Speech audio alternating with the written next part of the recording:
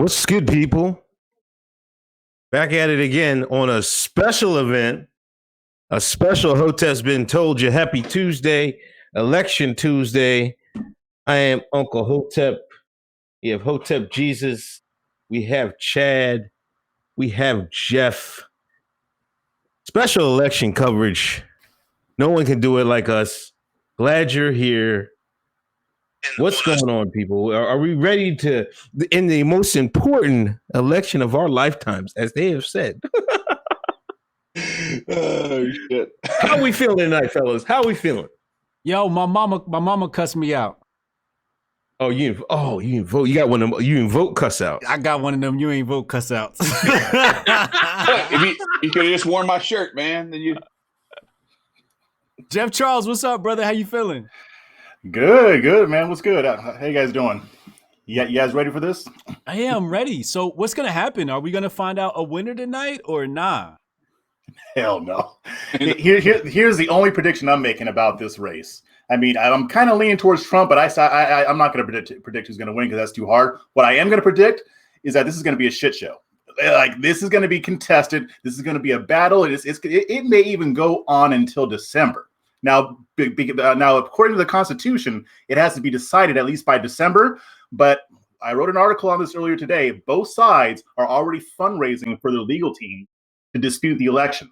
So if it's as close as I think it's going to be, and it's looking like it, there's some stuff that's going to be contested. So you said, according to what? The Constitution? They have until when? December? Yeah, they have to have a president decided by the end of December. So, I mean, and I don't know if it'll go that far, but I do think it's going to go to the courts. Worst case scenario, it goes to the Supreme Court. So, predictions on a winner? It's too hard to say. Like I said, I'm leaning towards Trump. I think he's, I don't think the polls were quite as accurate before. But if you look at the most recent polls leading into the election, all of the swing states are in a dead heat.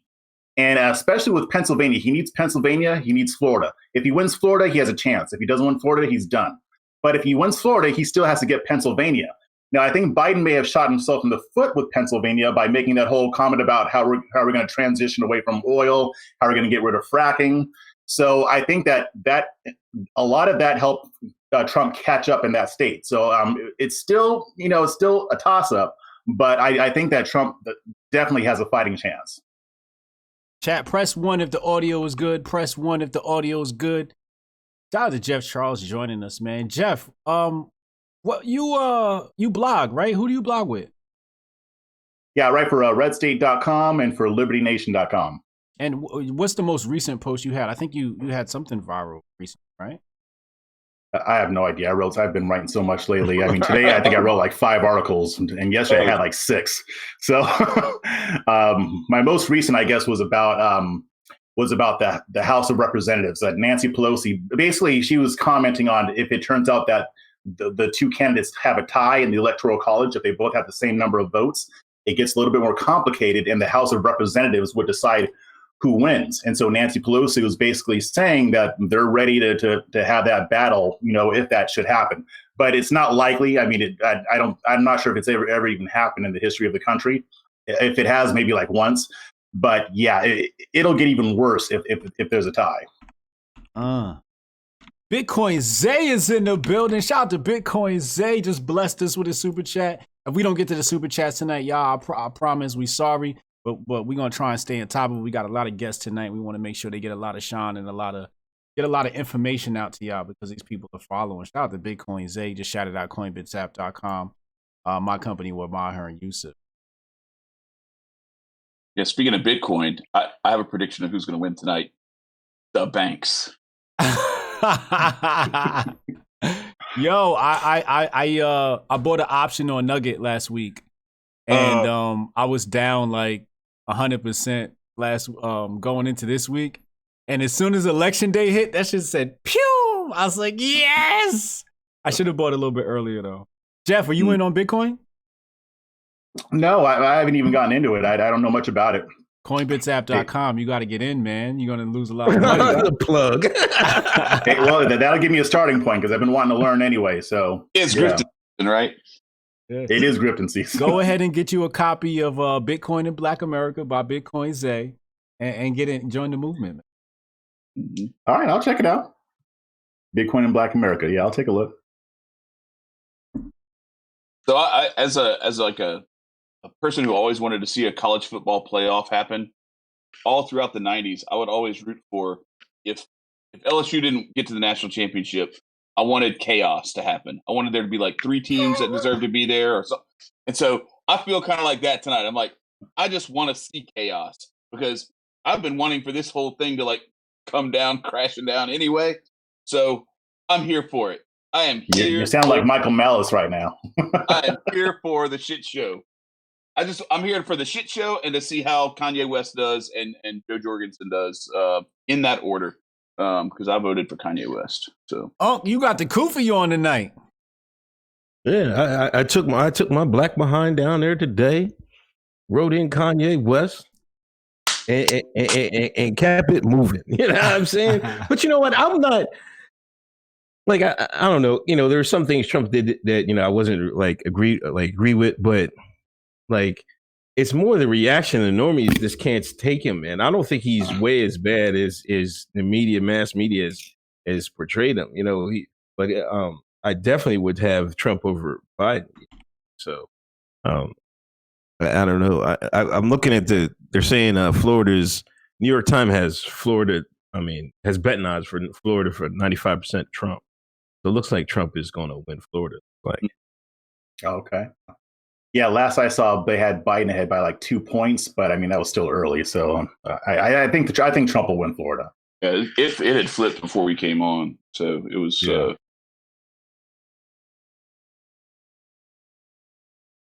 Tell us about the black conservatives, man. Yeah, I want to anoint you the ringleader of Black and Conservative Inc. on Twitter. No. No, I'm gonna have to set this straight. No, you gotta wear that, Jeff. No, I am not Black Conservative Inc. I am anti-establishment Black Conservative. Black Conservative Inc. is Owens and Tatum and that crew. Oh, you're right. My bad. Yeah, because if you look at the message of Black Conservative Inc. about how everybody's on a plantation, everybody's mentally enslaved. All that stuff was passed down over the past few decades, and that crew was the one that are the latest people at it that are pushing that message. So no, I'm not Black Conservative Inc. I guess I'm just non-establishment Black Conservative. I don't really have a label for it. I mean, you've got you guys, the Hoteps, you've got conscious conservatives, you got some people with ADOS. I'm just kind of I'm Jeff Charles. That's what I am. No, I'm just going by influence. You write for that. You have a column. You come out. You write some great articles and stuff like that. Thanks. So I think a lot of people look for you to for guidance and listen to what you have to say. You know what I'm saying? That's why but you're not. You're right. You're not Black Conservative Inc. You're probably just Black Conservative Twitter. There's probably there's two there's definitely a schism between Black Conservative Inc. and Black Conservative.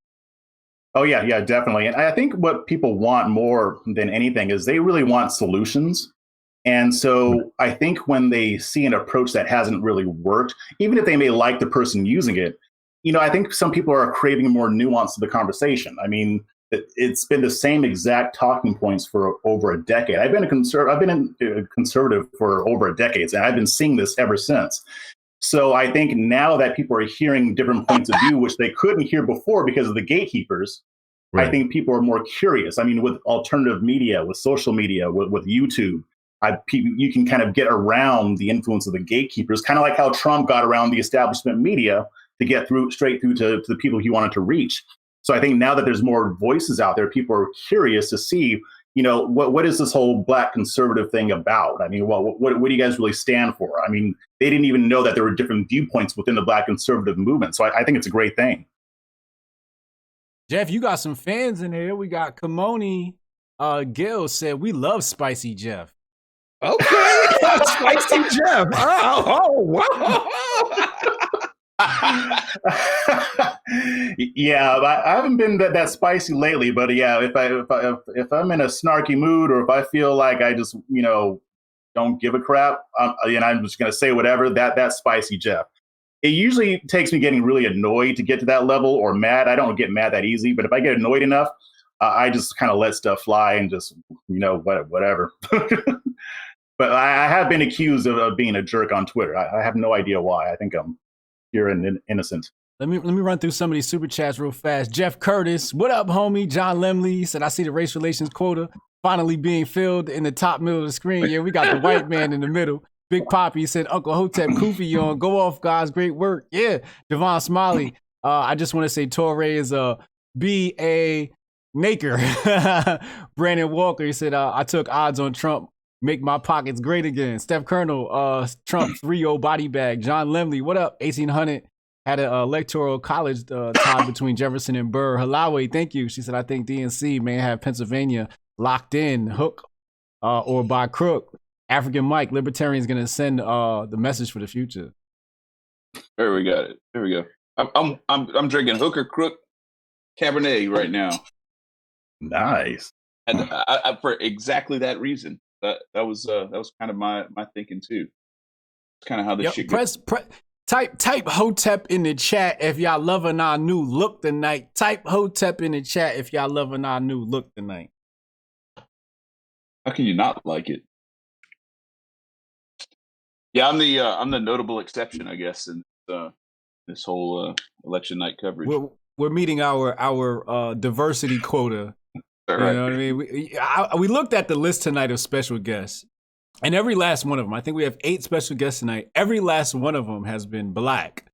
So we had to have, our Caucasian in the building. Shout out to Chad for finally joining us. Yeah. On my YouTube channel, I've been doing a lot of interviews. And then a couple of weeks ago, I realized that I've only interviewed black people. So I had my first white guy on. You might know him, Ross Schumann. I had the first white guy on to talk about economics and different stuff. And I was like, yeah, I think I might need to mix it up a little bit, I mean, my audience is mainly white conservatives anyway, but, just how it worked out. You ain't had no Hoteps on yet. That's going to change. If my show is worthy to have you on, then definitely. Yes, absolutely. Better bring Uncle Hotep on there to lay the lowdown with the Kufi. Oh man, here you go. Hey Jeff, tell us about, because I know you guys have deep misgivings about Candace Owens and that plantation talk.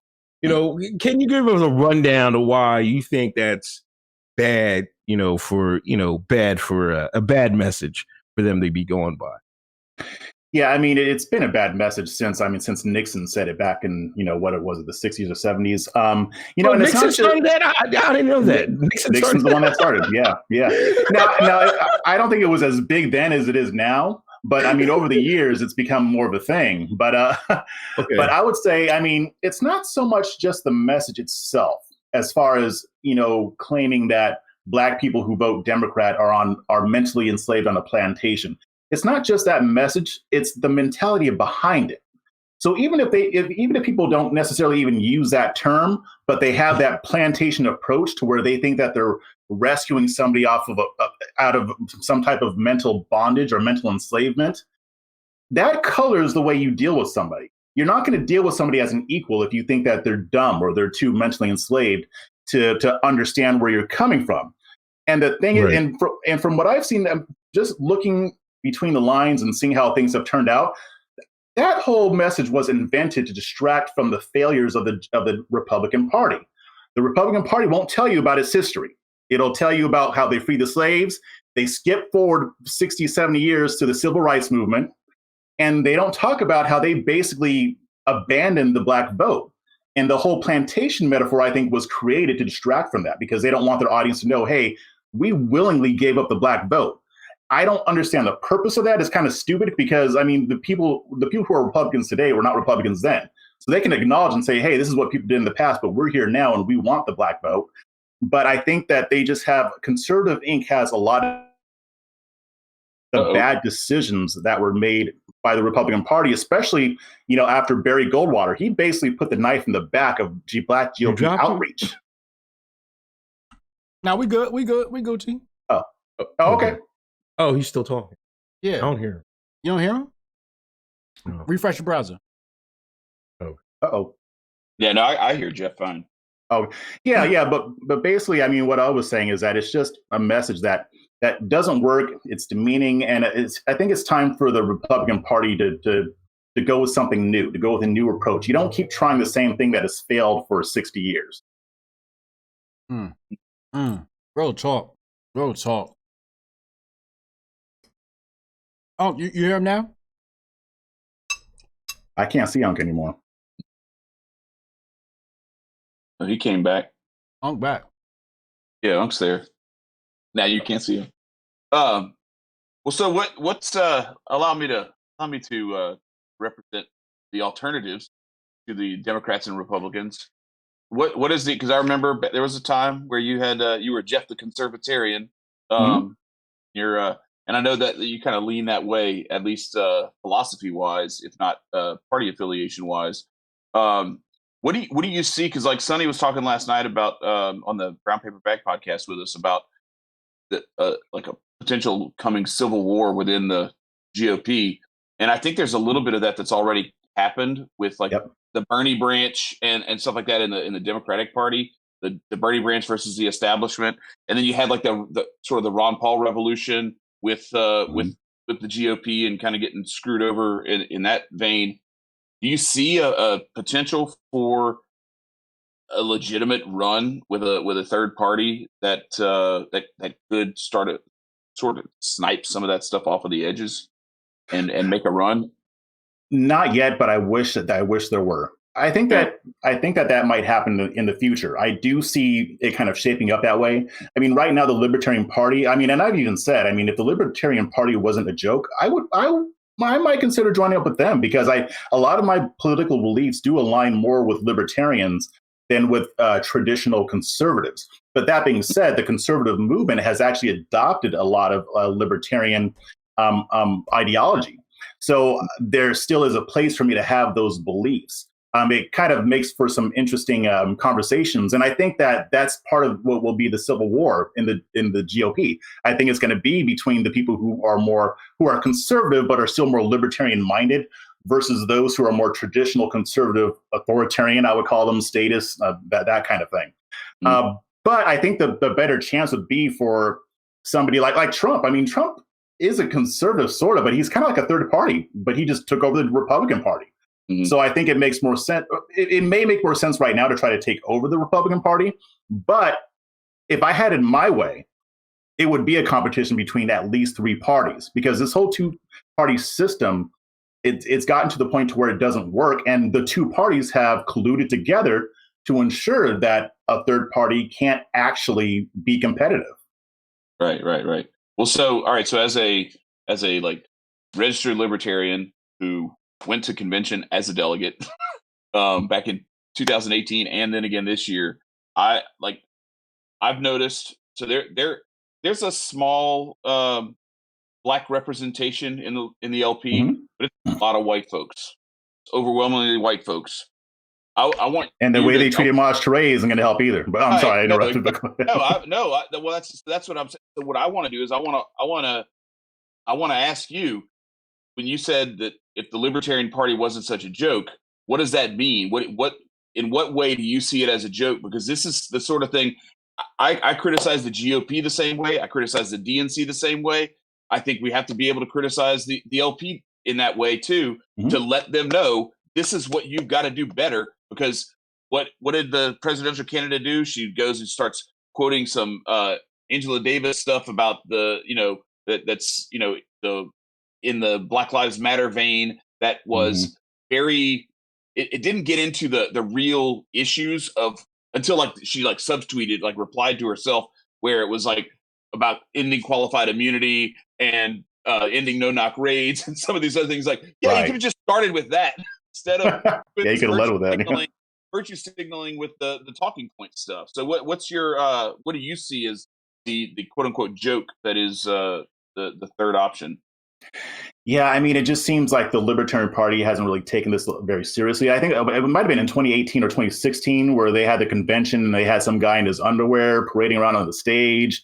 It just seems like, I mean, the candidates that they put up, I think the people like Bill Weld, who were basically neocons in a previous life.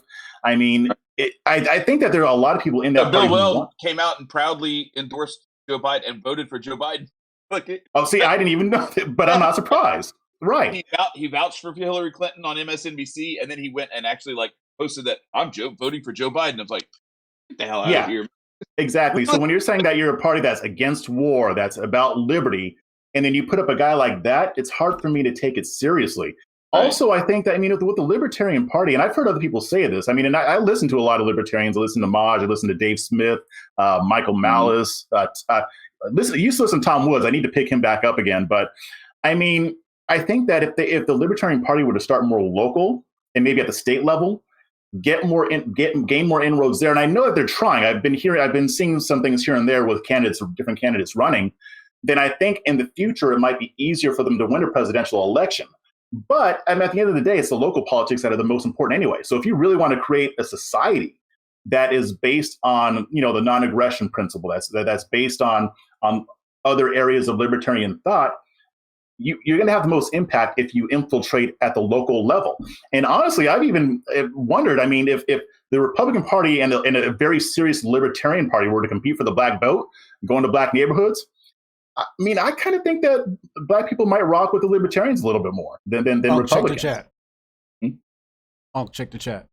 Yeah, I can continue. My bad.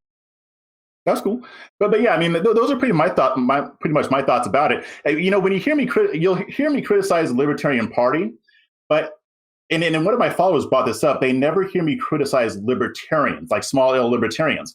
I will criticize small C conservatives. I will criticize small L leftists or liberals, but I don't have a whole lot of smoke for regular libertarians because I agree with a lot of what they say. I mean, there are areas where I disagree. I just don't bother to really talk about it. But I mean, I do say that, I've heard some libertarians who basically turn into, Mitt Romney when it comes to the black community, but I don't think that represents all of the libertarian movement. So I think that, I mean, there is a lot that the libertarian movement has to offer. I think the party just needs to be reformed a little bit. And I know there are people like you that are in there trying to change that around. Like I mentioned, Dave Smith, he's one of them. He talks about it all the time. Mm-hmm. Yeah, we're out here. We're trying. Yeah. Well, just like I'm trying with the Republican Party, but I mean, you might have success before I do. I am too. But I'm doing it. I guess I'm doing it more like family and friends and that sort of stuff. Just doing my little part there. But yeah, the lion's share of the legwork I'm doing is with the LP to try and help to open it up to some refreshing new blood. So yeah. I appreciate that. That's what I wanted to hear that criticism because it's important and if they're listening and actually listening, I think it could be useful to understand what needs to be done because I think there's been what frustrates me is to listen to white people try to figure out amongst themselves what black people want, and I'm like, why don't we ask some black people what they want before we try to guess? That might be a good idea. Idea. And that's why I didn't really understand that whole thing with Maj. Like, why would they do him like that? Like, he was probably the best weapon. I mean, people like him and Eric July. But, I mean, why would you alienate a guy like Maj Toure who has so much influence and so much sway? I mean, he actually is in the hood talking to black people. He can talk to black people in the suburbs. I mean, Maj can talk to anybody. I'll tell you. I'll break it down for you and tell you that. So there's some stuff where they said that they thought he was homophobic. And then there was some other stuff on like border stuff that they had qualms with. Here's the thing.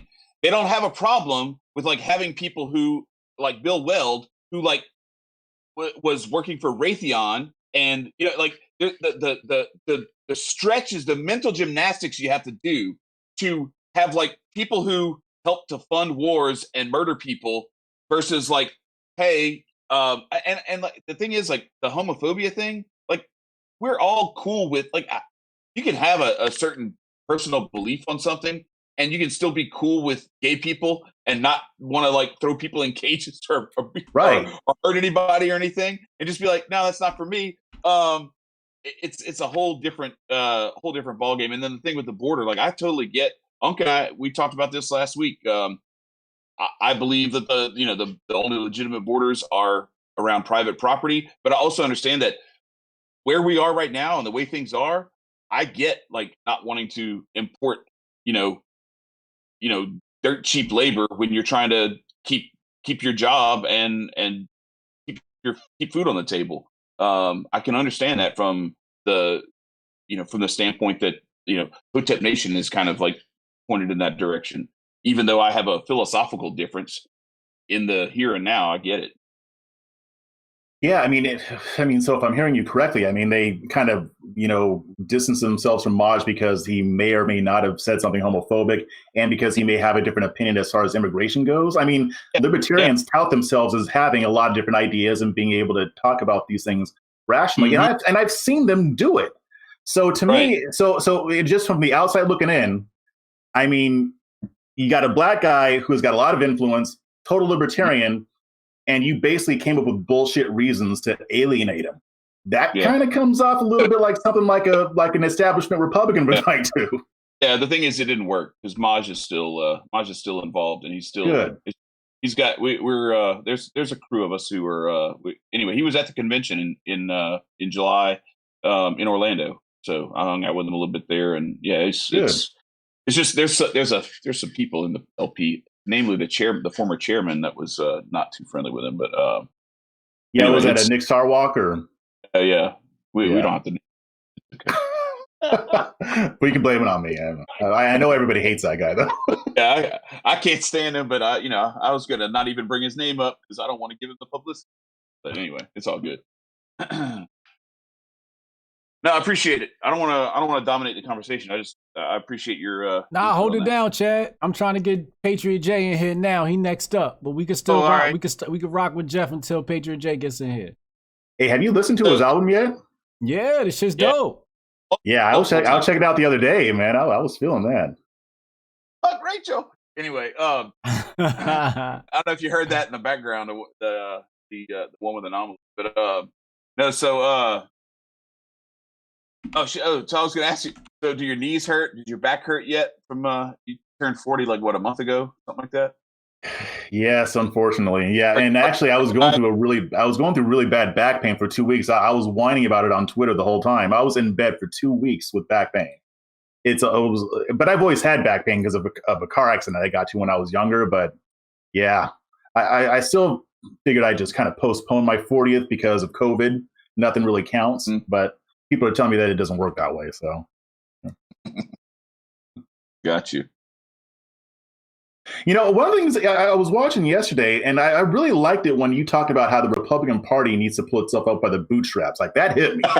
Because I mean, what I was saying before about how they come up with these narratives to distract from their own wrongdoing. The reason why black people don't vote for Republicans doesn't have much to do with black people. It's because of what Republicans have been doing. So instead of blaming black people or blaming the media, pull yourself up by your bootstraps, get in there and start talking to some people. I love, you had a bunch of quotes that I was actually tweeting out when you said them. It was great. Yeah, I saw them. I retweeted them. I appreciate you for that. That was very nice. Hell yeah. Think about the polls. I think they had Biden up previously in Florida. I think they had him up in Georgia previously. I saw a notice that said Mitch McConnell won his seat, so he's going to keep his. Yeah. Like as a political guy, how much stock do you put in these polls after? We learned about 2016, but after tonight? What do you think? How much stock do you put in that poll?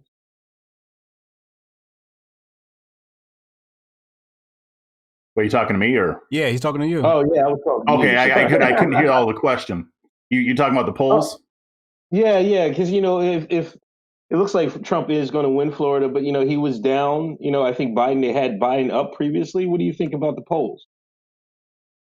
Yeah, I mean, I think leading up to the election, like I'd say over the past month or two, they've been off. And Biden's campaign has even been saying that the polls showing that he had like a 2-digit lead, those polls were off.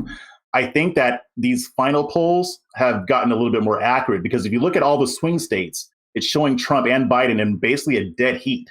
So it can go either way. So, I mean, I think they kind of tightened it up. I think Trump may have also come back, but I think that they were kind of overblowing Biden's lead as well.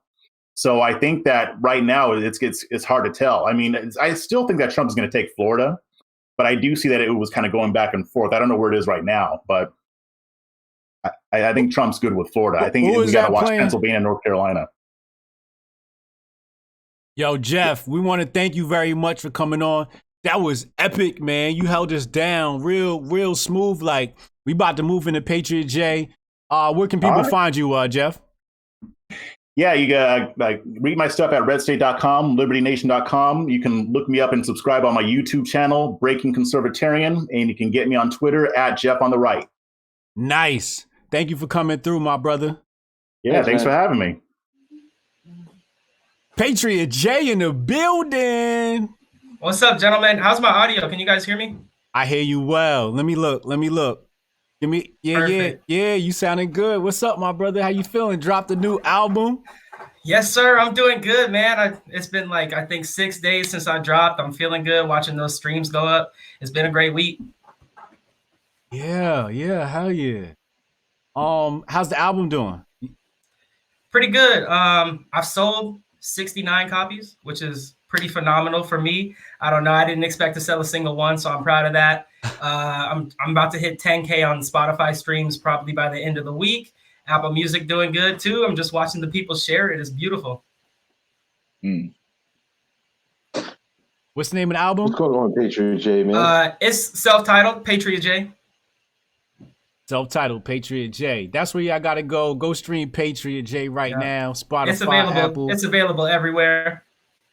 Nice. What would you say, Unc?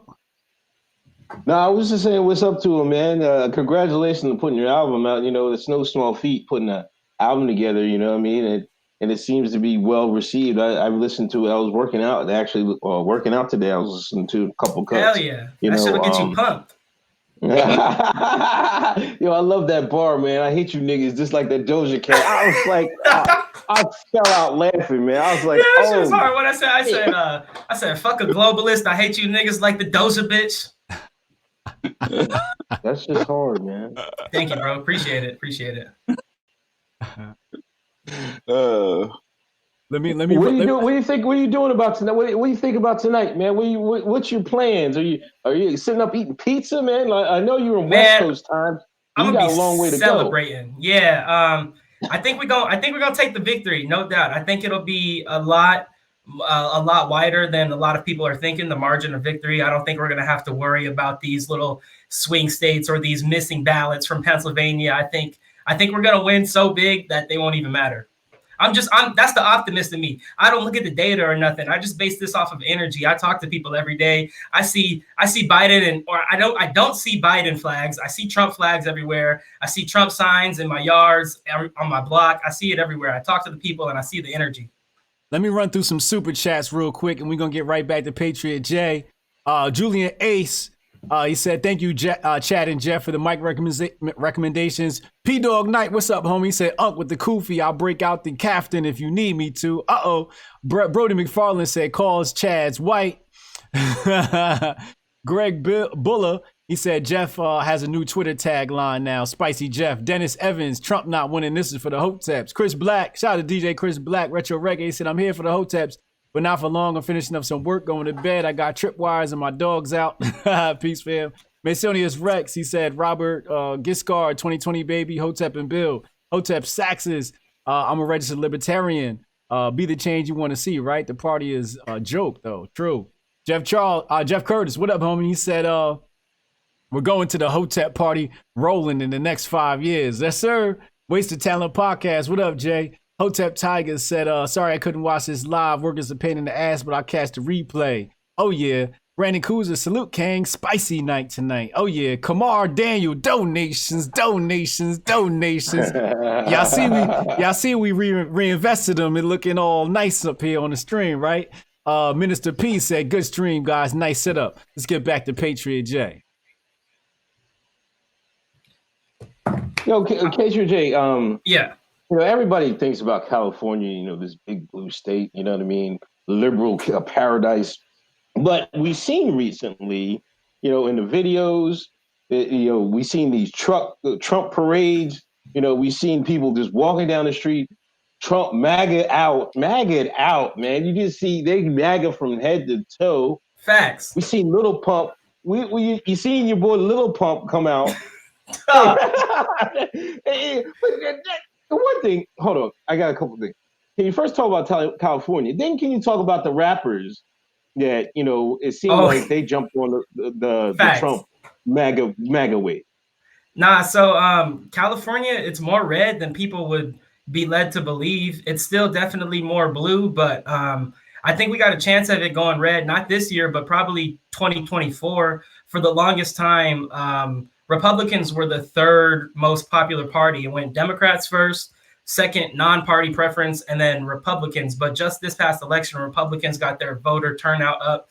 So now Republicans are second to Democrats. So I think if you take all the Democrats and all the non-party, just the kind of independents who are like the silent majority, I guess, if you will, I think we got a good chance at turning it red. Talk about the rappers, man.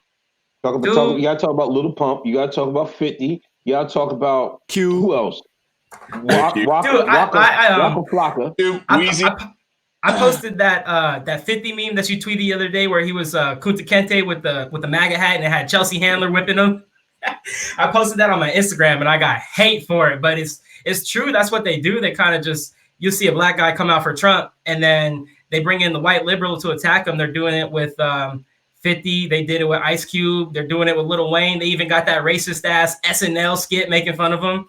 I haven't seen backlash from Pump just because Pump's like kind of racially ambiguous. Like he's one of those weird Latinos who gets away with saying nigga. I don't know why, but the Pump, to me though, the Pump thing is so like, it seems opportunistic and disingenuous from Lil Pump. Like Lil Wayne sat down and met to talk about the Platinum Plan. Ice Cube talked about the Platinum Plan. You just had Pump saying, "Fuck Sleepy Joe," and then he got up on the stage. I think it's so dirty, man. I think they should have had Bryson up on stage before Lil Pump. Yeah, and what about because I was gonna say that, like, you had Bryson holding it down. You had you out there. There's other MAGA rappers. I'm just gonna call it. I mean, I wouldn't. You don't have to consider yourself a MAGA rap, but some of the it's the MAGA genre, I guess. Yeah, the MAGA genre. And Lil Pump comes out of nowhere, and he like come up on stage and calls a little pimp, has him throwing the MAGA hats out in the crowd. Like, I'm like, that shit's crazy. I want to know who made that call. Who thought that would be a great way for him to end his campaign? The final rally, midnight, cold as hell in Michigan. Trump's like, bring out Lil Pump. And I don't know what's funnier. Like, I don't know if it's funnier him bringing out Lil Pump or Trump referring to him as a superstar when Lil Pump has kind of been washed up since Gucci Gang. You're right about that. Damn, that's crazy. What else been going on, man? Did you vote today, man? Yeah, dude, I voted. I went to my middle school and voted. It was a nice experience. No wait time. I was like signed up because I think they sent everybody in California or a lot of people the vote by mail. I said, fuck that. I want to do it in person. So I kind of exchanged it for a real ballot and voted for Trump. In and out real quick. I just got a text message from a lovely Caucasian woman who said, I'll wait for her to text me back and let me know if I can say this. But she said, Chad is cute for a white guy. I'm going to make sure his wife hears that. So while you were getting that text message, I was getting one from my wife that said, do you want me to bring you dinner? So I'm sorry. Yo, Patriot J, you're nominated for a Grifty Award this year. So I've been told. Congratulations, first of all, for being nominated. We'll see if you're going to be the winner. But if you are the winner, do you have your acceptance speech ready? Or will you have it ready? Yeah, I'll have it ready. I've been thinking of ideas since I've kind of been in the nomination process. What's your favorite record from your album? That's a real tough question because I feel like they're all like my children. But I'm gonna go ahead and say the intro, Trust the Plan. That shit to me is like, that's some real rap. It gets me pumped. I feel like I'm just on a chase when I listen to that. And I think Enemy of the People, the Don Lemon diss is pretty good. Sometimes I feel like I can't believe I made that shit. I feel like it's just gonna overshadow everything on the album. But you gotta make the one song that the people eat up. And I think I think the bars on the other tracks are good enough to keep people's attention. What was that shooting Anomaly video like? How was that experience? He's cool, right? Oh, it was dope. Yeah, he's a real laid back dude. I sent him the song. I sent him just like a rough draft. Because I wrote it. It's a real life experience. By the time some white liberal emailed my school in the California bar with my tweets trying to get me kicked out and admonished. So I was pissed. I sat down. I wrote the song probably in about an hour. And then I spent some time with it, and I was thinking of who I wanted to get on it. So I sent it to Anomaly, and he sends me his verse back in probably like a half hour. It was the quickest song ever made, I feel like. And then fuck Rachel. Yo, Fuck Rachel. we need to know the backstory on Rachel. All right. Is that's a real person? Yeah, dude, it's way too specific for me to make up some shit like that. I literally named the bitch Rachel. It's this girl, believe it or not, her and I were good friends. We shared a birthday. We used to party together on our birthday every year for like the past 3 or 4 years. And then all of a sudden she went like super woke, bro. It was crazy to see. And I remember tweeting about like the riots and the looting and the protests a couple of days before she tried to cancel me. And she was like, it's justified. And I said, that shit's stupid, but whatever. So I go on Twitter one day. I follow her. She tweets out a message that she sends to my school and the California bar. And she goes, the caption read, I'm so disappointed. And in the email, she's like, I'd like to stay anonymous because he's from my hometown. But the girl didn't even block me before posting the tweet. So I saw it go up on real time. You know, I'd be on the app a lot. And I said, wait a minute, that looks like that's my name. That looks like those are my tweets. And what had her so upset, it was the funniest thing ever. I tweeted, this was like peak George Floyd, BLM. I tweeted, I'm about to change my donation Venmo, or I'm about to change my Venmo handle to like Minnesota Defense Fund and get these donation popping. And then the next tweet was like a screenshot of my Venmo. I said, please donate. My friend is collecting supplies for Black Lives Matter. And that's what had her pissed. And then she had some screenshots of my private Twitter account too, where I was talking a little reckless. But it's so funny. On one of the screenshots she tweeted, I said, I was tweeting about the grift. I was like, I'm about to go full gun girl on you niggas. Don't say I didn't warn you. And you know what they did? Exactly what you would do to gun girl. Fucking cancel her and bring her all this attention. It was beautiful. Like it was a play that worked better than I could even imagine. So I got to shout her out for trying to expose me. And it gave me that song, and it's a great song with Anomaly. And I wasn't even gonna shoot a video for it. I didn't really intend to, but he hit me up. He was like, "We should shoot a video for this." So we met out in Huntington, you know, Trump County. That's like the Republican bastion of the West Coast. So we went down to Huntington. We were out there for the whole day, just shooting. Had a couple drinks afterwards, and it was dope. Who is the director? My boy Jalen. Oh, you got a guy that shoots all your stuff. That's cool, man. Yep. And he and I are dropping. We're dropping another video this month. A video for Oye Culprit. Okay. Yeah, I like that one. I dig that one. Does Rachel really have an OnlyFans account? She definitely did. I'm pretty sure it was defunct by the time, but I remember watching her like her ascent to wokeness, and then I remember she popped up with the OnlyFans account. So it's real life. I promise you, I will never lie in my raps. The shit I go through is like the shit I rap about. But for real, I'm telling you, like if her mom does send you, you got to let it go to voicemail, and you got to put that on the next album. I don't even gotta email her mom. I could probably just send her mom a link to the song. She'd be like, "Fuck Rachel, my daughter's selling nudes. What is this?"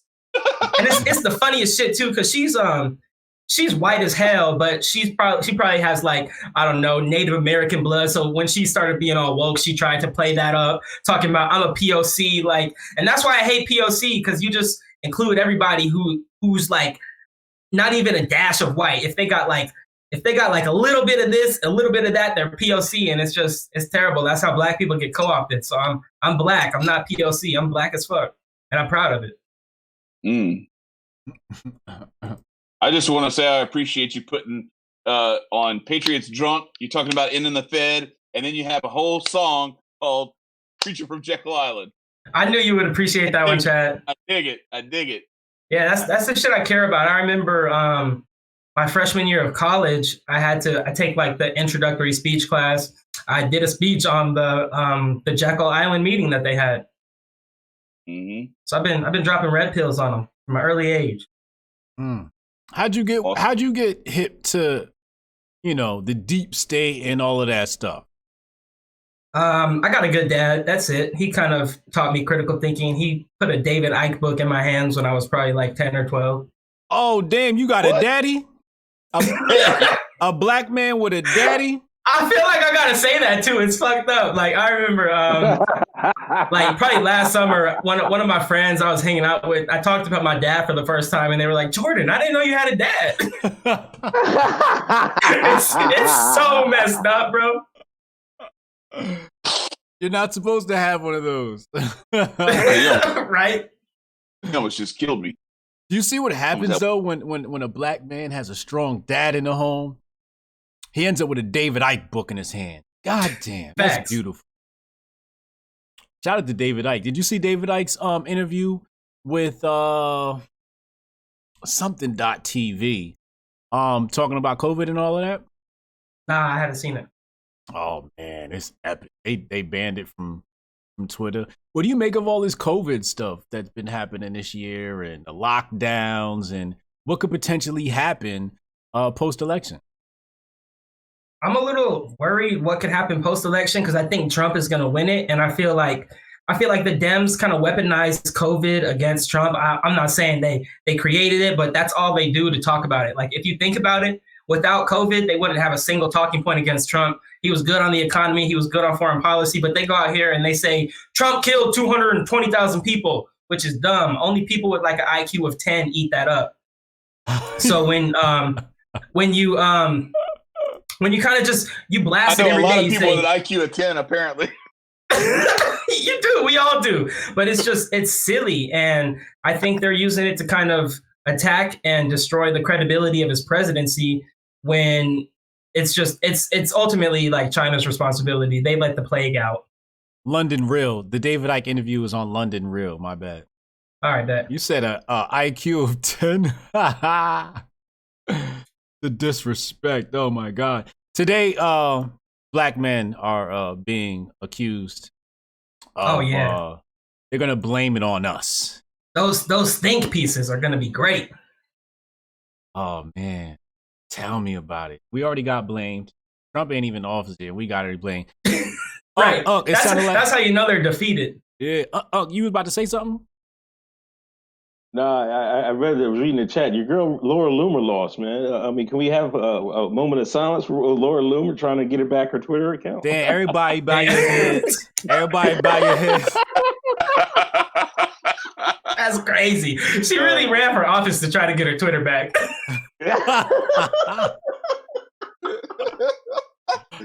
See, I don't even know if it would have worked though, because like they're like suspending people who are already in office. they don't Not for real. Like what difference does it make? They were like, okay, yeah, you still don't get a Twitter. Oh, even if she had won. Oh man. Am I reading right? Is Trump now winning the popular vote as of right now? Yeah, he is. What? Oh, he better. Trump is winning the popular vote right now? Yeah, they had 48.6%. Oh, it was like plus 460. So early. Chill out. The popular vote. So fucking early. I think early, but I think we could do it. I don't think Joe Biden is more popular than Hillary Clinton, and I don't think anybody who supported Trump in 2016 isn't going to support him now. I think he only increased his base.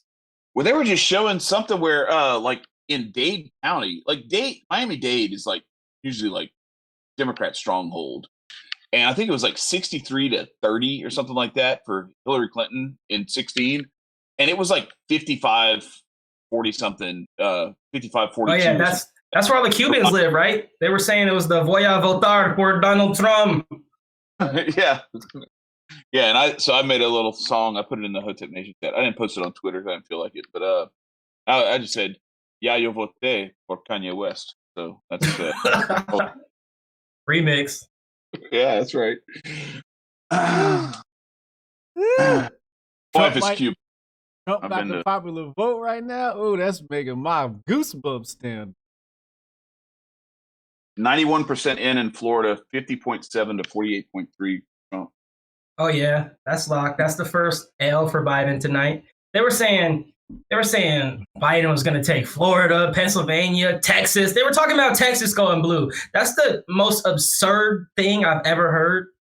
Yeah. What's the thing? Chat. What's the is it Kennedy was the last president to not win Ohio and win the general? Good research. Because I think that's the last time somebody won the presidential election without winning, like won the electoral vote without winning Ohio. Let me speed through some super chats. John Lemley said Trump has 50.1% of all votes right now. DJ Slutty Mac, what up? He said, keep stream rolling for 5 days until we get results. I gotta go to work in the morning, man. Shit. Shaquem Covington said, I voted for Kanye. I did not vote for white supremacy today. I voted for God, peace, and love. Kent Thoreau says, shout out to Lil Pimp. Hashtag Hotep and Grift 2020. Hotep Taeno, he said, unless they put term limitations on congressional and Supreme Court seats, ain't going to be no changes. Need some new blood with melanin. Yeah. Anthony Bailey said, Lil Wayne made Mrs. Officer. Of course he's MAGA. Wasted Talent Podcast. What up? Julian Ace said, never been red-pilled, born in the red hood. D Digital said, donations. Vado said, a pipe just burst in Fulton County, GA. So they can't finish the count till 2 days now. Come on, man. Joe Biden. John Lemley, JFK was the last one to win without Ohio. He really needed Texas, though. Thank you, Lemley. I love you, Lemley. You know, Lemley always comes through in the clutch. We got 925 in the room watching. People, make sure you share the stream. Make sure you hit the like button. Make sure you hit the share and stream that new Patriot J album.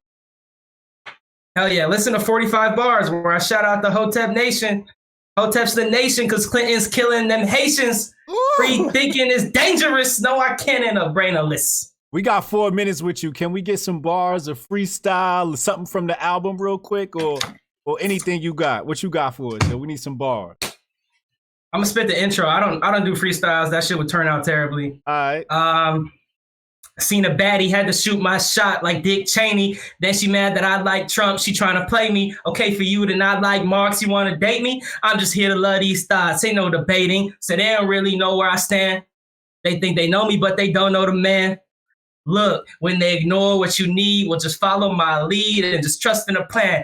Pat Benatar, boy, I been a star. Get the pack like Mr. Elon. Then I go to Mars, getting checks and whipping Altamas and expensive cars and everything you fucking thought about. I done did it large. You a little boy, a zero, just like Danny Tosh with the family toss. Henny lost and we signing off. Hit my ex, I had to reload. Now I'm blasting off, taking panties off, getting lost, but it's not enough.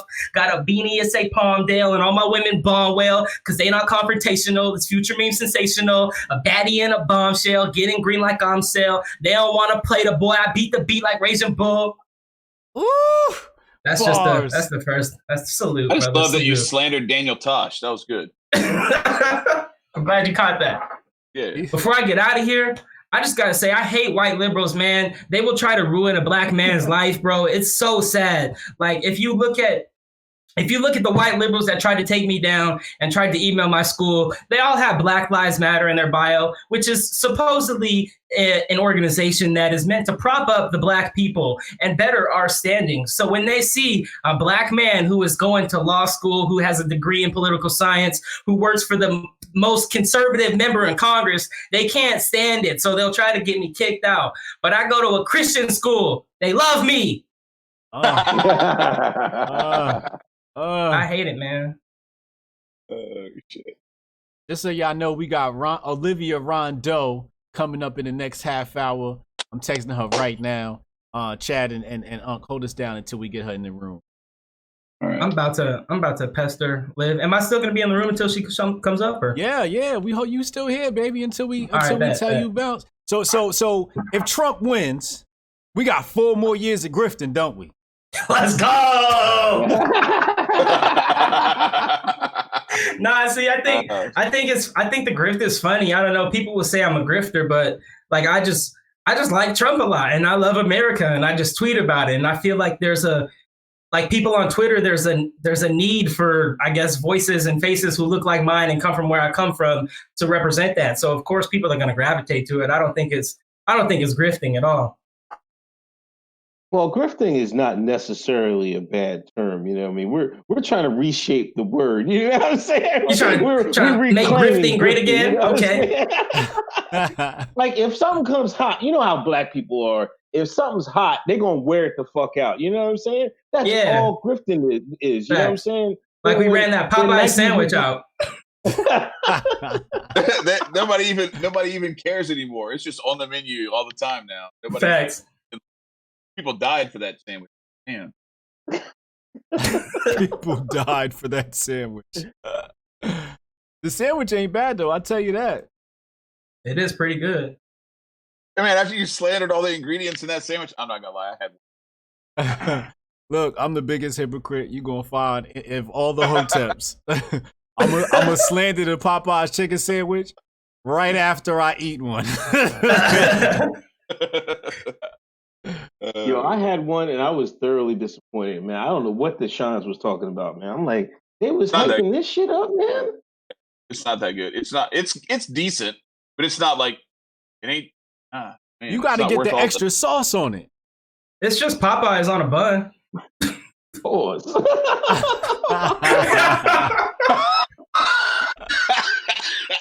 Nah, for real though. It looks like I think they called. I think they predicted Arkansas for Trump, and I think that's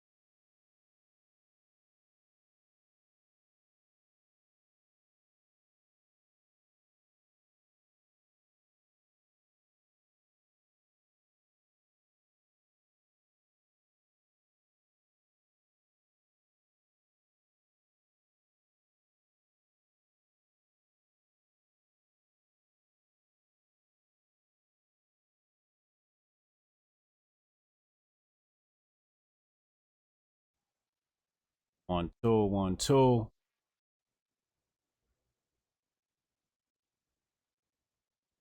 One, two, 1, 2. How we looking now, chat? Let me know. Let me know. Somebody talk. Somebody talk. Other than me. All right, we got, they got it. we got ones now. We got we're one. good. All right. OBS tripped down on us.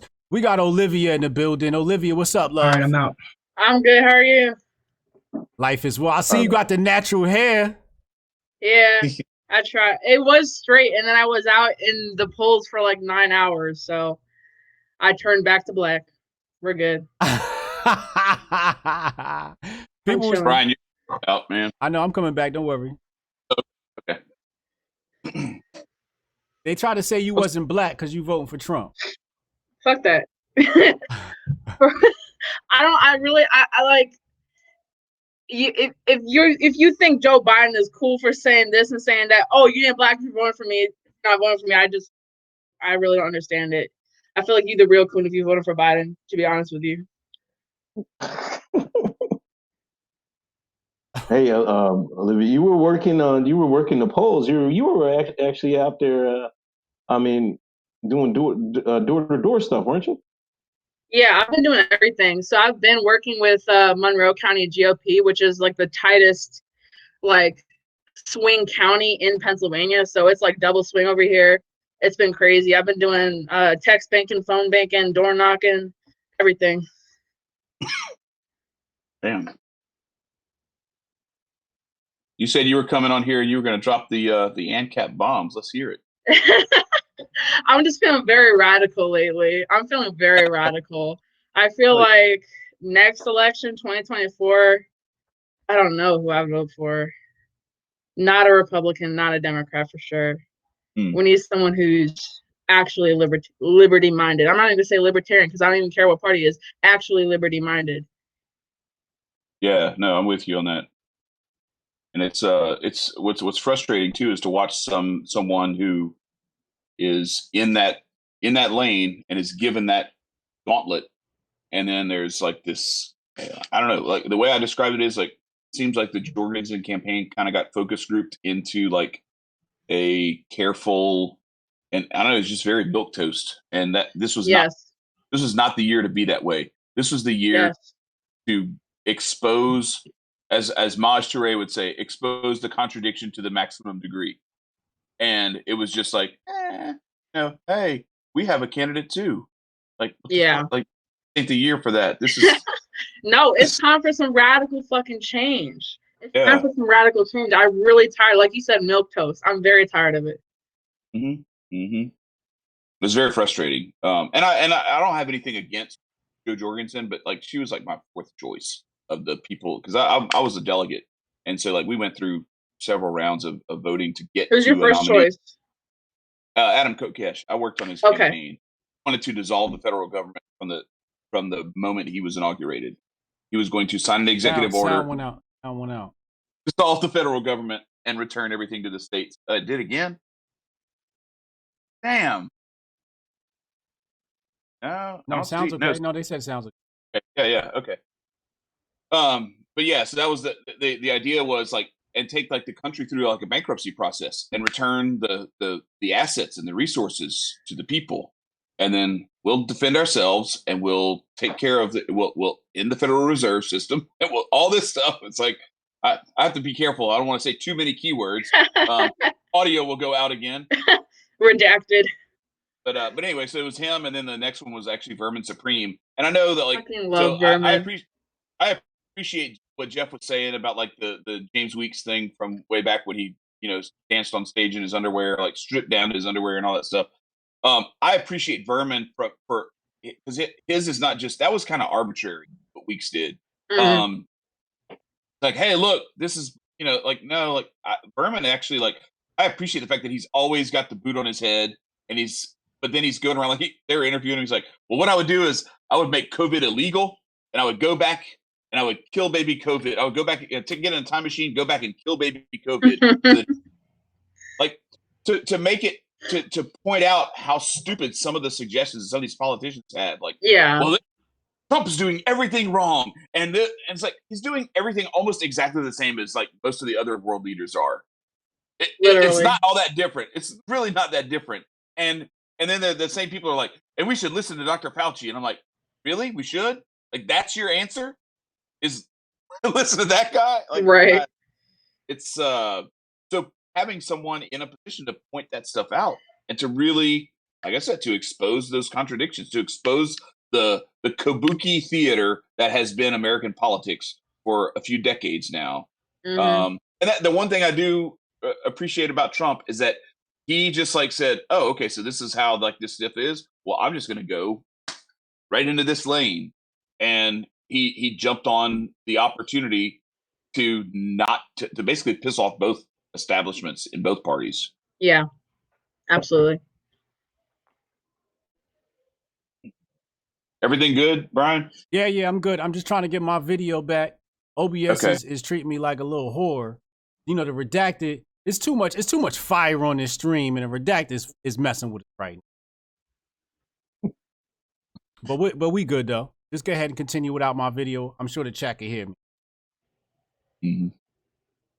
Olivia, what do you think about the grifters, man? The Candace, the Tatums and stuff like that. I ain't naming names first of all.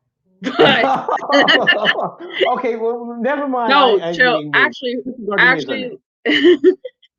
I think anyone who hitched their wagon to Trump needs to go. Even if Trump wins, I think Trump will win. But everyone who hitched their wagon to Trump and provides nothing to the discussion, they gotta go. So if your shtick is just being a contrarian to every liberal talking point instead of actually providing an answer, you gotta go. If your shtick is just spewing these talking points about, I mean, if we're naming like black grifters, if your shtick is just spewing these talking points about the black community, then you gotta go because you're not providing solutions and you're not going into the communities to have these events. Like, we can talk about Blexit if you want. I don't see a lot of black people at these Blexit events, and I don't see a lot of Blexit events in black neighborhoods. Like, they have one in Atlanta that was not even in the black part of Atlanta. So, and that was on the same day as Maj's Solutionary Summit. I asked him, I was like, was that on purpose? And he was like, I don't know. I didn't even know that was today, but he was dead line, I swear. Anyways, I'm not, I don't know anyone's true heart. So I'm not gonna be like, yeah, I hate Candace. Candace is a grifter, because honestly, last time I talked to her, we were cool. But we definitely do have different visions. And I think that there's a lot of people. You know what? I will name one. ABL. What's his name? Anthony Brian Logan. On his YouTube channel. Oh, the KKK brought my grandmother gifts. The KKK was actually good to black people. Shut the fuck up. Like, that's grift. He needs to go. I think he follows me on Twitter. I don't know. He got to go though. Why nobody like ABL, man? Because he defended the KKK. He's always on my post on some contrarian shit. I just muted him like a couple weeks ago. I was like, I can't take it anymore. But their grift is like it seems to be profitable. If Trump wins, we could envision seeing 4 more years of this type of grift. You ever think about that? That's why I almost voted for Biden. I was like, I can't stand it anymore. I can't stand it. I was like, if Biden wins, YouTube will terminate all these men's channels. Like, they'll all get zucked immediately. So I was like, I don't know. It was very tempting. I did vote for Trump though. Was Kanye on the ballot? No, not in Maryland. He wasn't in Pennsylvania either. No. Yeah, that's one of the things too. That's the whole write-in campaign. It's a dicey game because you've got to get it. You have to write it exactly right. It's got to be legible a certain way. Like it. There are some people who were like Kanye West, Yay Gang, or something like that underneath it and everything. Yeah, you can't say that. You can't do that. Do that kind of stuff, and they'll throw your ballot out. Like it's so stupid. Yeah. The way some of this stuff is, and that's one of the things that's been frustrating to watch as this whole process unfolds, is how there's so many different little like barricades to like actual freedom and prosperity that are put in place, where it's like, oh, you wanted that? well, sorry, you I don't know, you put like an exclamation point after West. Like, Yeah. you, like, goddamn, man, Even y'all shit hate more me. serious than that, because I was afraid I wasn't even gonna get my absentee ballot because I requested that shit like 2 months ago. I requested it September 22nd, so like a month and a half ago. I didn't get it until last week, a week ago. So it was over a month before I got it, and I was freaking out. I was like, am I gonna have to drive to Maryland like 4 hours? I'm gonna have to get my mom to come get me because a bitch does not drive. I'm gonna have to get my mom to come get me to vote in Maryland. Like, I was really pressed about that. And the house I'm staying at, I got housemates and stuff that was here last year, but they don't live here no more. I got ballots of people that don't even live here no more. So what, like, that shit was ridiculous. I probably could have filled them out and been like, Trump, Trump, Trump. I did not. I absolutely did not do that. But if I was a Democrat per se, I probably would have. Yeah. So, it's ridiculous. Always brings me back to that old. I remember Donna Brazil talking about on one time on one of these election nights, talking about there's no voter fraud, there's only voter suppression. I'm like, there's no voter fraud? Like, really? Like, there's none? Okay. Donna Brazil, the lady that cheated, giving them the questions in 2016. Okay. Right. Whatever. Exactly. And then they shit on her anyway. Like, it was, it kind of reminded me of Nick Sarwark when he was like using Talib Kweli to go after Eric July, and then Fuck him. First of all, he called Nick Sarwark a racist anyway. Like, fuck you, you're a racist anyway. It's like, yeah, and probably. he tried to, it was like this ain't it. This is you caping for the Democrats. What did he say? Oh shit, I can't remember what he said. But it was something else where he's like trying to like use slang, and it's like, number one, yeah, no, it was awful. It was awful. You don't talk like that. Number one, you're like a lawyer and a used car salesman. You don't talk like that. And number two, like, you're totally like, you come out of character just to do this because you're talking to Talib Kweli to try and win this little Twitter battle, and then he dunks on you and calls you racist anyway. Yeah, shout out to no, Kweli. he definitely said capping or caping or some shit. I was like, when has it ever been in your vernacular ever? Right, exactly. I tweeted at him. I think I ratioed him on that. I forgot exactly what he said, but I definitely ratioed him. Oh, that's what he said. He said, "Don't get it twisted." That's what he finished it up with. Said, oh yeah. Like, oh my god. I posted that one like Steve Buscemi meme, like, how do you do, fellow kids? That's what I posted under that. So it's like, fuck off. Exactly. Oh god. Shout out to all the libertarians who love Nick Sarwark. They exist? People actually like him? Yeah, there are some. I mean, hell, he won the chairmanship like 3 or 4 terms in a row or something. He's done after this though, right? He stepped down or something? He stepped down, and his wife ran for LNC for like the national committee. Oh, okay. So yeah, it's like a little 7-person committee. She won a spot too, so they still have their. It's like it's like Game of Thrones. They were LARPing Game of Thrones, basically. Is how that's. It's not really like it's like, all right, y'all are like trying to control this flame that doesn't burn anything. Right. Anyway, what you got on? Oh, nothing. I was going to ask her, what did you think about, the Democrats, the mail-in strategy they seem to have? What did you think about that? Do you think that was worthwhile on their part?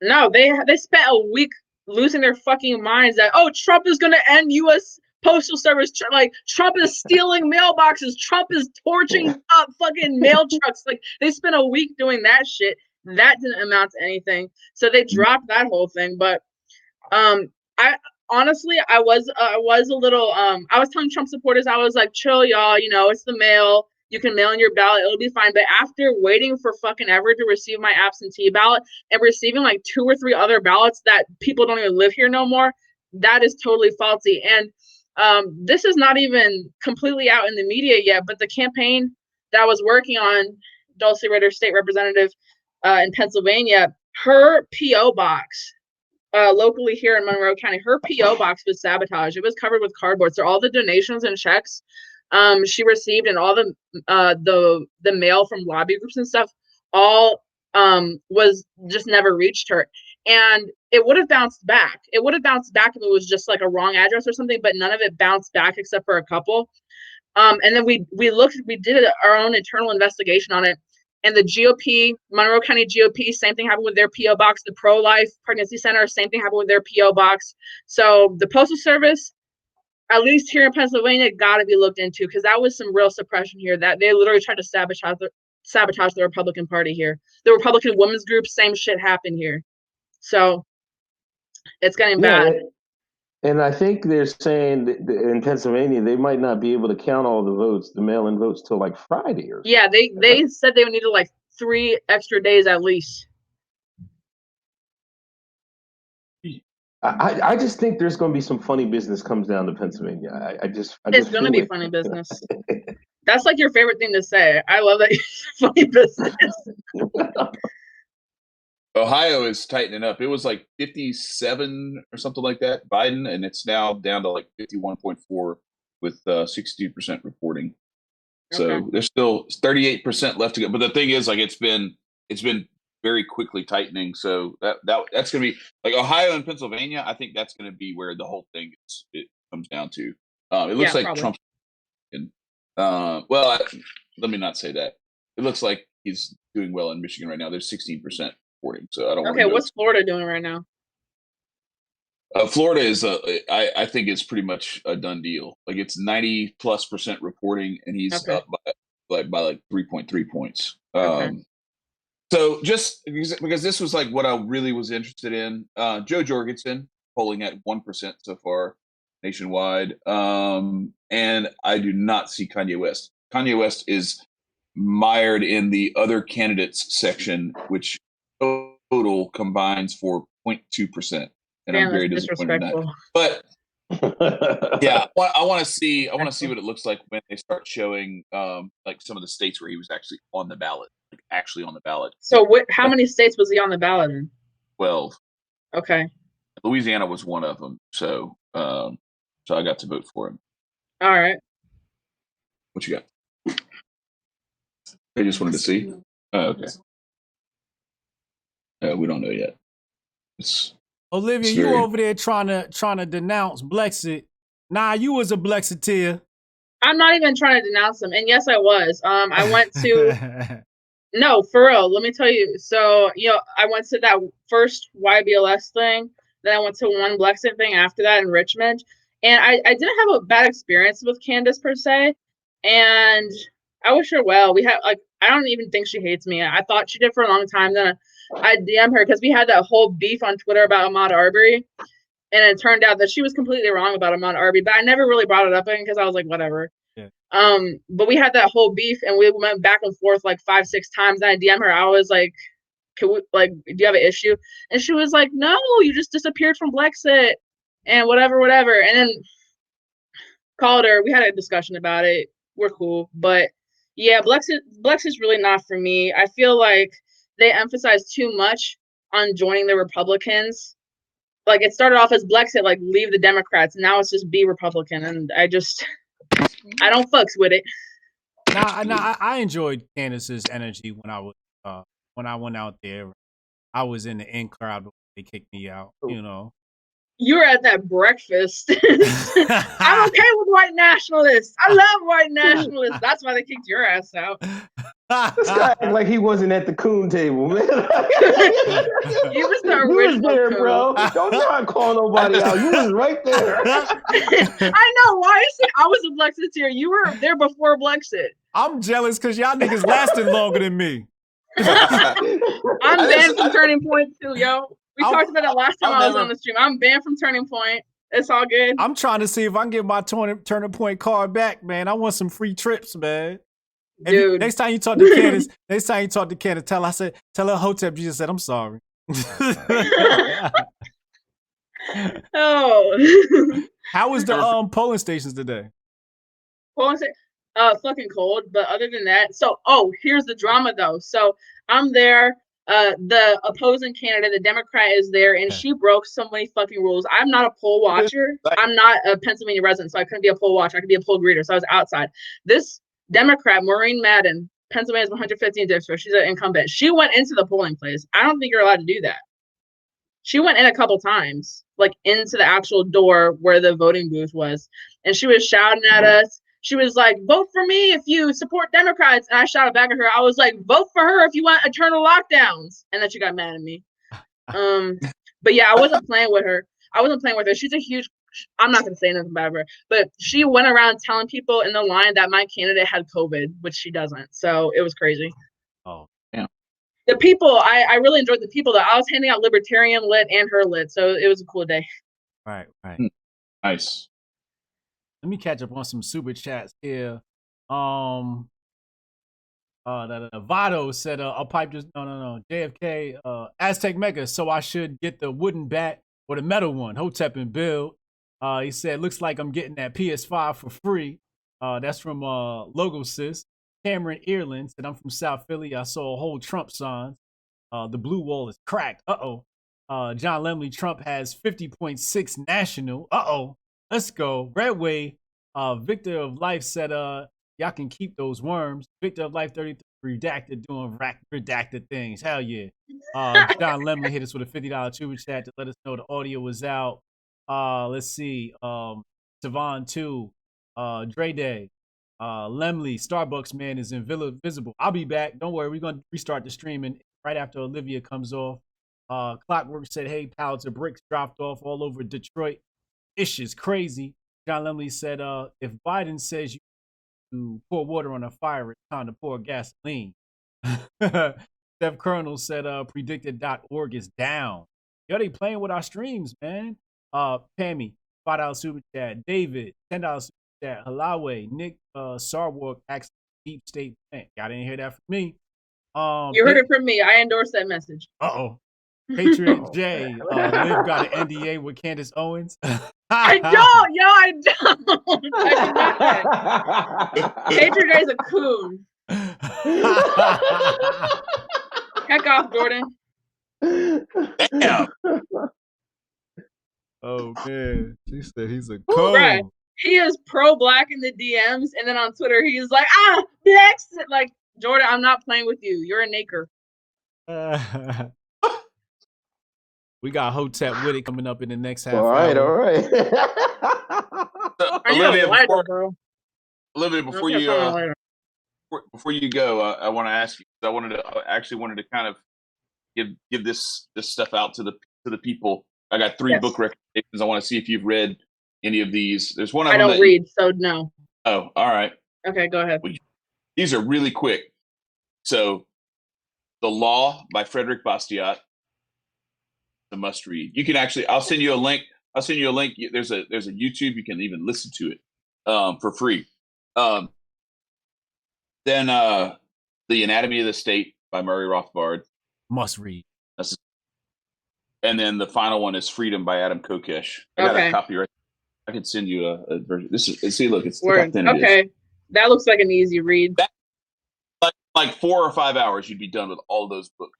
Okay. And it's like the quickest read, and it's really good stuff to help to kind of like disseminate the message too. It gives some little just really quick shortcut explanations to some of this stuff to help explain it to other people too. Because I appreciate what you do out there doing, because I know you. I remember when you came on Twitter way back when and had the little video where you put the MAGA hat on, but the fact that you're still out there dropping the ANCAP sauce on people, I love it.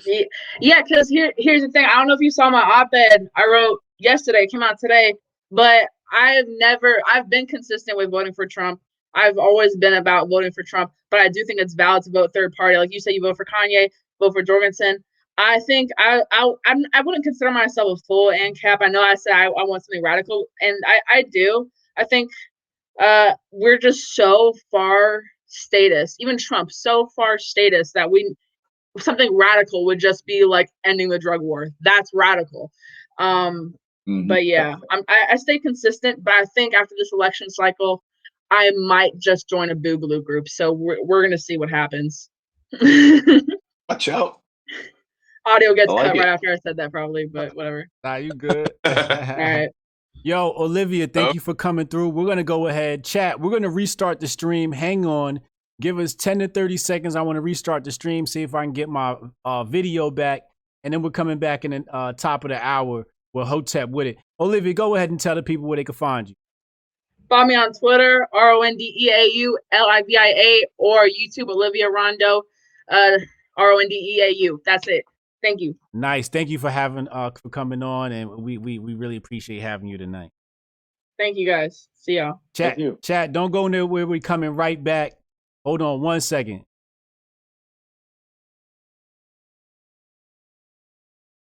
Be back. Okay, bye. Looks like the race is tightening up in Texas. I think it's 0.6 right now. Yeah, it's getting 72% reported. I got 0.5 with shoot, mine's not showing as much. Let me pull it up again. Or refresh again, I mean. Texas? How they gonna steal Texas?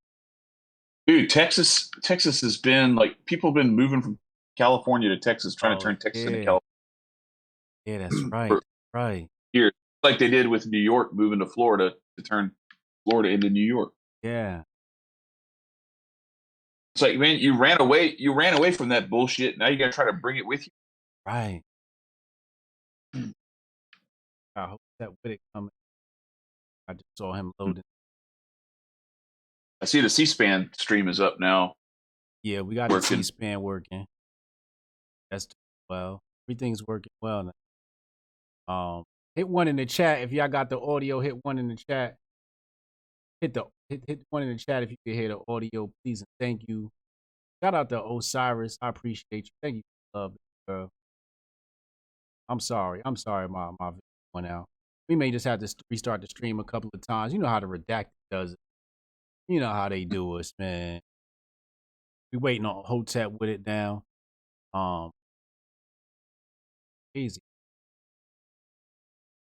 We can see you now, though. That's good. Yeah. Ohio has tightened up. I mean, it seriously, like, it was like some percent reporting, and it was like 55% Biden. It's up to 65% reporting now, and it's 54-48-3. It's tightened up like a good 8 points just in that little bit of additional precincts reporting. Oregon is still polling at not very much nationwide, 1% maybe. Yeah, 1% nationwide, 530,000 votes. And I don't see Kanye on the list. So I'm going to actually try to find a different street. I mean, a different site because I want to see Kanye's actual number. Yo, they say Kanye punching the air right now. Hey, Kanye. like Cuba Gooding Jr. in yeah, in Boys in the Hood. When Ricky got shot. Yeah. Let me catch up on super chats while we here. Let's see where we at. Julian A said I went to Blexit and it was every talking point void of context with no end game. Y'all ain't hear that from Hotep Jesus. Andrew McCoy said Candace joining Shapiro over at Daily Wire. Okay, all right. Brandon Kuzer, why HJ Hotep Jesus got redacted box going on. You see that? Brandon Kuzer, hey Olivia from Baltimore with love. Dominique Burdett, what do y'all think about Mitch McConnell? I live in Louisville, Kentucky. John Lemley, Starbucks man is back on screen. Reaction PR, CNN walking back their VA prediction. John J, where the hell you been at? What up, homie? He said democracy is whack. True indeed. John Lemley said Kim K basically endorsed Kamala earlier. What? Wait, Kim K who? You talking about Kim Kardashian? Kim Klacik or Kim Klacik or Kim Kardashian? You know it's two Kim K's now. They both black. You got to clarify, Lemley. Text. What? No, I'm going out of town. Why? What you Oh, need? I see you. What do you need? You can't hear us, Hotep with it? Go Thursday. Okay. Use the chat. Use the chat and talk to us. If you can't hear us, you gotta adjust your setting. Hotep with is having Big Will said there's no live chat. Press 1 in the chat if y'all got audio. Press 1 in the chat if y'all got audio.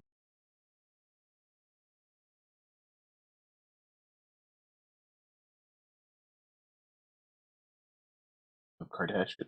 They're saying Kardashian was the one talking about. Oh, they said Kim K just liked the tweet. Hmm. My homie Big Yeah, Will. they Shout out to can Big hear Will you. tuning in. That's my G. Always holding me down. First one. He was the first one to buy some food. Will, I remember meeting him in Brooklyn. Yeah, you met Will. Good dude. Liza Blue just confessed to saying that Chad is a cute white man. What? See how it is, man. White guys can just show up, man. They just show up, and here they come. They just falling all over 'em. That's that white privilege, yo. That's some bullshit. But Eliza's white though. What the hell I was doing anything? Oh my gosh.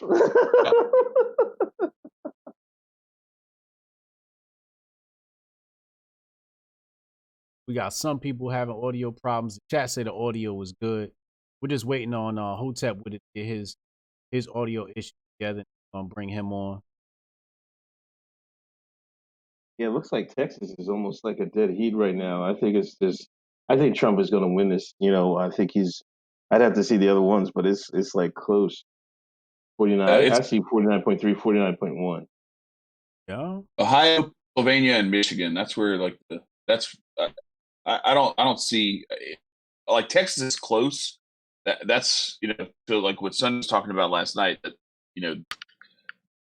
you're fucking around in the wrong sandboxes, and this is what happens. But Texas, they might. This might be the last time that Texas is red for a while. I don't know. We'll have to see. But Ohio, Pennsylvania, and Michigan for this particular election, I think is the battle. We'll see. Like I don't know. I'm looking at this little swing state deal, and it's got like all of them except for New Hampshire, North Carolina, and Ohio, and even Ohio is close. Oh, and Pennsylvania. But Pennsylvania is early. It's only 14% reporting. So.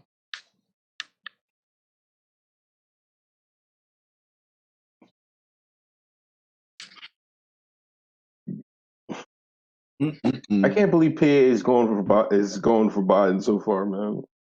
I mean, I seen it every day. I recognize it. The people I'm friends on Facebook. Especially white women, they were really turning against Trump this time in Pennsylvania. I don't know why. I think maybe they wanted to save face or something like that. I don't know. Like, oh, he's not the right kind of racist. He's too outran with it or something. That's what it seemed like to me. And they were like, no, he's too uncouth for them. I don't know. That's what it seemed like. The media was so effective, and it was That too. They target women, and they've been going really hard at this stuff, man. Really, really hard. I'm not surprised at all that way, because the way they like to push that whole grab them by the whatever, homophobic. They play to emotion. Mm-hmm.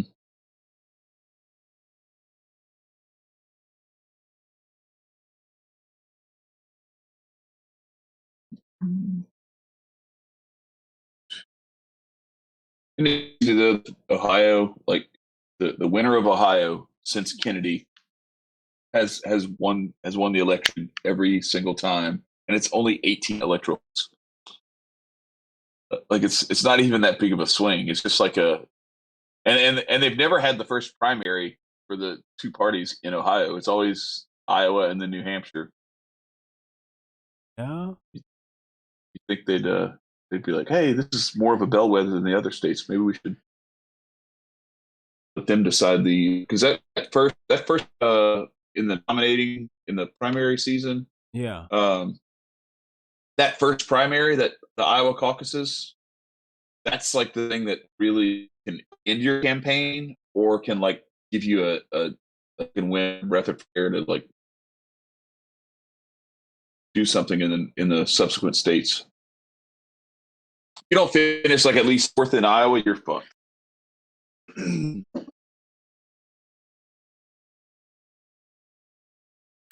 an unrelated story, there's corn in everything now.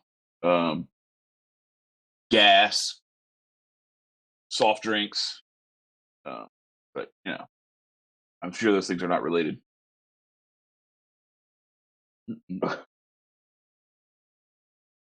Got technical issues coming from Hotep Withit. I'm sure it's because he's black and he has poor Wi-Fi. Just jokes, homie. Just jokes, homie. Try your best to get in here, bro. You know what? We just gonna call him in.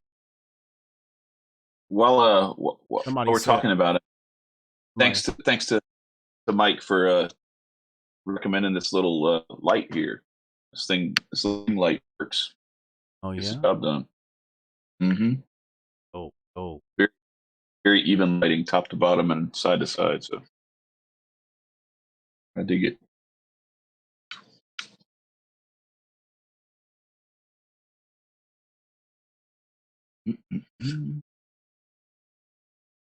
You can't hear us or something? He's struggling to get in here. Struggling. So,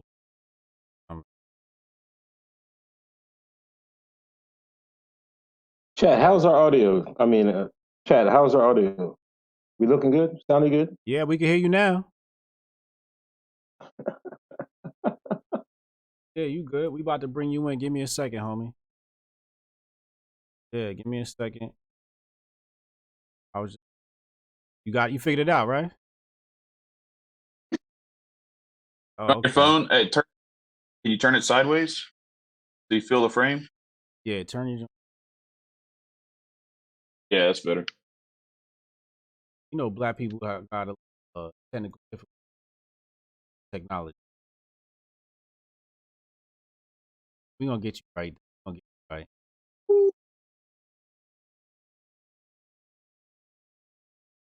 The Ohio is turning Trump right now. I'm looking at 49.4 to 49.3 with 69% reporting. Remember, I was saying, like, I'm telling you, it was like 55% reporting, and it was like 57 Biden to like 42 Trump or something like that. And now it's like a dead heat, and there've only been 14% more precincts reported. So that's the one that I'm paying the most attention to. Ohio and Pennsylvania. So we can blame Unc. I got a feeling Biden might take PA. I want to lose one and to be Unc's fault. Come on. Yo, I made a video of me writing in Kanye on my ballot. Oh, really? I didn't release it though. I just kept it. I was like, I don't know if I should put this out there. I'll have to wait and see. I don't know. I should have just let it fly, but yeah. We can hear you. You are not live yet, though. Give me a second. We're going to get you in here. Don't worry.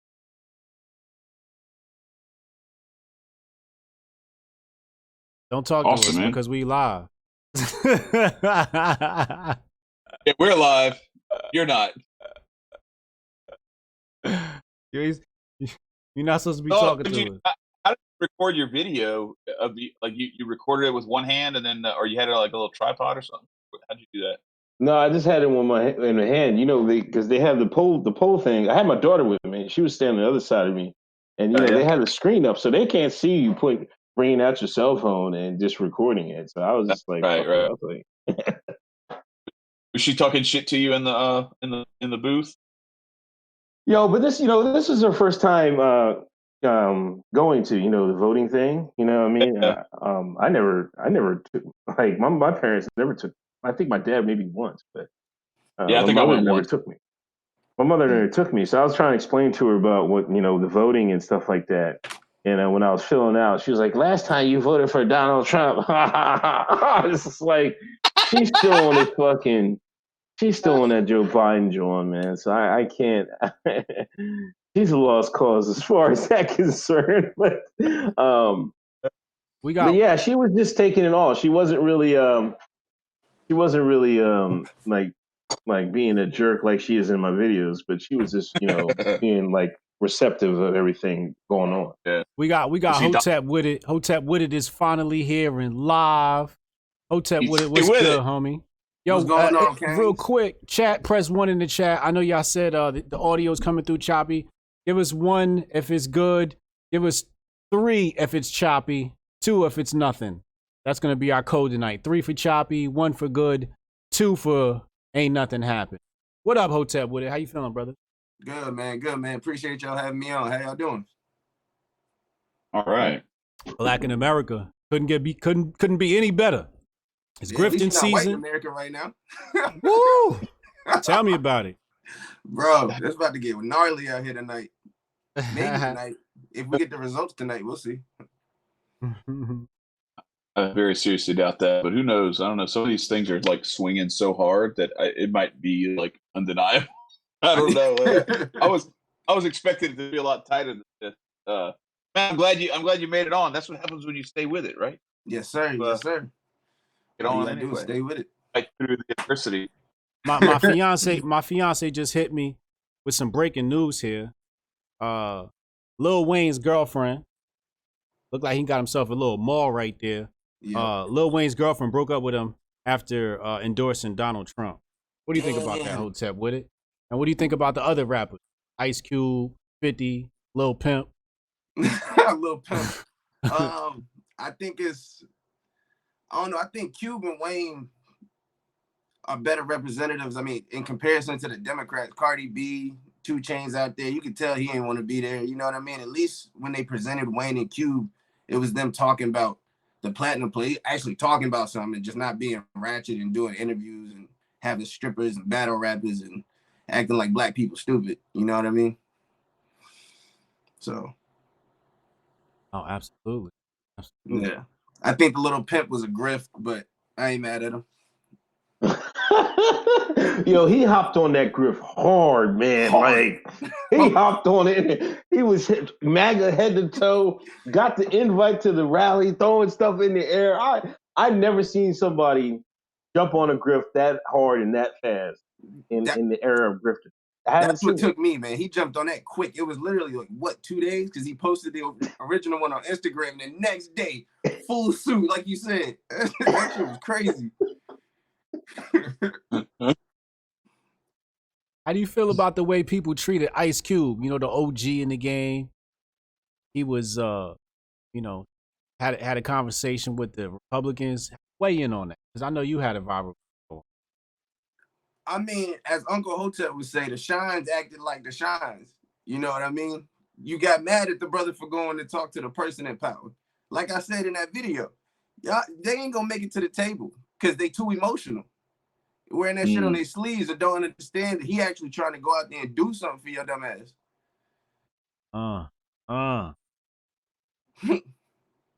Somebody They said. got too many people don't watch Hierarchy. They hadn't like, even if you're gonna smoke the guy, you go meet with him and pretend like you go meet with him before exactly. Before you do that, you gotta at least play the game. At least play the game, but they gonna act like Reggie. They gonna cry in the car before they think about it. You know what I mean? They can't get that far.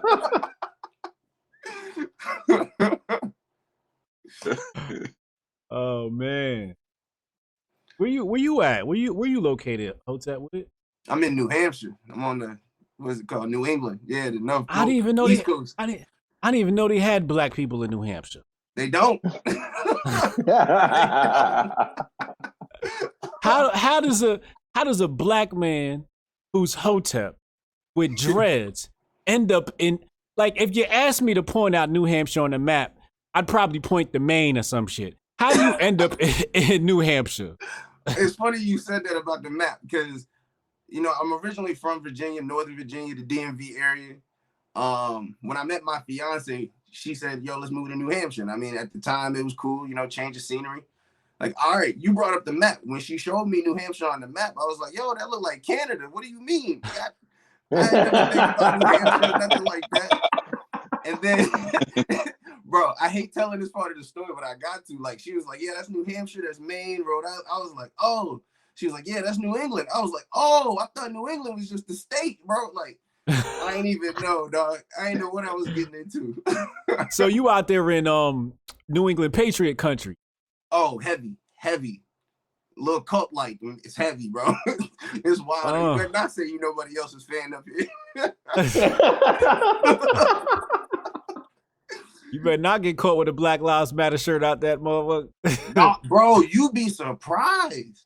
You would be. I'm talking like, all right. So I just got a new job. I'm not doing landscaping like I used to, but we were all over the place, and people had the Black Lives Matter on their front doors, painted it out on their driveways. It was wild, dude. I was like, damn, ain't no black people live here. Who you putting on for?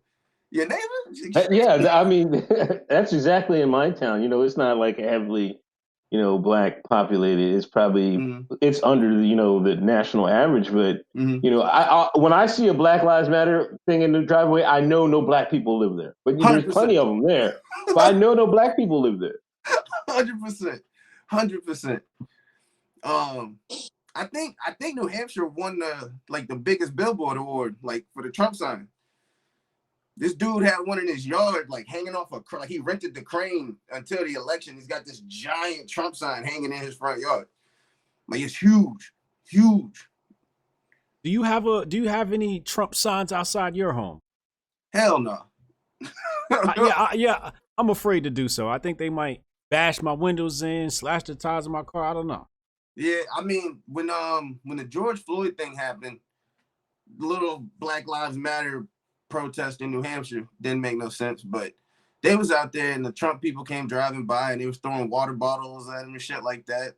I think the rally before last, they ended up getting into some shit and dude pulled a gun on one of the Democrats or the liberals or whatever you want to call them. They take this shit serious out here. It's a little too serious. I know they sad right now looking at that New England Patriots record. Cam Newton. Well, Cam Newton's actually not doing that bad, but yeah, he's not doing looking bad. horrible. I think that was expected, but I've heard some Pats fans like, yo, you know, it's just the Tampa Bay Patriots. You know what I mean? It is. Man. You got Gronk. No way. No fucking way. I'll be real with you. I don't watch sports at all. I ain't watch none of the NBA. I don't watch none of that shit. That's real Hotep life. Yeah, bro. I barely watch TV, dog. I try to keep up with on Twitter, so on and so forth. Did you vote? Nah. You didn't vote? Hell no. I ain't participating in the system I know is bullshit. Oh, my G. Bro, I think you gave me the quote. When you forced to pick between the lesser of two evils, if you make a choice, you become the third evil. Yeah. Bro, that shit hit. Don't get me wrong. Like, if I gotta weigh them, if we gonna look at it in a binary manner, of course, I mean, I'm gonna pick Trump, but I guess you could say I'm a single issue voter. Ain't neither one of them been nice to the Second Amendment, and I'm big on that. Yeah. Second Amendment is very important. And I was on Alex Jones today talking. Yeah, I know. I watched that shit while I was at work. Yo, you got to read that super chat about Hotep Withit. You see it, man. Hold on, my bad. Hold up.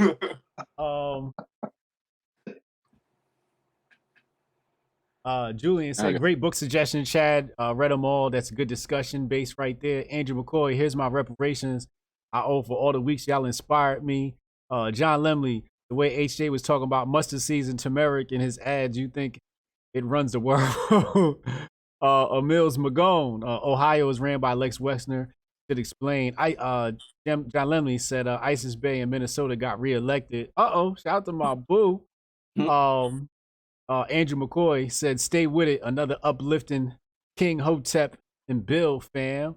Julian said, where in NH are you at? We getting drinks. Okay, we got another NH guy in here. Dad Richardson said, catch Millie Weaver, new cool.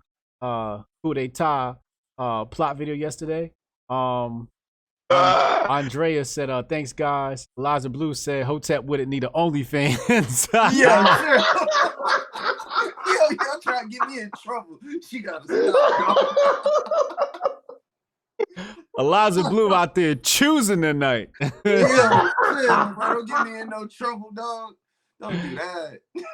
Is your wife watching? Shit, she gonna watch it later though. I know that much. Yeah, you about to be canceled. Oh, buddy, that's the doghouse right there. It's about to get awkward in this jump.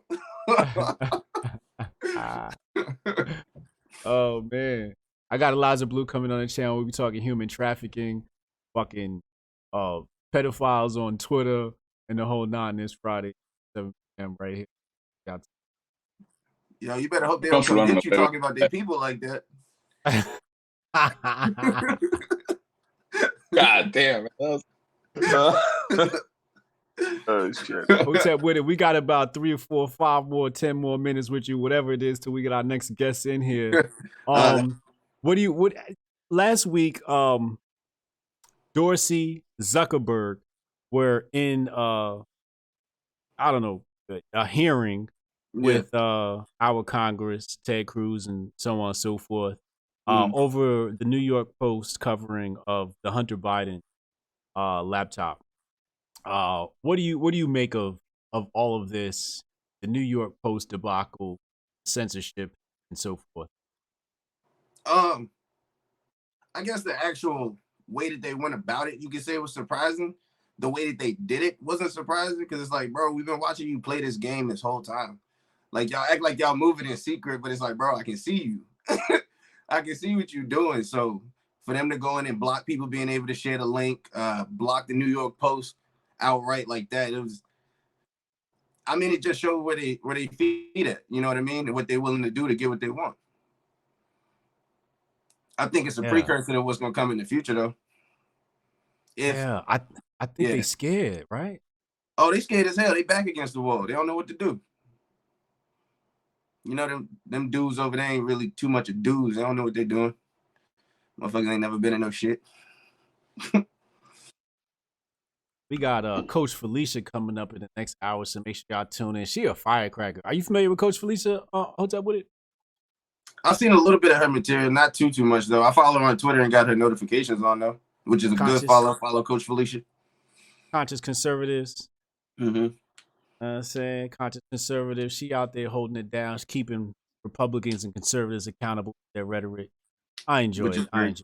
She goes hard. She goes super hard. So she does go hard. Most of the time when she pop up, it's her snapping on one of them king grifters. You know what I mean? 90% of her tweets is snapping on somebody.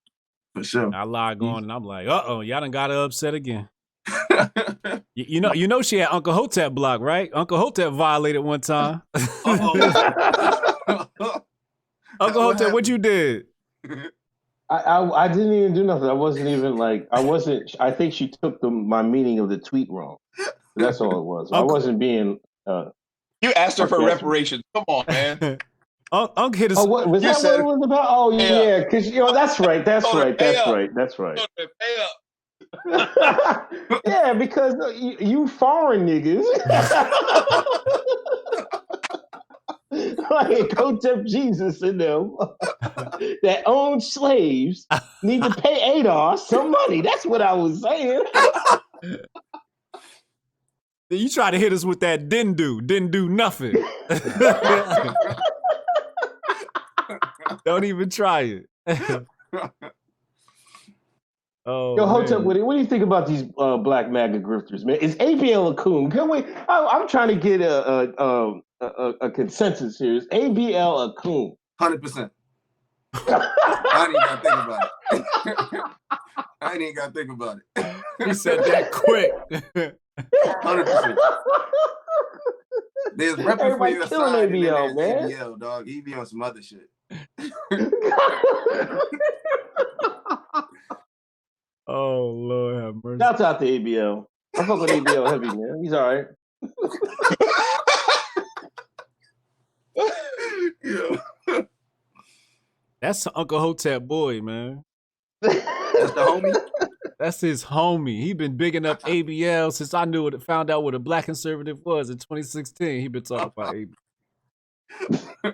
Last time I was on ABL stream, I seen Uncle Hotep send $100 super chat. Who? Yo, come on, man. Now, see, there you go with this bullshit, man.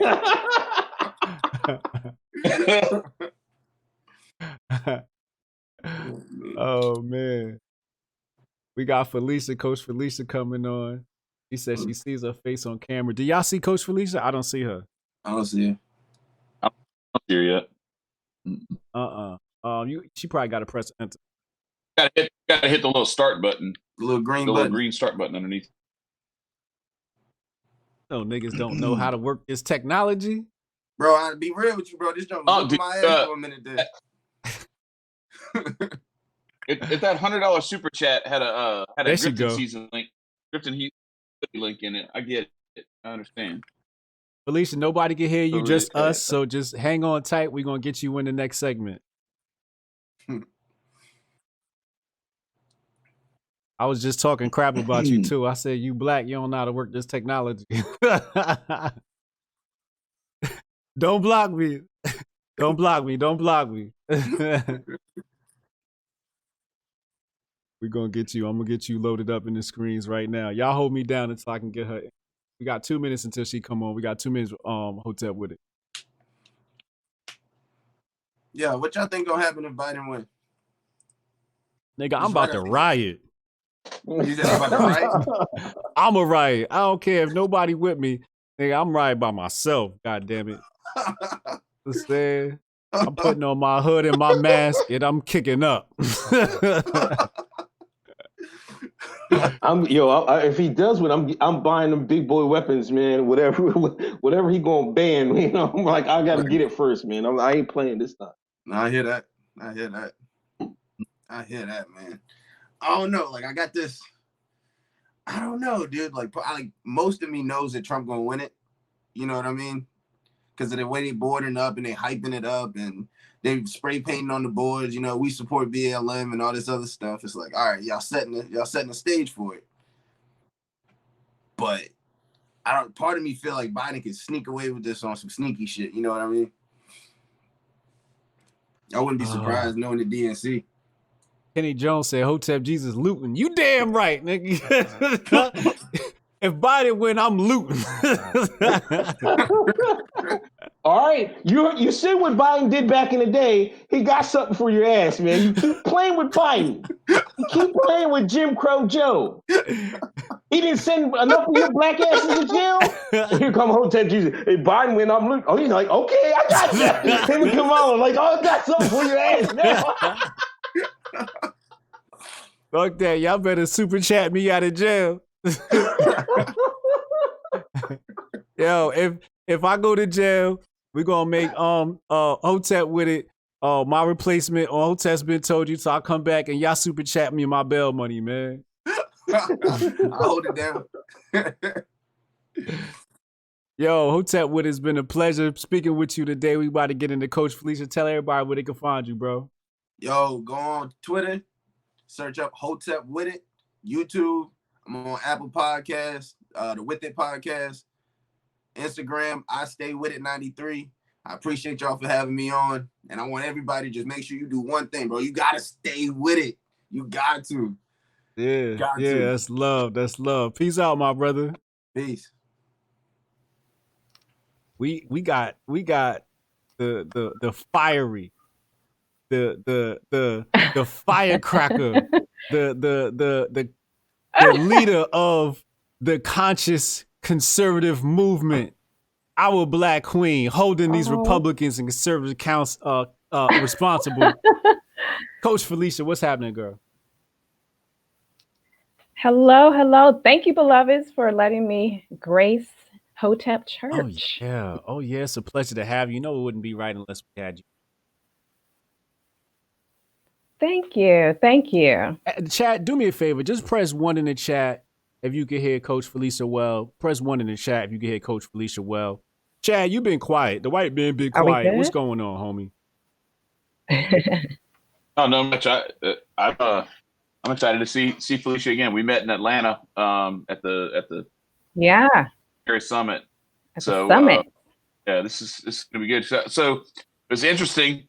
A while back, what was it, a few weeks ago, you asked about black outreach from the Libertarian Party, and Yeah, and yeah.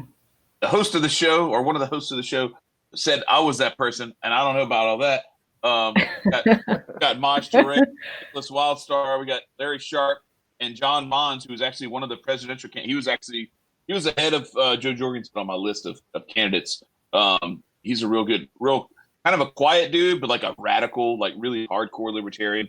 And so like I said before, when I think it was when Jeff was on, I'm not a big fan of like me or any other white people trying to figure out to like what black people want out of a movement or anything like that. I want to let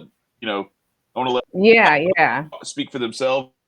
So but I appreciate that at least what I'm doing, what I've been trying to do is kind of is actually facilitating that to that was kind enough to recommend me as that. I don't want that title because I know that, but it's I hope that there's an opportunity for whether it's within the Libertarian Party or with creating a movement of some other way to hold basically the DNC and the GOP accountable, where they're not guaranteed votes from anybody. Yeah. They shouldn't feel like they're required that they're from conservatives or liberals or black folks or white folks or anything like that. It should all be up for grabs every election. Exactly. So if I can interject, when it comes to black outreach, when it comes to the public space, the person that we need to have at the forefront is our kindred fire, Sonnie Johnson. Yes. She's the only one that's been able to really captivate everybody, white conservatives, the Hoteps, conscious conservatives, ... So for her not to have that position where she is fully dominating at that forefront, they got these kind of levels of what have you. For her not to be there, for her to deliver all these solutions to the Trump camp in their face, and they did not give her a position. I said, well, we're going to hold you accountable for that. I'm going to be petty killings until you guys do by her. So you have that situation going on, which is bothersome to me. And so that's why I asked, I said, who is the Black Outreach Coordinator for the Libertarian Party? Because clearly the GOP doesn't know what it's doing. Trump camp occasionally will do the right thing and, reach out or whatever. But for the most part, they keep going back to the same stupid stuff. They keep going back to the rhetoric that just does not work. So is that your motivation? Because I asked myself, I see you going hard in the paint all the time. I'm like, man, she going super hard. Yeah. So is your motivation the fact that they not doing right by Sonnie? Yes. I mean, lately, that's how it's been. I'm very angry with the GOP. I'm very angry with Trump's camp, especially the Trump Black camp, because she sat there and delivered all these solutions to them. When she went to the White House and she was there for that roundtable, all the other people there were doing this. Oh, Trump, thank you so much for being wonderful and being our savior. And she came through and said, no, this is what's happening. This is what we need to do. Trump, relate to the culture, ... And over time, you started to see Trump relating to the culture. That's why you saw Ice Cube coming and having a meeting. That's why you saw all of these other artists whom she calls the Black investor class. You see all this stuff happening as a result of her moving, of her being open and her being willing to go and really present our ideas and what we want. She did that. So for them to bring the devil woman to the White House after all of that to do some little weak, what did they do? This little photo opt. That was a huge slap in our face. So I said to Pastor Gerald Scott on Twitter, I said, I need you guys to do right by her. I need you to give her whatever it is that she wants. Otherwise, you're going to deal with petty killings. And I'm going to be petty for as long as I can until they do right by her. And ultimately, we want to see someone who is going to be a strong face and a strong voice, who will represent us entirely. And she just does it so very well. So until they do right by Sonnie, All right. who knows what Coach Felicia is going to talk about. That's wonderful. Let me get in some super chats, and I'm going to ask you a question. Take L said, I had on Rogan's live, but I got to rock with the Hoteps for this one. Appreciate you, homie. Shout out to Rogan, streaming right now. That's the homie, man. That's the homie right there. John Lemley, he said, I'm going to throw the cancelable member of the podcast some bail and say that OBL liking the KKK is him trying to be like Malcolm. Ones. You got to know history to get that one. Unc is printing up Biden hoodies just in case. Sean Randolph said, what are the exit polls? Man. He said, what are the exit polls looking like? Yeah, we're going to give you an exit poll update in a moment. Halawe said, Queen Felicia, Unc didn't do nothing. Free Unc. Yes! Oh, Uncle Hotep, I love you. And I was going through a bad time. I'm sorry. It's no worries. Thanks. Don't apologize. Greg Bullis said, Coach bringing fire and knowledge. Julian A said, Coach Queen and future guest. You got some love going on in the chat. Somebody said you hot and sexy and over here. So you got some fans over here, Coach Felicia. Uh-oh. Oh, thank you. Looks like Grifting season going to treat you well, too. Blessings to all of you. How let's say, we waved a magic wand, right? And we put you in charge of something like a Blexic movement. What would you do different from Black Conservative Inc. to manage that out? First of all, we would formulate an alliance. So we have individuals who are partnered with the Conscious Conservative movement. Then there's Hotep Nation. There's even some of those who are affiliated with the ADOS movement, even though they're more so trying to reform the Democrat Party. We would make this alliance and we would do our best to evangelize the authentic message into various communities. So first of all, we would never speak to these brainless GOPers who have no clue how to talk to Black people. We would create our own talking points, if you will. We would develop solutions to this alliance, and then would evangelize this cohesive message, again, to especially to areas that are predominantly Black. And so we would go in that direction. Of course, we would put fire to the GOP's feet. We would say, you need to put John wherever she needs to be, because she will bring that type of mainstream attention to what it is that we're doing here. I would prefer to do something that's more grassroots. I think with Blexit, they were trying so much to be mainstream as opposed to actually being on the ground, talking to other organizers like Shakim, who's a community organizer. We would just do things along those lines, and we would let Sonnie take over when it comes to that mainstream presence. Looks like Trump up in Georgia. Yeah, big. Oh, okay. Well, they can't count some ballots in Fulton, I think. Yeah. Something like that. It's only like 50 in Georgia right now anyway.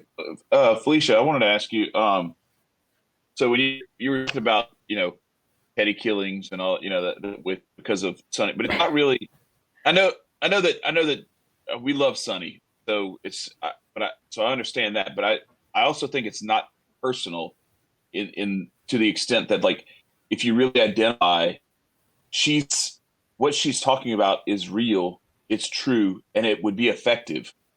Yeah. And what you're seeing as an alternative, it's not even close to that. This isn't like they didn't take your friend and the person who's doing it is pretty close and is doing really well, and you're just no.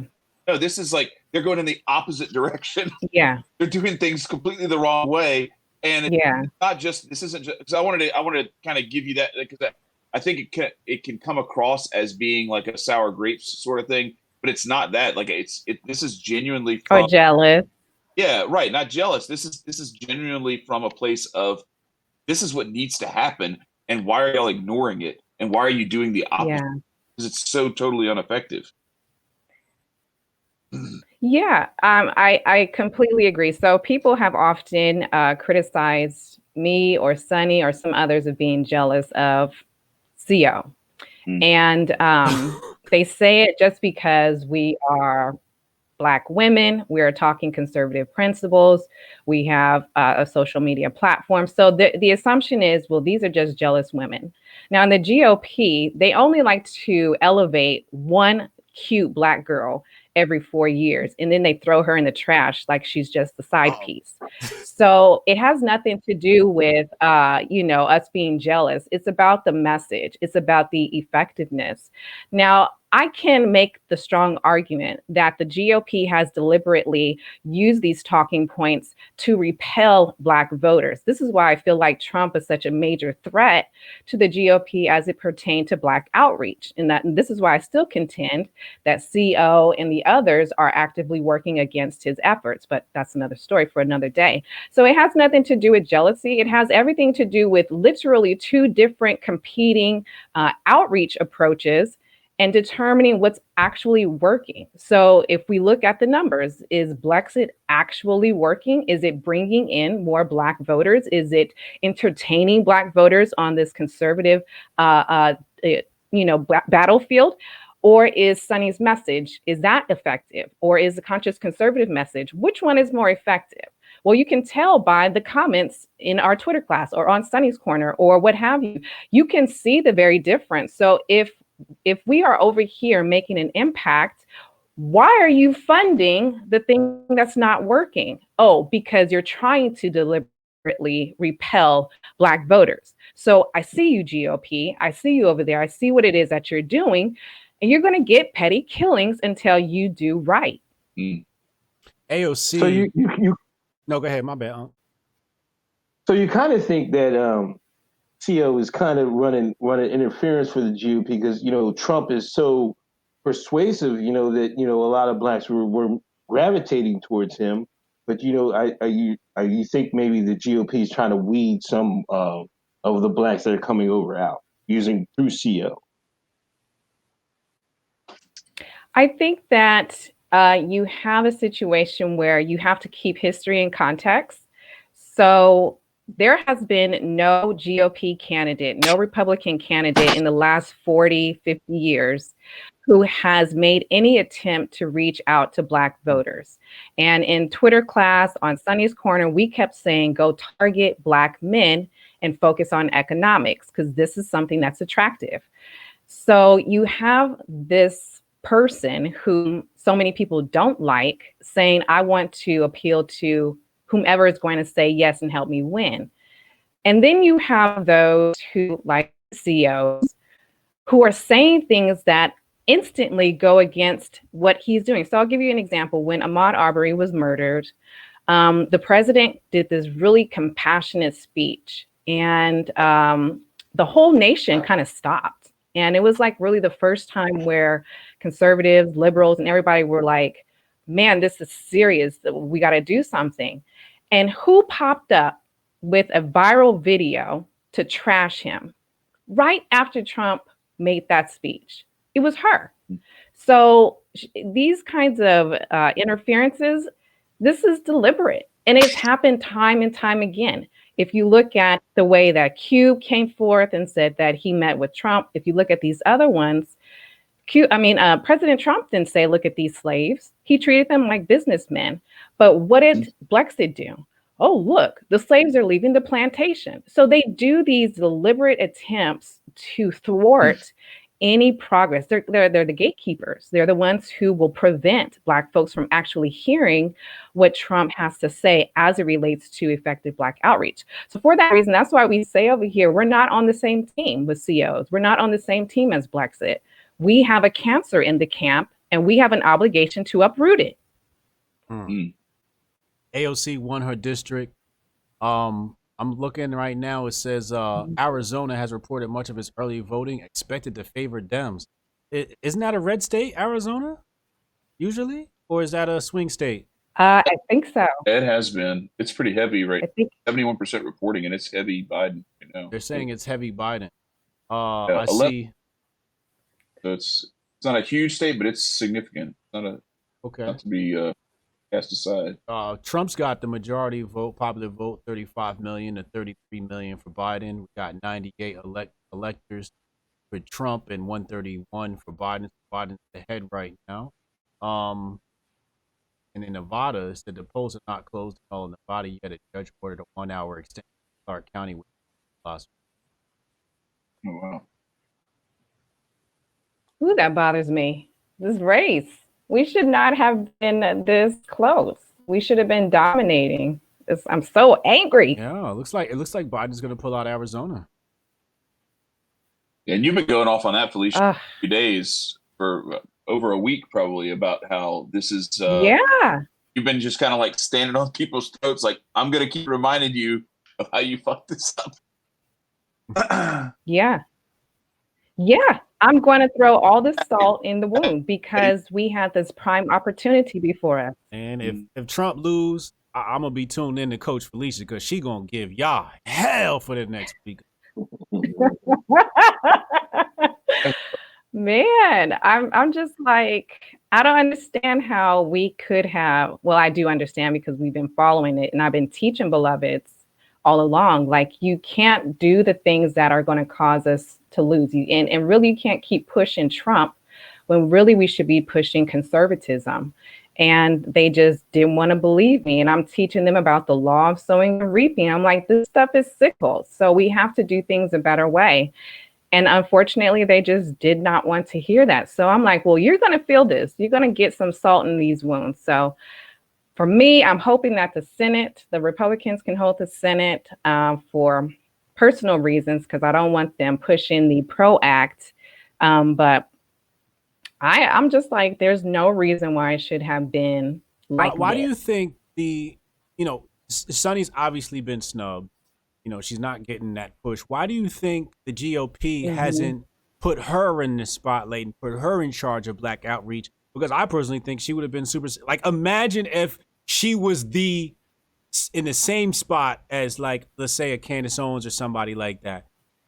Why do you think they're not giving Sonnie that look? The only thing I can speculate is they have a full conscious attempt to repel Black voters. I mean, the GOP is satisfied if they can get 4% Black voters, but their mission is not to increase that. Their mission is just to get Black people to not vote. And they display this in their messaging. They display it in, if you want to call it voter suppression, you can talk about that. There's stuff that that's been happening in Georgia. I mean, you can go in that direction. So it's kind of like, well, why? It doesn't make sense to choose the wrong strategy unless this is the right strategy for them. And I think if we look at it like this, like, maybe this is how they set it up. Maybe this is what they continue to want to do. And I think that's why Trump is such a threat as it pertains to Black outreach. Everybody knows I have my issues with Trump, but when it came to Black outreach, I was like, this was fire.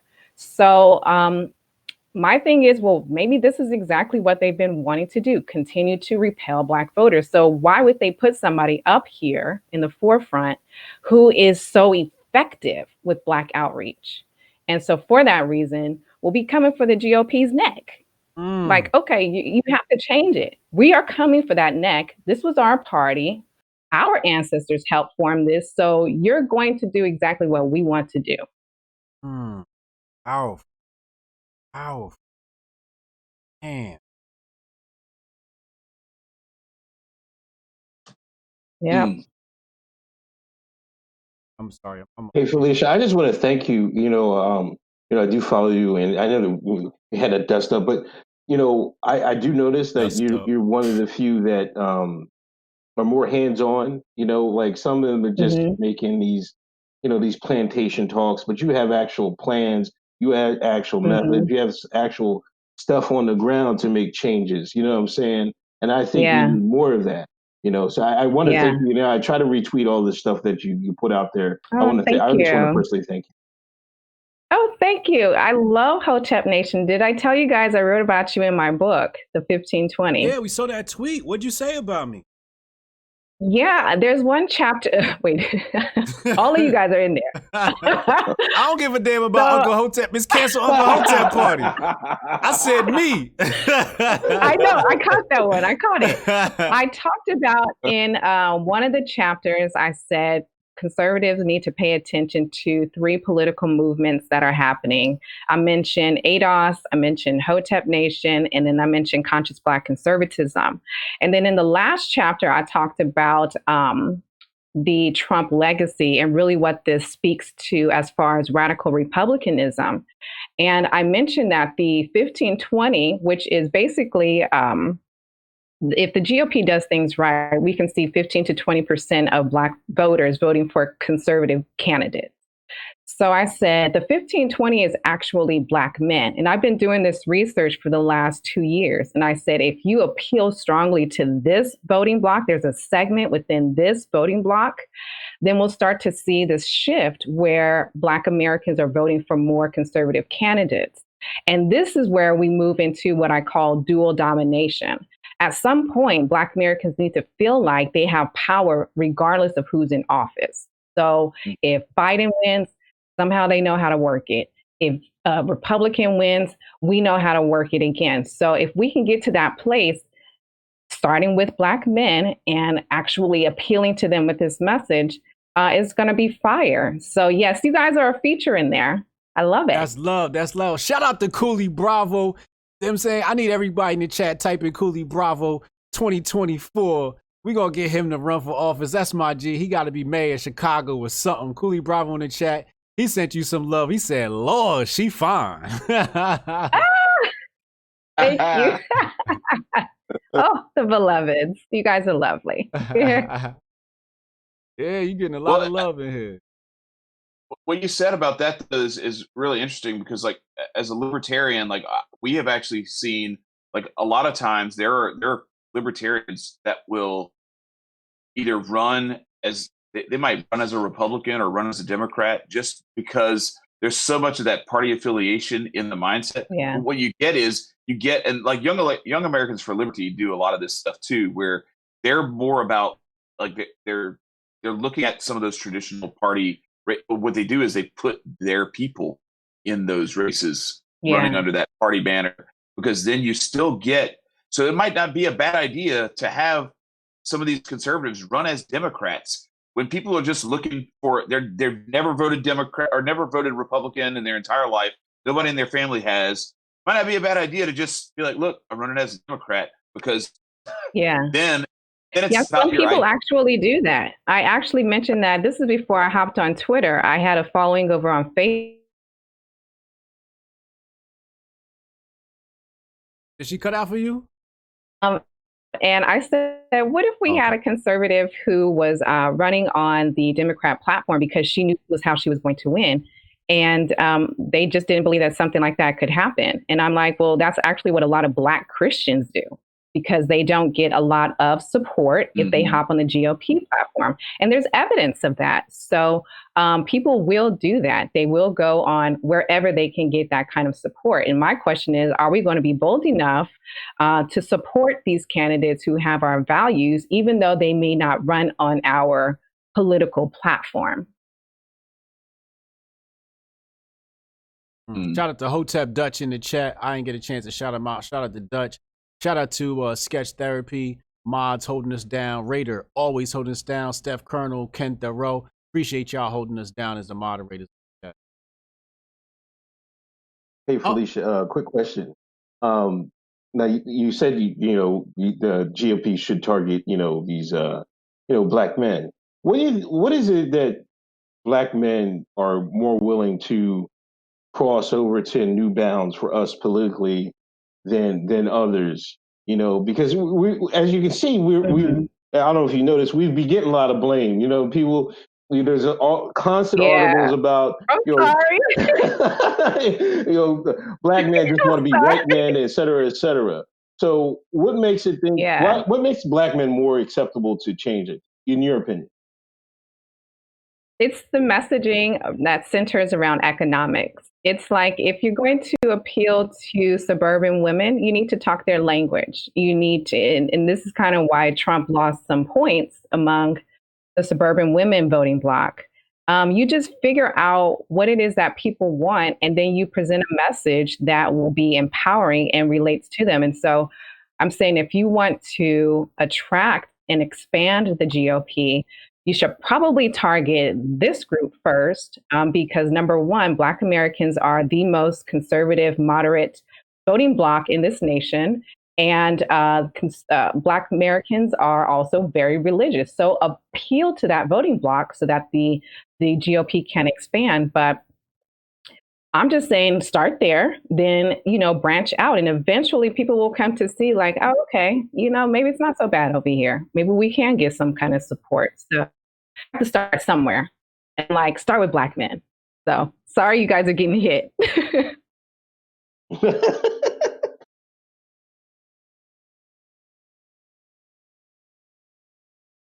I just got a call from my homie Jazzy. He said the Chinese yuan is tanking. Jeff, give me some context to that. Give me some context to that text. You know what I'm saying? So I could explain to the people. I guess that means we getting a Trump in here. Karl can give some context to that. He's due up next. Looks like Karl's not in yet. He's holding on. We're gonna get him in the next hour. He's got 3 minutes. We'll bring Karl on. We got 3 minutes with Felicia left. Karl is sitting there waiting. He'll be on soon. Looks like Trump has a lead in Ohio. Trump carried this county by 16 points in 2016. So it looks like we're about to pull through in Ohio. But Trump's running away with Ohio, actually. How about Texas? Texas is 79% in. We don't know what's going on yet. 51. Okay. Roughly, Trump right now with So it's still. I think he's gonna pull Texas too. So Jeff Curtis said the context to the Chinese yuan tanking is Trump is winning. Yeah, 39 million votes in for Trump. Trump winning the popular vote. Woo! Huh? Come on. Didn't I say it? I said he has to win the popular vote. That's it. He has to win it. Flukes in history are not a strategy. Make America grift again. Let's go.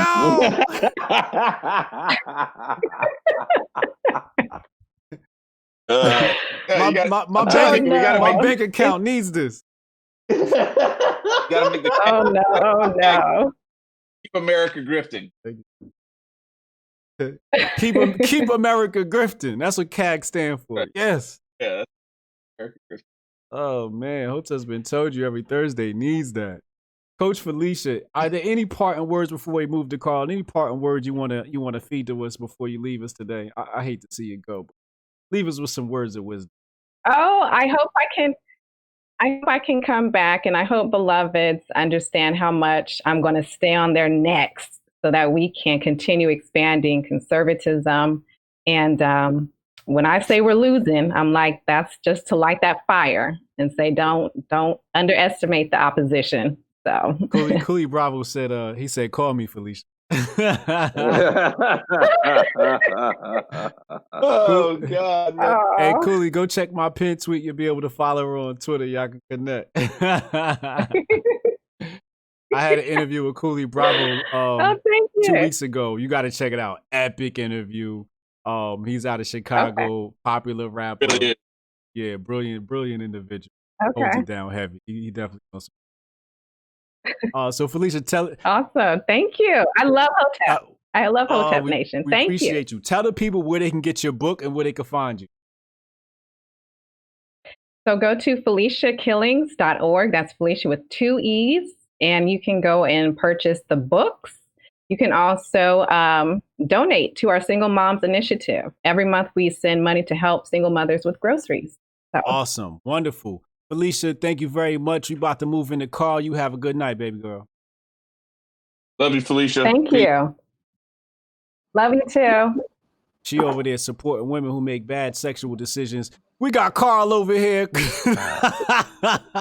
Karl. That's terrible. What's good, my G? What's good?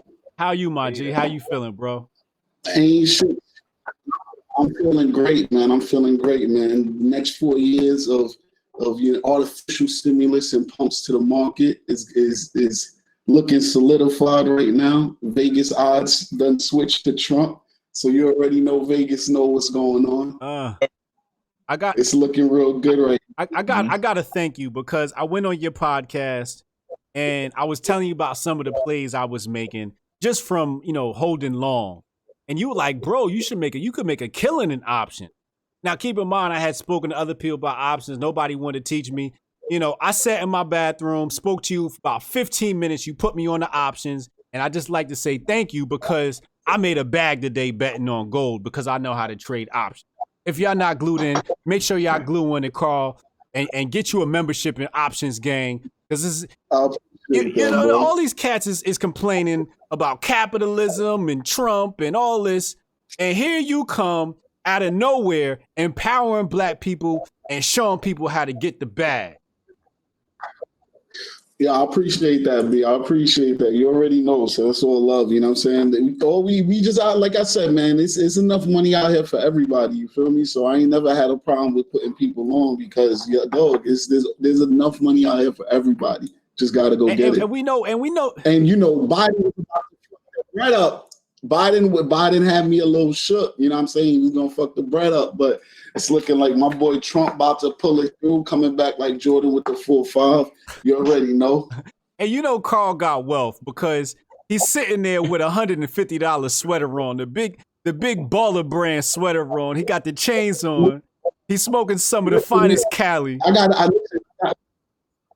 got to support my brothers, you know what I'm saying? We still repping big baller brand, you know what I'm saying? I don't care what contract LaMelo or Lonzo signed, you know what I'm saying? It's still BBB to the death, you know what I'm saying? That was the blueprint.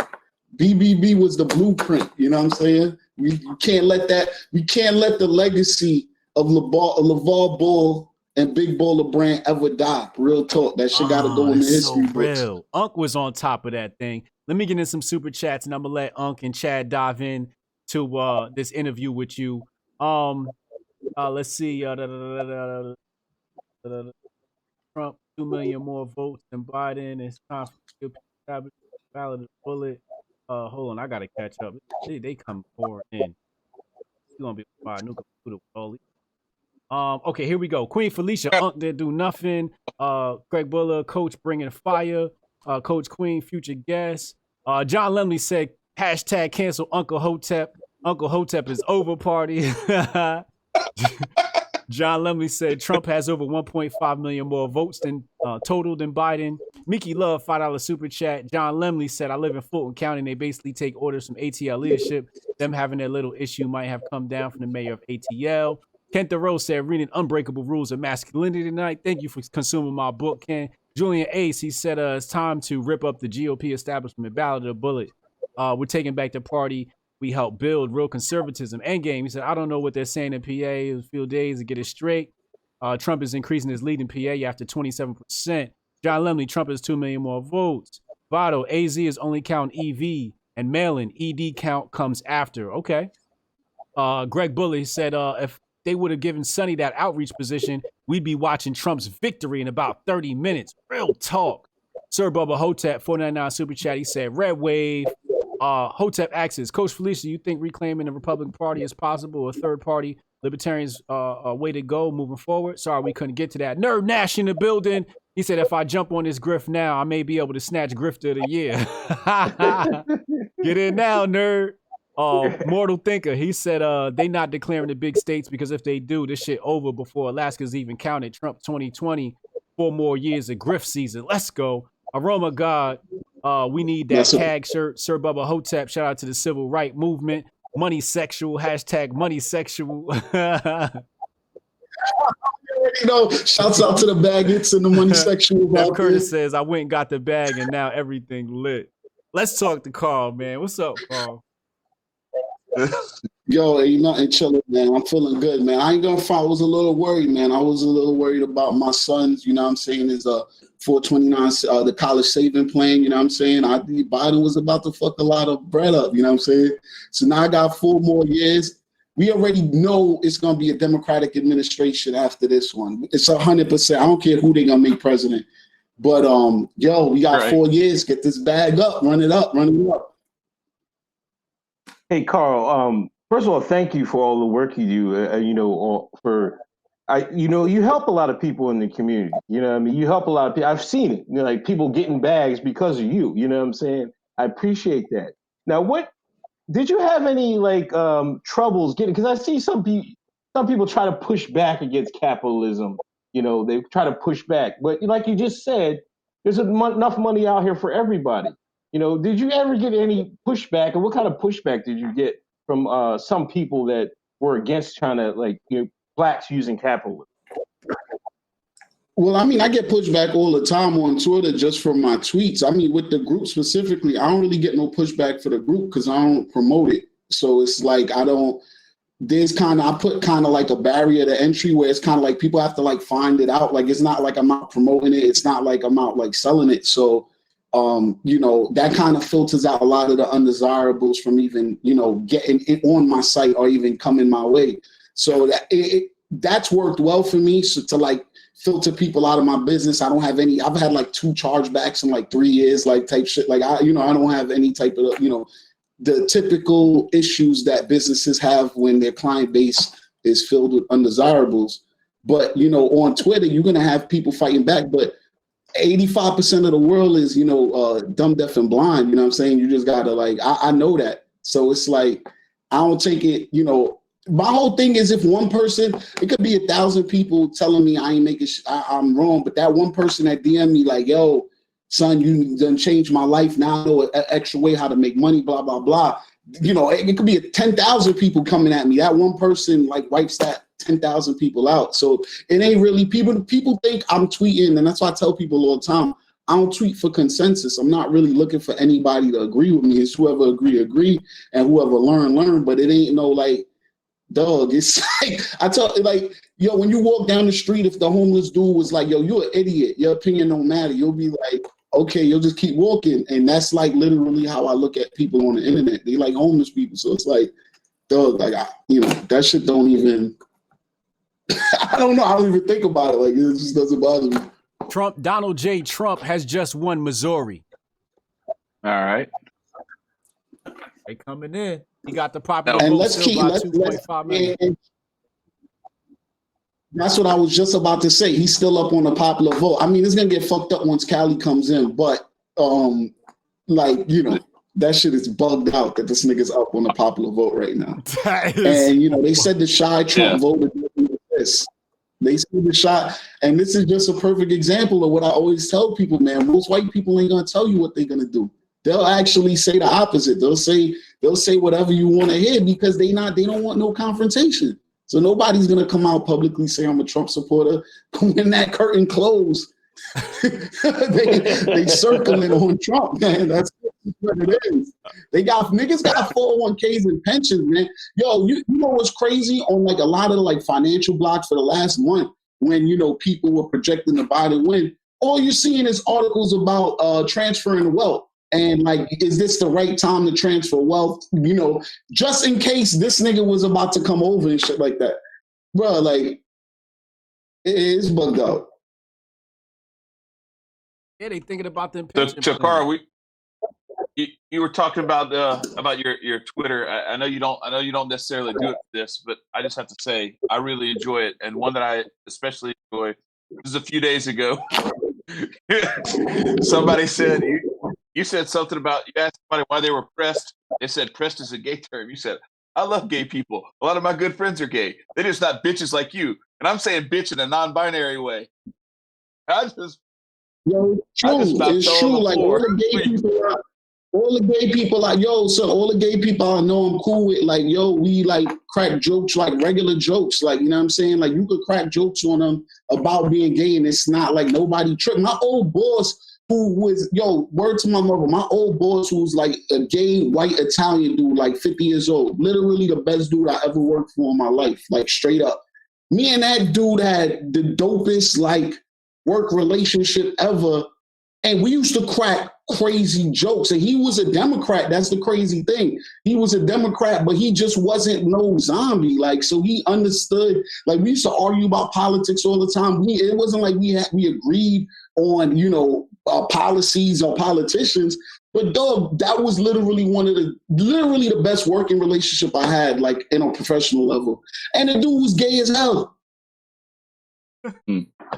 That's one of the things that's the biggest, baddest thing. I only fuck with gay niggas that's not bitches, like that's not non-binary bitches. Like gay niggas that's regular and we could just shoot the dozens, be, pop, talk shit and be regular. Like, yo, dog, people be Some people be tripping, son. Like, straight up, it's not that serious. Like, dudes just be tripping for no reason. And that's how I know dudes ain't grow up in the hood. Because if you grew up in the hood, you grew up around jokes. Like, that shit is so, jokes is so essential to, like, the hood. Like, it's like, dog, like, you can't spend a day in childhood in the hood going outside without somebody cracking jokes or somebody. It's like, you can't.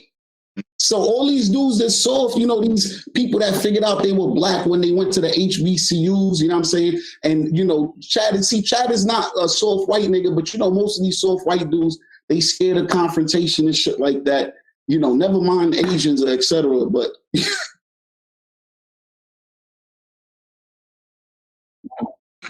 I just want to reiterate real fast that Andrew McCoy, when he said, "Here's my reparations I owe for all the weeks y'all inspired me and never paid homage. Entrepreneurship is the only way to achieve freedom. Donation. I just want to reiterate, he sent us $300. Just want to put that out. That shit still staying up there. I saw a couple $300, a couple other, like, y'all been getting to the bag. Is this how all y'all episodes be doing? Shit, I'm gonna have to start doing a YouTube show. I'm missing out on the bag. I mean, we do all right. We do all right. We do all right. The stream looking real cute tonight. You know what I'm saying? That Hotep support line is real, son. Like, shit. Y'all saving babies with donations. Like, shit. All right, we just say we got a nice crowd. Our people treat us good. Nah, 820 in the room. And what I can say is that all the white people that I met that, you know, that identify as Hotep, you know, these dudes don't be soft. You know what I'm saying? Dudes like Chad. Again, dog, Trump is bringing the real back. And real niggas is back in style, man. That's just what it is, man. The real is back. The real is back. The real is back. The real is back, bro. No, you ain't give a fuck the last 4 years? If y'all let this nigga win the re-election, I was gonna say, all bets is off, man. All bets is off. You said what? If he win the election, what? All he's not bets holding are back. off. If you thought he was wilding, nah, he going. Oh yeah, his last 4 years, if he get reelected, they thought he was showing his ass now. Oh, he definitely gonna show his ass now. Woo. I'm worried. I'm waiting for all these like alphabet letter I won't mention anon people's predictions to like just start like really coming true now. Because that, like, I've been told that like we gotta wait until after the election. So here we go. Hold on, I might have to pull out the autograph joint. Why he gonna pull out the autograph? Oh, he coming back with the Donald J. Trump. I know what hat he pulling out. You gotta pull out the picture. That's my ass. I had to pull out the autograph joint. You know what I'm saying? Something about the president, the commander-in-chief himself. You feel me? He got the white. That's going clean too, ain't it? Niggas is mad, son. He got the Caucasian, crispy, clean MAGA hat. Son, this is the code, and these shits is the original before they started making them in China and shit. This is the original made in the US joint. So this is definitely a collector's item. Oh, that's especially vintage. After you doing 8. Vintage. This is vintage. What'd you say, Yo, what flavor was the edible, man, you popped in the White House, man? We got to talk about that. Yo, shouts out to my nigga Dutch, man. You know what I'm saying? We had to make history, you know what I'm saying? After we, and you know what was going on. And I had a rep for my nigga, you know, we shouted you out in there because my nigga, your boy, the ops, and that's your problem. I'm fucking with Brian heavy, man, but Brian is too political, like, in terms of, like, he be fucking with too many ops. He had a couple ops on the show earlier. We're not going to get into specifics. And he was fucking with Brandon Tatum, who's an op. And then Brandon Tatum did some op shit and jerked him, you know what I'm saying? So we had to go at that point, we was all out there. It was me, you, it was Doe, and we were like, yo, fuck it. We about, since me and Doe was going to the White House, we like, yo, fuck it. We about to turn up in the White House, you know what I'm saying? And we got a rep for my nigga that they banned, you know what I'm saying? But again, now you be fucking with the ops, man. So first of all, let me just tell this story, right? So I went to the Black Coon table meeting in Arizona, right? And as soon as I got to the airport, I called Doe Dubes and MG, and I said, yo, I'm not gonna make it, so I gotta get y'all in here ASAP, right? So I plugged Dubes in, and as soon as I got to Karl, I plugged Karl in because I knew I was gonna get cut before they cut me, right? Now I get cut. We go to DC anyway. They about to go to the White House. They in the White House getting high in the White House. I get a text message from Candace Owens. I still got it till this day in this phone somewhere. Candace Owens is like, oh my God, I can no longer defend your brand. I can't believe you brought your homies in here to get high in the White House. And we pressed a brand new table. But he didn't want that smoke. Like, he be talking mad tough, but he don't want that smoke. Just search "defend your brand" in your it's text. not here. I think it's not here. Where it go? I think she must have did some redacted shit because I don't see the string. Nah, you know what happened? She ain't text you from her number. She text you from a different phone. Oh yeah. Go to the search and then type in. You don't want that on paper. She texted you from a whole separate number. Oh, I can't find it. But yo, whatever. But yeah, she blamed it on me. It wasn't like I sent Karl and Dubes into the White House like, yo, go get high.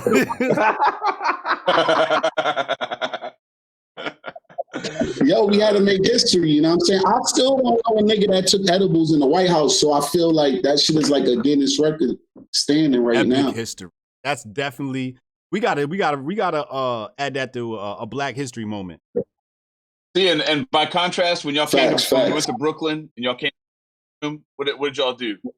You and Doe and who is it? You and Doe and Lauren or something like that, y'all. When we went to where, Brooklyn? No. I'm talking to Brian. What? When y'all came to my hotel after the little deal with Maj. Oh yeah, we burnt down I remember. Yo, but Karl, all jokes aside, I remember that speech you gave, and weren't y'all in front of the White House? That was an epic speech you gave. You ever have that recorded or anything like that? Yeah. Yeah, Doe recorded as a tweet. I think he got the video, and it's in the tweet. I gotta look for it, but it's definitely like on Twitter, like in the old tweets or whatever. But I'm telling people the same shit I was telling that people are. Well, the good thing now is that what I was saying before, there was nobody saying it, but now you're hearing it in different circles on both sides where people are talking about Black people basically taking back their vote. That's when I was telling people about the whole Black free agency movement, and that's what Black people need to be on, where we don't need to be claiming any one political party or the other. We should treat politics like free agency, where just like teams got to entice players with offers, politicians got to entice Black people with offers. So if all Black people are considered free agents until further notice, that's the only way we can actually really assume political power. The good thing is now you're starting to see sprinkles of that. And again, even the people that are starting to talk about it, you'll see they're getting put on the cross, they're getting treated like martyrs. You got dudes like Ice Cube, that are trying to do like practical approaches to politics, and he'll get, burned at the cross for it. But the idea is there now. Like, the idea is starting to get out there, and we just need to make it more of a mainstream concept. I think, hopefully what I hope one of the effects will be after this Trump win is that people have to really analyze all political strategies, because, if the Black male turnout happens the way I think it's going to happen, I don't think it's going to be something super significant, but it's going to be significant enough. People are going to realize that a certain percentage of Black votes aren't guaranteed. No way you cut it. And I think that, if anything, is going to probably be the best, one of the best outcomes, from this election cycle. Still a tight race. Trump is still up by 2 million plus. Popular. I got 2.5. Yeah, I got 2.5 million. That he's actually like right at 2.5 million. Yeah, 48 to 41. Yeah, my count has 2.5. I'm saying 2.5. We got 299.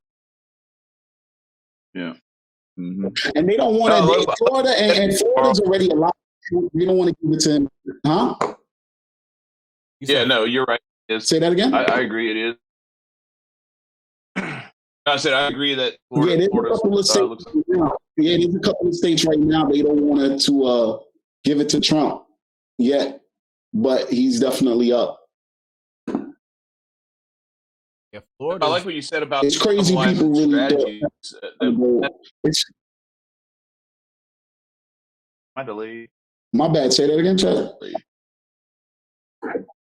No, you're good. I think I'm delayed. I think I got like a connection issue or something. No, I was just saying, like I like what you were saying about the cannibalizing strategy. Like one of the things that when you see something like this happen that people didn't see coming, didn't expect, they fought against it, they tried to stop it, happened anyway in 2016. Looks like it's happening again in 2020. You have to recognize what worked, and then now it starts to make it to where that opens that up to. It's just like any sports or anything like that. When they had the zone blitz back in the 90s, all of a sudden everybody started going to zone blitz. Then when they found offenses that could attack the zone blitz, they had to adjust their strategy. You just keep having to keep people Black guessing, people been running and they can't just for 60 years. Right. Yeah. Well, they're not alone. They're not alone. Like I've been telling white conservatives for a long time, like y'all, like when I watched that Kanye West interview with Joe Rogan and he talked about his plan A for like the abortion thing. Because remember, you and I talked about this when we were in Atlanta. Like my whole thing has been like, you've been giving all this money to the GOP for all these years and not shit has happened to do the thing that you feel is the most important thing to you, this abortion issue. And instead, what you could have been doing is you could have been investing that money in an alternative option for these women who like they have no other option. And instead, you like say, "Oh, like you make," and that's what Sonnie was saying last night. You can't just talk to women like, "Hey, ho, close your legs," and expect that to actually go over well. You have to actually come with something to the table that is a positive alternative. No, that's a fact. That's a fact. And but like again, like we had, and I'm glad you brought that up because we had that conversation, about abortion. And I gave you my takes on it. A lot of these issues are very nuanced. You know what I'm saying? Because when I was presenting you, when we were talking about like the whole abortion thing, my whole thing is always like, where are you going to put the kids? Because we haven't even figured out what we're going to do with the kids we got right now that don't have parents. And it's like everyone who is pro-life never has an answer. And most of these people who are pro-life don't adopt kids themselves. So it's like, all right, you're not contributing to solving an issue that we currently have. Why not allow people that option instead of exacerbating an issue that none of us have an answer for?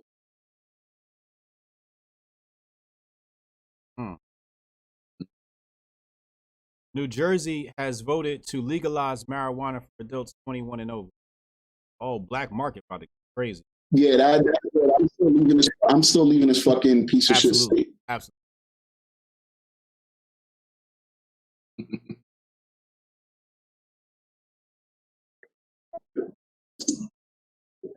We got Sonnie Johnson coming up in the next hour. We got about 5 more minutes with the homie Karl.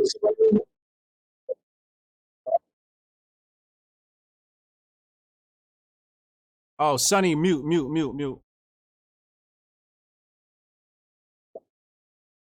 What's up, Sonnie? The people can't hear Sonnie yet. They can't hear Sonnie yet. So y'all just talking in private, being ghetto on my stream. Nah, I'm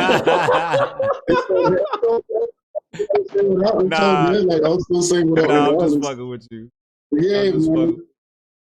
Hey, Carl, real quick, do you got any advice, financial advice, or like, or learnings or whatever? Assuming Trump wins for Black Americans in the coming 4 years, what can they take advantage of, in your opinion? I definitely think they got to take advantage of the stock market, but I do feel a stock market correction is coming. But I think Black people need to start looking at finances with a much longer scope rather than trying to like make a lick. If you want to get invested in something now for long term, definitely, I think it's still a good opportunity to get invested long term. I think a lot of Black people need to seriously start looking into cryptocurrencies because, assuming Trump wins, no matter who wins, each administration was already promising to print out a lot of money. So there's going to be significant spending over the next 4 years, whether it was Trump or Biden. I'm pretty sure it's going to be Trump, but regardless, there's going to be tons of spending. So I think people need to start understanding what inflation is, understanding that their dollar is better off being used as some sort of vehicle as opposed to just sitting in a bank. And I don't mean in an actual vehicle. I mean a vehicle to make more money.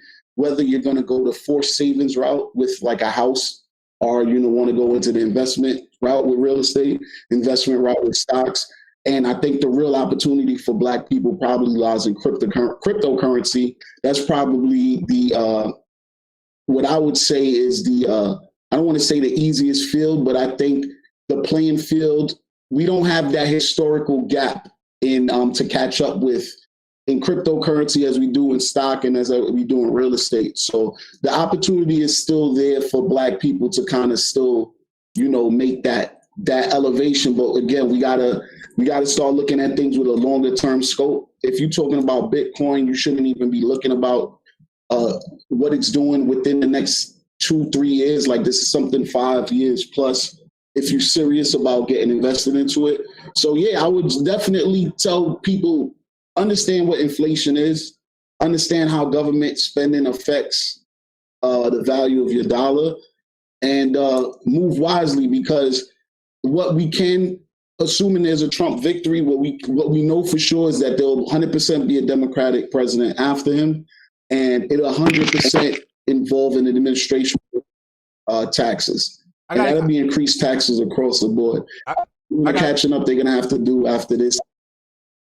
I got a question for you, Karl. Let's say somebody's sitting on approximately, $25,000 cash. What percentage do you think should be out working? Assuming that they already have reserves set aside, for rent and, expenses, operating expenses. What percentage do you think? All of it should be working, but it should be diversified into working into different things. But like if you have an emergency savings stash and then you have an additional $25,000, it shouldn't be in cash. Like it should be sitting in something, whether it's, or if it's sitting in cash, it's sitting in cash because you want to put it as a down payment on some type of real estate or something like that. But, and I'm not necessarily advocating for real estate investment because I think real estate is going to have its own issues in the next coming years. That's going to be separate from this, but that shit got to be working. And I wouldn't say put the 25,000 and all into one thing, but definitely mix it up. But all of it should be working. Powerful. Tell the people where they can find you, bro. Oh, y'all can find me on Twitter _the Civil Right. Same thing for my Instagram. And yeah, that's it. Yo, appreciate you having you. I appreciate having you on tonight. It's been a lot of love. It's a pleasure, man. Thank you for coming through. Appreciate you, Karl. I appreciate y'all for bringing me on. Already. Catch y'all later.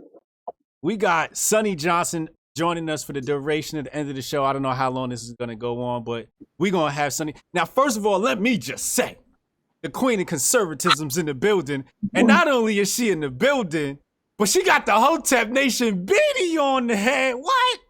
The queen got the crown on? I straight up said one thing about Black men that conservatives were going to have to understand is that they weren't going to brand themselves with the MAGA hat and all of that crazy shit. That wasn't going to happen. And I wanted to reiterate that by making sure I wore this hat tonight. because y'all are my victory. And I really hope y'all understand that and know that y'all are my victory. Yes. In 2016, when I said these things, in 2016, I said, focus on Black men. In 2016, I said, focus on the culture. In 2016, I said, focus on capitalism. If you take this formula and you pound it into the ground, we will have a generational ideological change that will shape the next century for Black people in America. And it was the perfect opportunity for us to do that. And every Republican and conservative told me I was crazy. I didn't know what I was talking about. And I was the only one. Like, I was a weirdo and I didn't know how many of me existed. So over the last kind of 4 years, I spent the time finding us. And look at us. And if you just look at tonight and you just see the lineup that you had on here and the diversity of voices, not all of us believe the same thing. Not all of us move the same way. But we all have the commonality of understanding we want to see what is best for the Black community. And with that, all of us will use it. All of us will move in unison. Yes. And that's my victory. Yes. So I can't go and say that nothing has come out of these last 4 years. Y'all are the greatest gift I could have got out of these last 4 years, and I'm grateful. So shout out to Hotep Nation. Yo, let me just say before I go ahead and catch up on these super chats. When Hoteps first got started, cats told me we wasn't marketable, this, that, and the third. And then one day I saw an article get published on Hoteps on Breitbart News, and I said, we made the news. Oh shit, nigga. Oh shit, we done made the news. I think I hit Uncle Hotep and dudes. I hit everybody. Look, we made the news, y'all. And it was Sonnie Johnson was the first person to publish us. And when that happened, that confirmed to me that what we were doing was the right thing. And I just got to say thank you, Sonnie Johnson, for being a pillar in the community and making those things happen. Let me go ahead and catch up on these super chats real fast. Sir Bubba Hotep, Proud Baggett. Jeff Curtis, I went and got the bag, now everything lit. Sir Bubba Hotep, Real Talk, learning options training from Karl, kept me in business during the beginning of COVID. Yeah. Chelsea Goodman, wonder if Black and brown people knew that we actually started the Republican Party. Would that change the vote? Would we indeed swing right? Well, you got the right guess for that question. We're going to weigh into that. Okay, here we are. Hoteps for president, Bitcoin for everything else. That's from Keith Drummond. Riley Swift said, Hoteps up. Thank you, dudes from Eagle Rock, CA. Hotep Karma. Appreciate you, homie. Found you through No Agenda and Mo Facts. Much love. Go Trump, pro freedom. Shout out to Adam Curry, Mo Facts.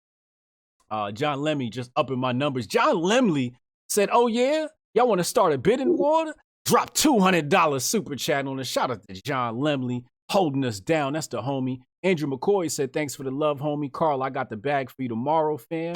Yeah, you better link up. Alawe S. Alawe S said, HJ, get a CoinTree account and we'll send you crypto. You can also read chats for people that donate separately. YouTube won't be the middleman no more. All right, we're going to have to make that happen. Steph Colonel, ain't no fun if the homies can't have none. Candace supposed to know better. Matthew Hunter said Trump is good for business. They got airtime until 2 a.m. They have to keep the suspense up. Dubwill88, what up, Sonny? I keep the interview with you and Hotep on repeat. Much love. Epic interview. I got to go back and repeat it just to finish my book. Julian A says, sup, queen of the beat drop hot politic. Balls D McGee said she got a straw hat shirt, won my heart. Oh, yeah. Sonny, do you want to tackle that question? They said if Black people knew that we started the Republican Party, would that change the vote? No, because then we also have to tell them they went literally white and kicked our ass out. So, I mean, at some point it would balance out. So just going back and telling and cherry picking the parts of history that you like aren't going to be very, very beneficial in the long haul. And I think like that's what they try to use against us when they're like, you should forget the past. Like we should forget like isolated incidents that they don't want. We can't do that in return. We have to be, like I said, the ones who look at history in its totality and not be afraid of it. And I'll repeat, you can love your country and see her clearly. You know what I'm saying? You can understand how we got here. You can understand all the pitfalls that got us here. You can see America clearly and still love her. And I think that as Americans, we need to get to that point of understanding. As a matter of fact, even when you get there, it's going to be a deeper sense of love, because after we change the shit to make it something better, you're going to know that when the time came for a generation to rise up and hold its place in this country, you were a part of that generation. So I think that that's the moment that we're in right now. And in no time in our history had the leaders that we needed not risen up. And so now I think that this time is no exception, and you're going to see the cream rise to the top, and I'm excited for it.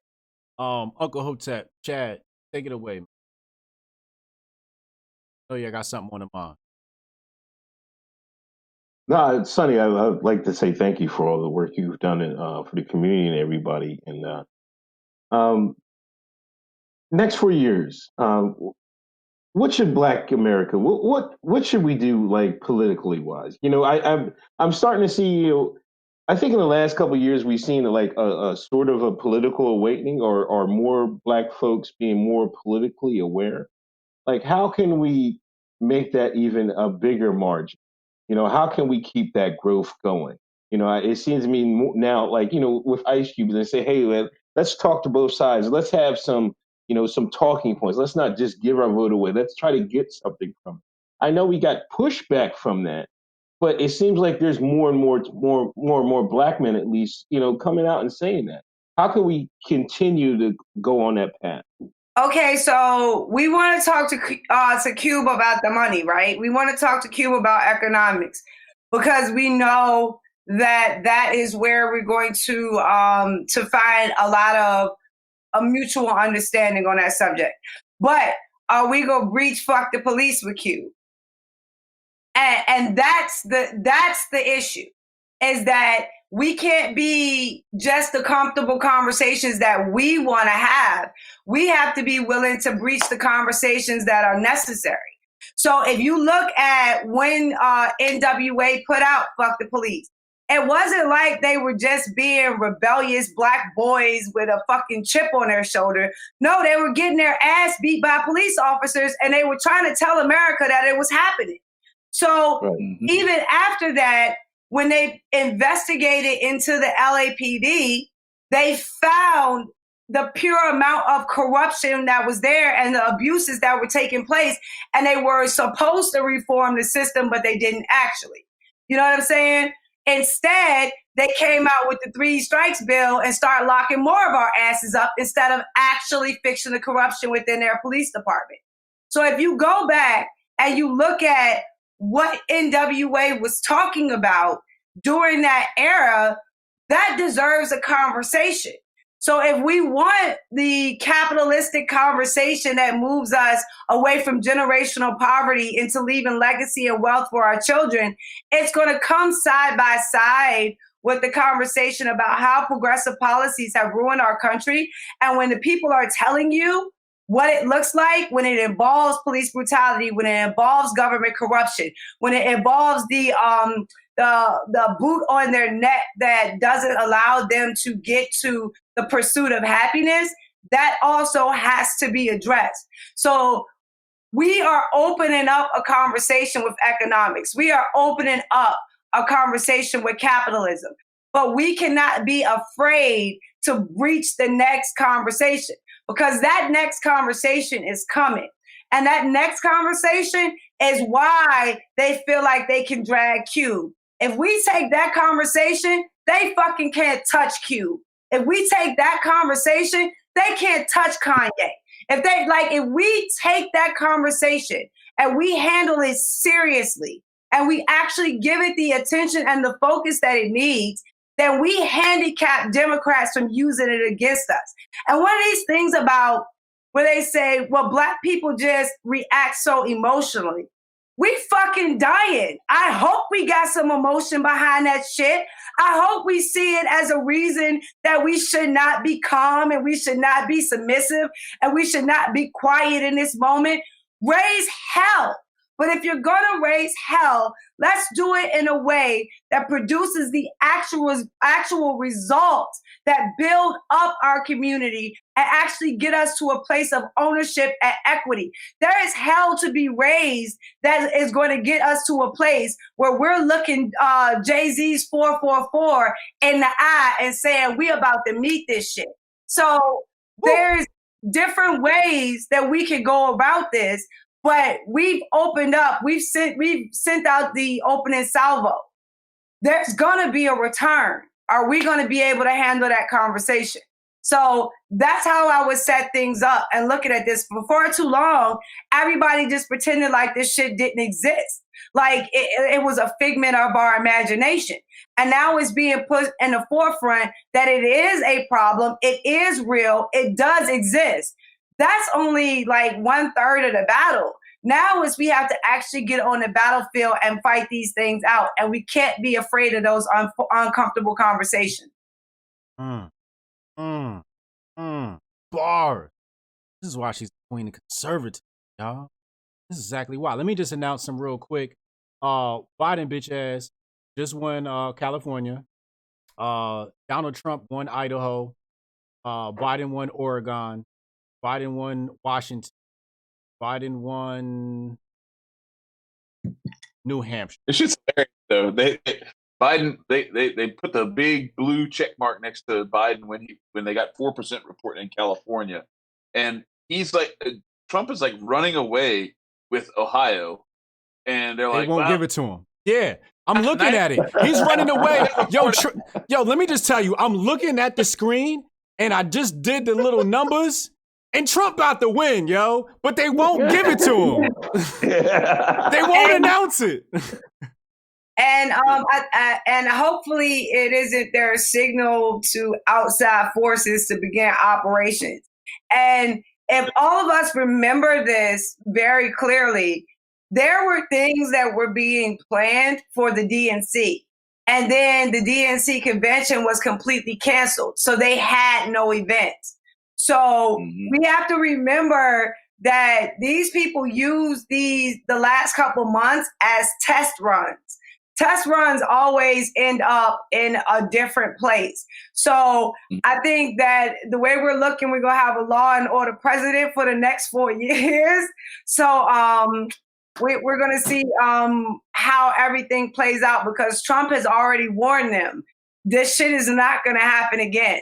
So for the better part of valor, I hope everybody was listening and they took that man seriously. Well, so I want to touch on that with this. Hold up, Chad. Let me answer a question for you, Chad. I got an answer for you because I've heard you ask this question as you try to pilfer my people over to libertarianism. I've heard you ask this question. So let me tell you what my problem with libertarians is, right? All right. Yeah, go ahead. Y'all like to stay out of shit too much.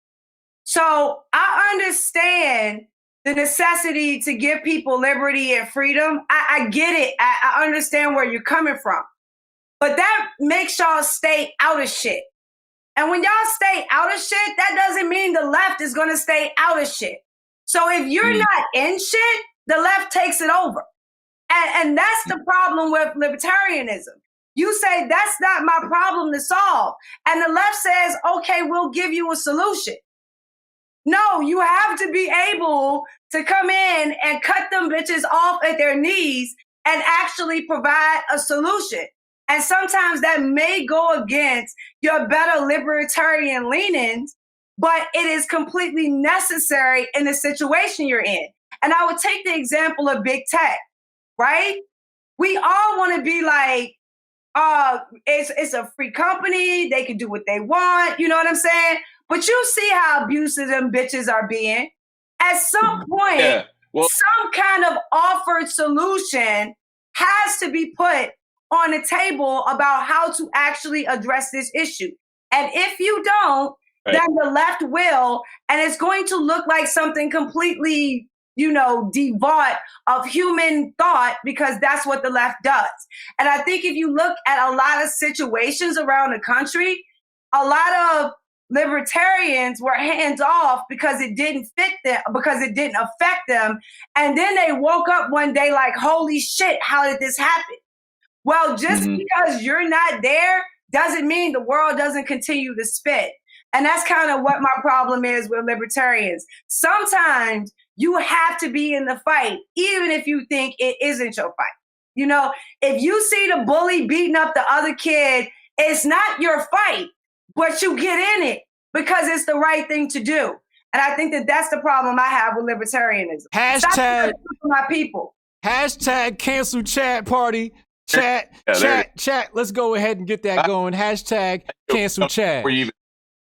All right, so I appreciate that. That's one of the reasons why I love you, honestly, is because like you cut through the bullshit right to the what are we going to do about it, and I really appreciate it. So allow me, if I may, to distinguish myself from some of the other libertarians who do that, because I recognize that a lot of these big tech companies are also getting tons of federal subsidies, tons of state subsidies, and all this other stuff. And if you're going to live in that world where you're getting tax money to do some of your shit, build some of your infrastructure, then you don't get to do this. It's just like the companies where they have like this, we're a private restaurant. We can force you to wear a mask, or we can force you to do this or do that or whatever.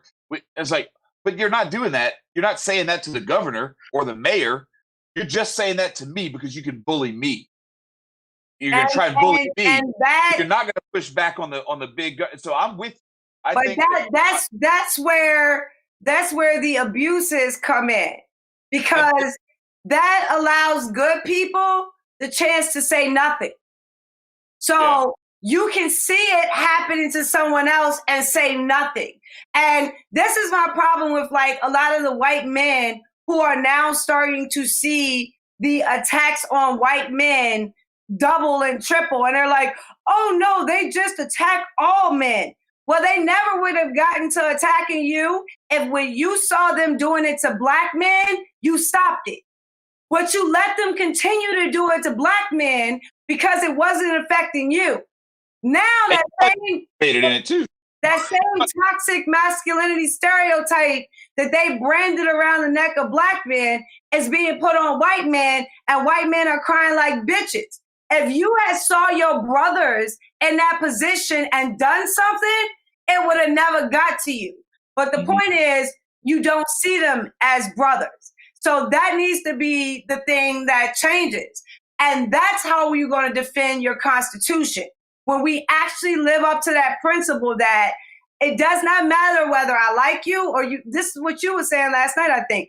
Whether you like me or not, I'm going to fight for your rights. Or the way Kendrick says it, I'm fighting for your rights even when you're wrong. Like, we understand this basic concept of how this works, but it has to be equally applied. So that means you can't say stop and frisk is good for the niggas, but you can't fuck with us for not having on the mask. Like, those two things don't equate. That's not equal application.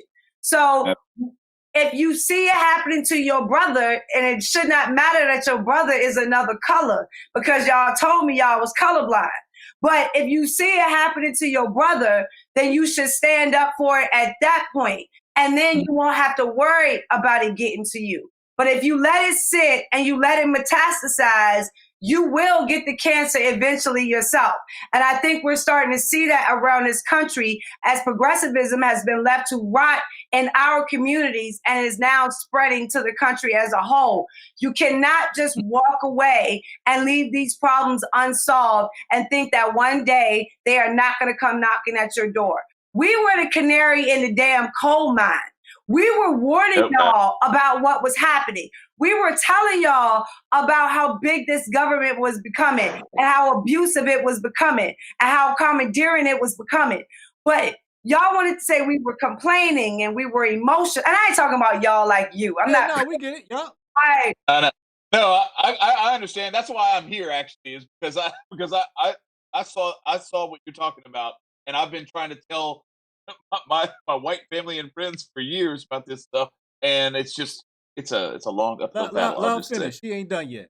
It definitely is, but it's just that the stereotype that has been put on Black men has made white conservatives blind to our power.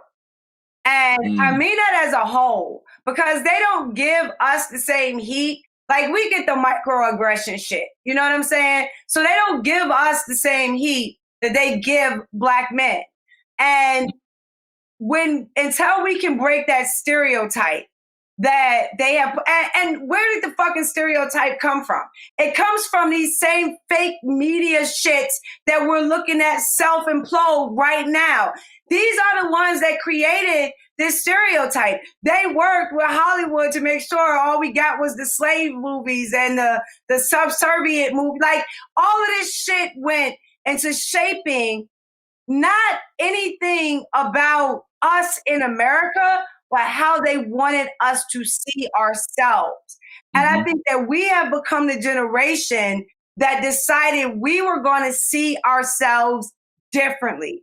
We were going to look in the mirror and we were going to love what we saw unabashedly, unashamedly, full throttle, and we don't give a fuck if you like it or not.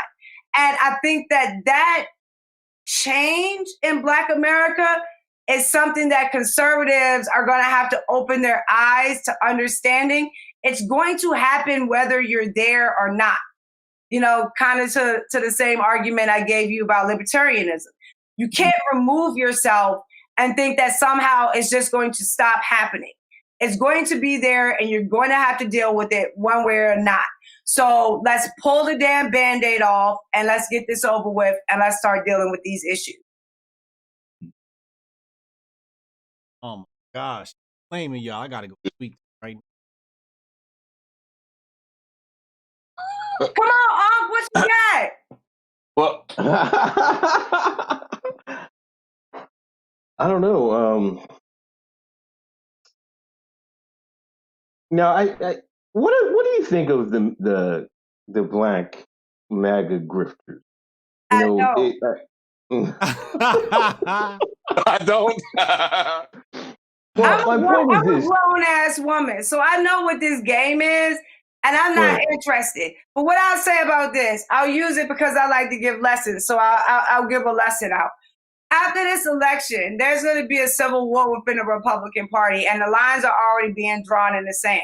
So let's say we take one of your people in that category. I think we heard sometime on this show that she's going to end up going and working with Ben Shapiro over at Daily Wire. Now, the influx that you're getting right now is coming from the culture. The culture is doing this. The culture got us here.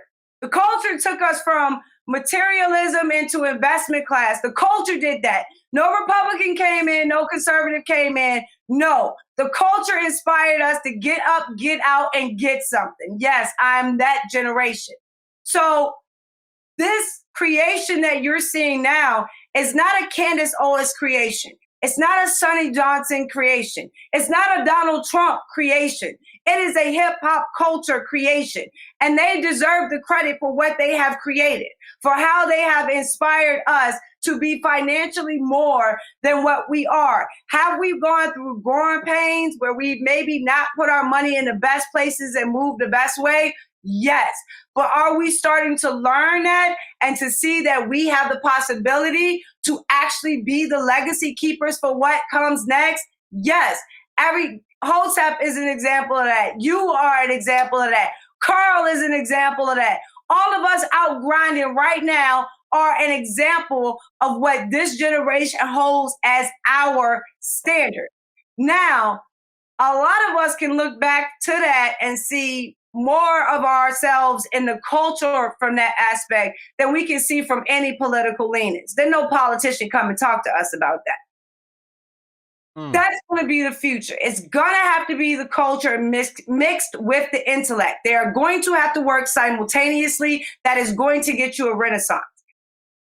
You have Ben Shapiro who thinks that rap music is not actually music. That it actually has no musical qualities whatsoever. That it should not even be looked at or defined as an art. Do you think that side of the board is not lining up to wage their war in this new fight that's coming our way? And you can look up and you can look for yourself and see where people are lining up. So I'm not thinking about them right now because I'm about to meet their ass on the battlefield of ideas. And I'm looking forward to it. Bars. All right, Sonnie, let me ask you a question. I got a couple of questions already lined up. We know that if Black outreach, if Trump said, Sonnie, handle my Black outreach, we know it would look vastly different, right? But my question to you is, why don't they give it to you? Why do they choose other people over you when you've been there way before these never Trumpers who turned MAGA? Because I'm going to tell the truth. Because I'm going to tell the truth and I can't be controlled. And I am not going to, I will never lie to you. You know what I'm saying? And if I tell you something that ends up not being true, I'll eat that shit. You know what I'm saying? I'm a person of integrity and I take it very, very seriously. So I don't play that game. So I have to be honest when I have to be honest. So now that we're in this position, let me tell you a little something about how all of this shit played out behind the scenes. Okay. Because I think the people need to understand what the fuck they're dealing with. Yes. Okay, so you remember Blacks for Trump, they launched in February? They had their little event down in Atlanta where they did their initial launch. At this point— Wait, what year? This year? This year. Okay. Yes, where they did their initial push off of Blacks for Trump. They did it down in Atlanta. Oh, right. So now this is when everything's happening. Are we going to lock down? Aren't we going to lock down? What we going to do? Blah, blah, blah, blah, blah. So at this point, everything was financed. All right. So kudos to Trump and their campaign. They actually put the bread up to have it financed. Okay. So it was financed. And they said, we're going to target these specific places. And remember, they came out with the release. They named 11 cities where they're going to put centers in. And it was a hurrah. So the quarantine came and everything shut down. Those centers never got open. Those centers never got staffed. Those centers never got cleaned up. You know what I'm saying? Those centers never got basic just renovations and repairs. Okay. They were in disarray. No maintenance. But that's what they did have. What they had the internet set up, and they had the text set up, and they had the signage set up, because all of that was done through grants with that initial money. So even though the centers themselves weren't open, and no one was in there doing shit, all of the vendors that would partake upon that money got paid up front. And the centers sat closed with nobody in them for months. And this is not to blame the staffers and the people who want to work there. They wanted to work. They begged to work. They was like, what are we doing? We should be doing something. Why are we not doing anything? And they were getting to the point where they were going to quit. A lot of them would have quit. And all these centers that you see would have not been in operation.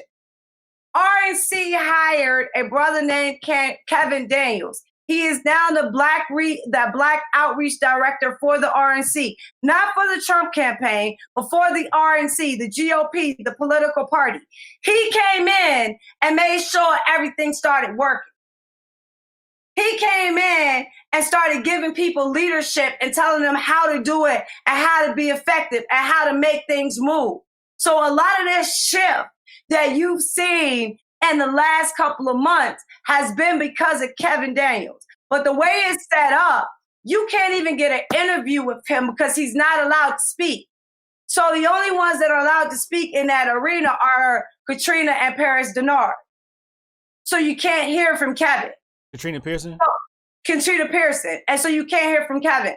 And so because you don't hear from Kevin, you don't hear about the work that is being done on the ground. What was actually done in Florida? Do you want to know why they're crushing in Ohio? Yeah. It's because of people like Felicia in Ohio. It ain't none of these mouthpieces. It's the motherfuckers that actually went out and did the damn work. But their names don't get preached. Their work doesn't get recognized. What they have put in does not get the attention that it deserves. And I'll be damned if I'm going to let that continue to happen. There are some good Black conservatives and Republicans that are on the ground. They want to do the work. They don't want to do the work for the party. They want to do the work for their communities. And they're giving it every fucking thing they've got. And they are not looked at and given the respect that they deserve. So what you're seeing now is a manifestation of an actual ground game. What it looks like when you have actual grassroots. That is being accomplished by the Black Republicans and conservatives on the ground.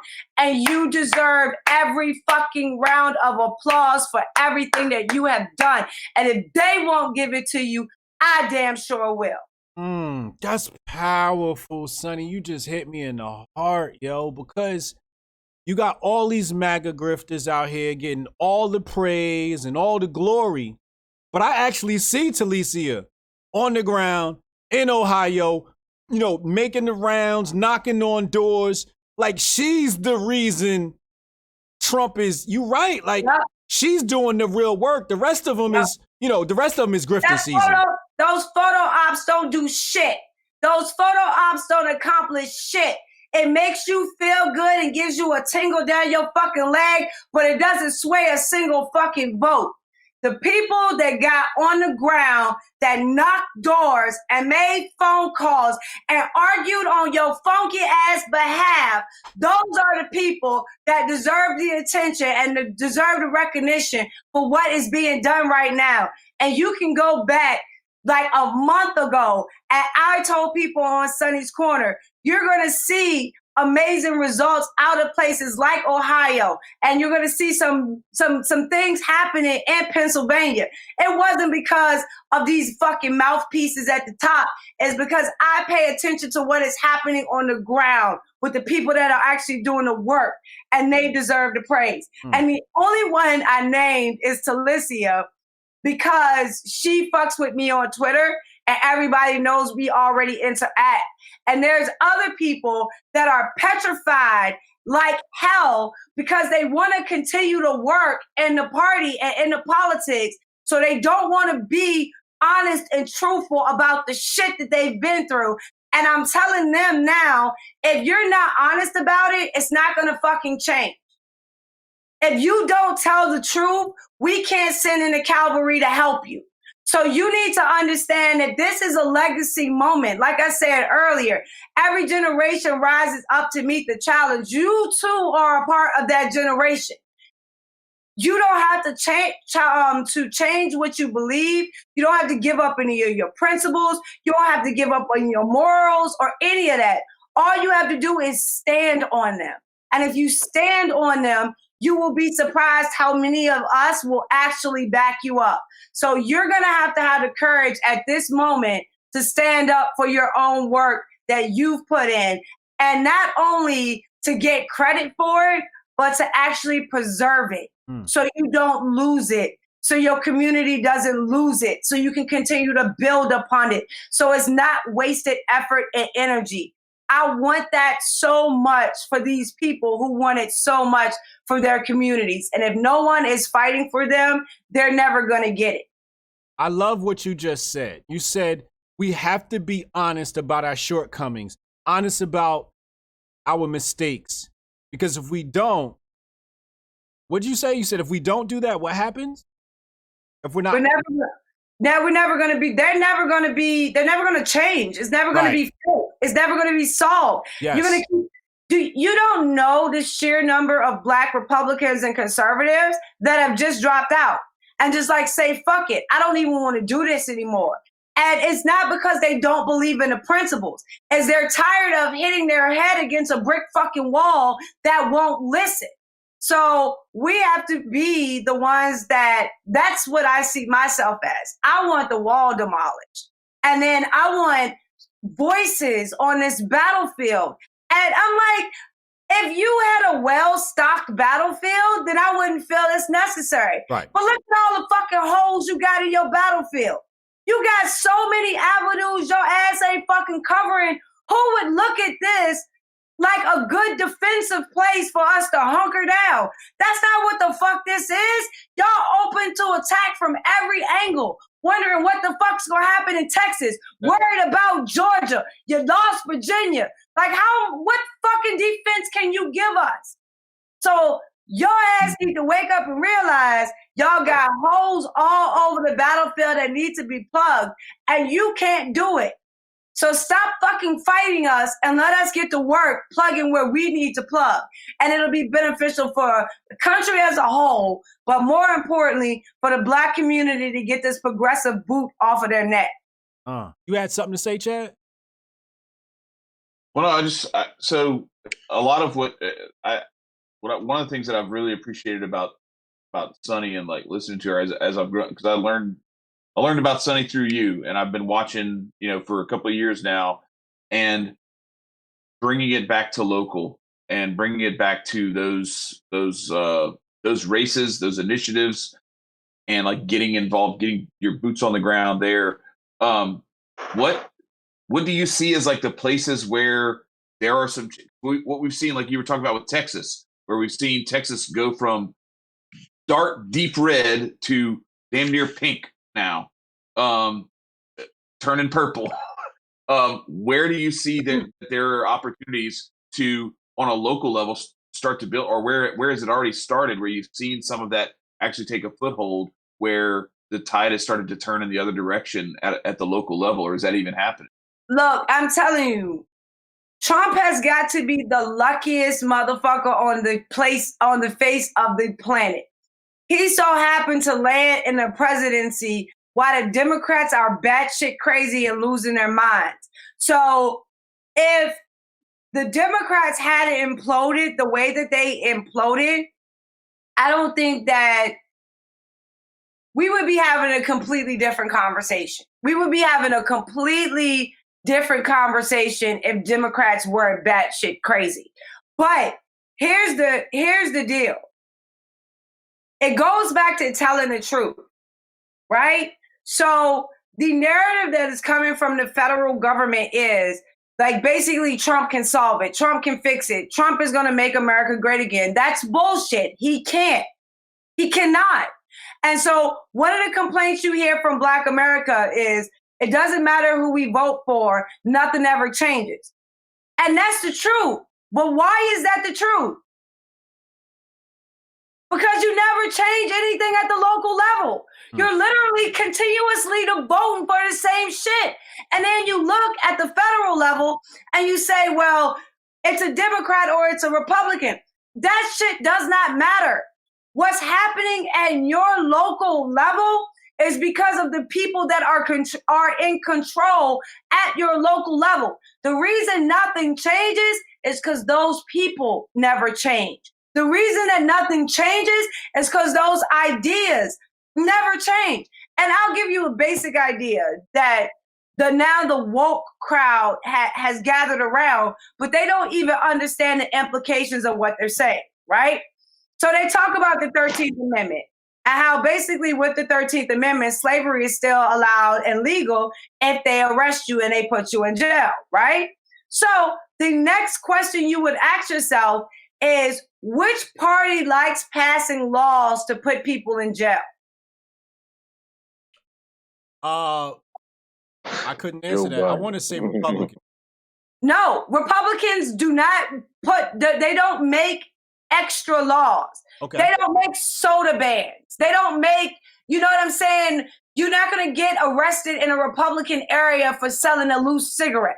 That, you know what I'm saying? I'm talking about the forced interactions between police and the community that makes the inevitability of something going wrong skyrocket. You know what I'm you're saying? referring to like some of the 88 crack laws, 94 crime bill, Nixon and his Those are the big ones. Okay. Then you take the big ones and you add the gun laws on top of it. You take the big ones and you got the big ones. Okay. Now you add the gun laws on top of it.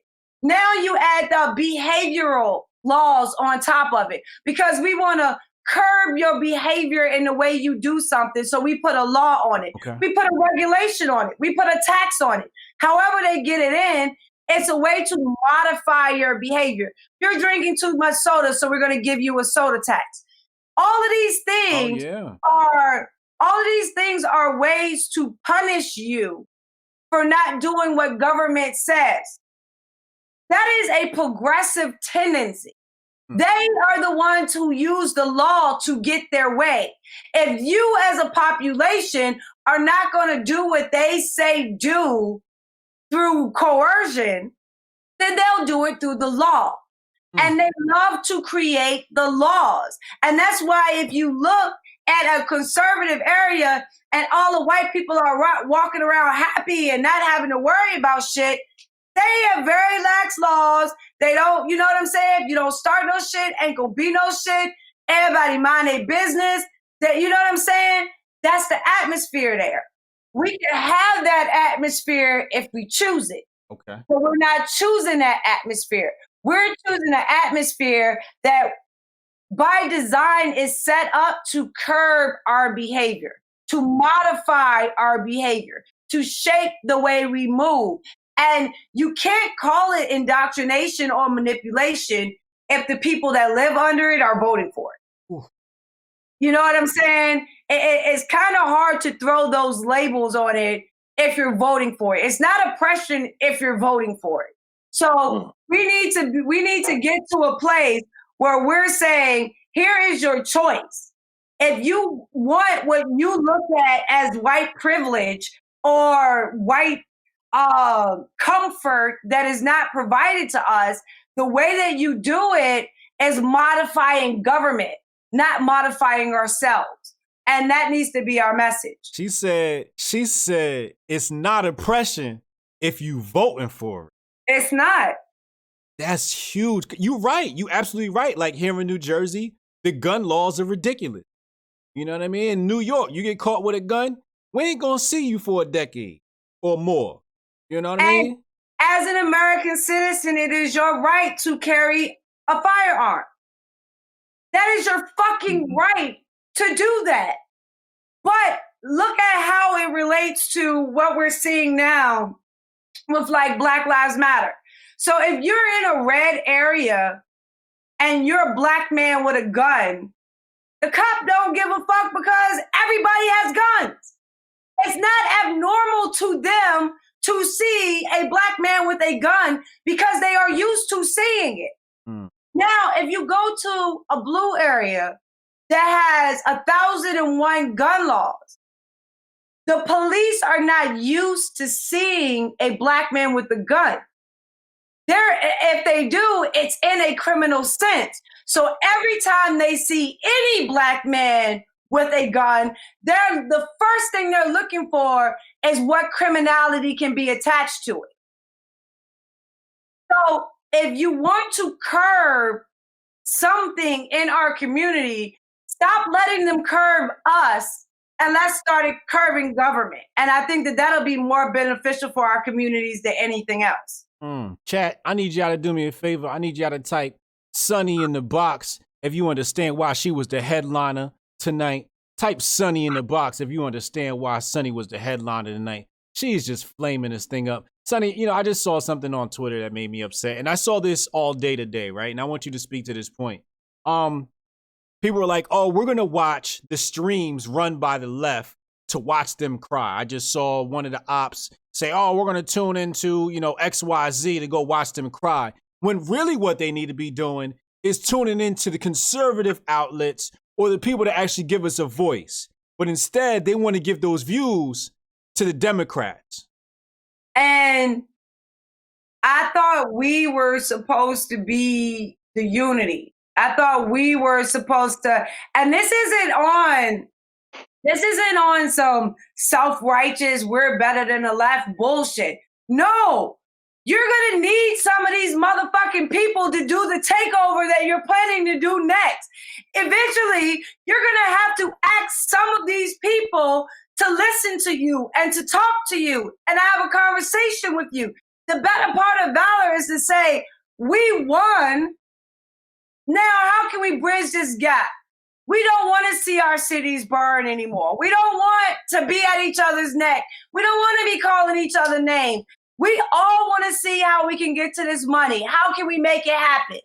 That would be the better part of valor. Not only would it be better for you going forward in what you're trying to accomplish, it's better for your fucking country. If somebody doesn't stop and be the grown-up in the room, it's not fair to be asked of you. It's not easy to be asked of you. It's not fun to be asked of you. But fuck all of that. What is best for this country?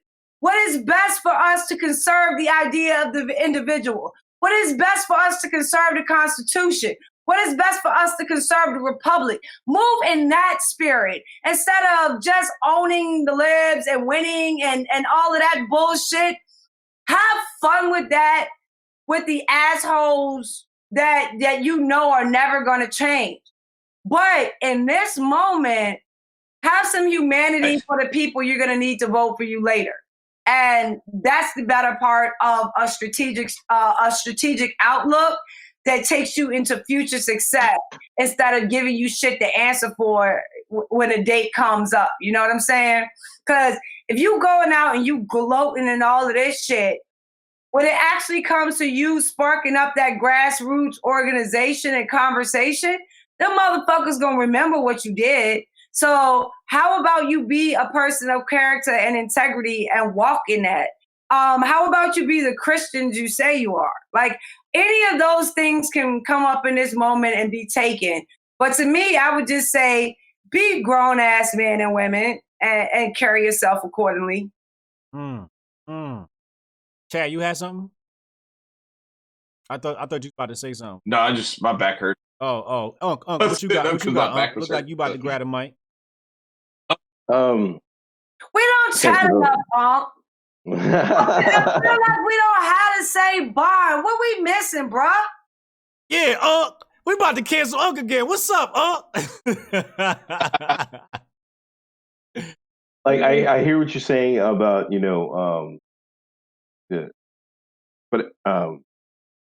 change, but how can we get our people to make that change?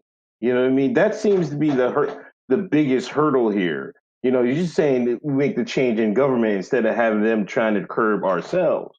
But to get the people, I'm not going to use the term that Conservative Inc. uses, but to get the average Black person to not vote Democrat or to even reconsider that is a heck of a climb. That's a good question. That's a real steep climb. You know what I mean? And I've had these conversations with my uncle, with my parents, my mother, other family members. Yeah, they're not coming off that. You know, it takes a lot. No, and we're not going to win them all because all of them are not bred like us. Right. And we have to accept that, and we have to be able to understand that just because you can't get the cousin that's standing next to you, don't mean you can't get the teenager that's looking for how to grind his ass up out of there. So it's just a matter of you picking and choosing who you want to get. And one of the things that I've learned, and this works well for me, is that people need to make sure that when they see you in these circles, you're still you. And I think a lot of these people that are presenting our message, when they get outside of their family circle, they turn into somebody else. And if you look at the culture and you take it, about the culture and the elite, right? So if you have someone who pulls themselves up from the bootstraps and becomes an elite, He becomes a lawyer. He becomes a judge. You know what I'm saying? He now looks back on the black boy like, you know, I did it, but you could never do it. You know what I'm saying? I'm special, but I'm going to vote for you to get government. You know what I'm saying? Like, because you could never be me. That becomes the attitude that is reciprocated. And you see that with a lot of the blacks on the left. What happens with the culture? The culture pulls itself by its bootstraps and say, I still rock with my niggas I rocked with from day one. And so the culture never loses that attachment. So as much as you might want to hate Kanye West, you ain't going nowhere. As much as you might want to hate Ice Cube, you ain't going nowhere. Because that, as much as you might want to hate Dave Chappelle, you know, you can name all of them for one time or another they came out, you ain't going nowhere. Because those people have decided to never walk away from the situation they saw firsthand, even though they become successful.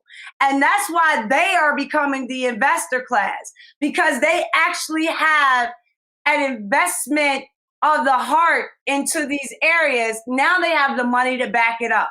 And I think you can look at Killer Mike as a perfect example for how it's kind of presenting itself. Like, that man is about his money, but in that you can see his heart.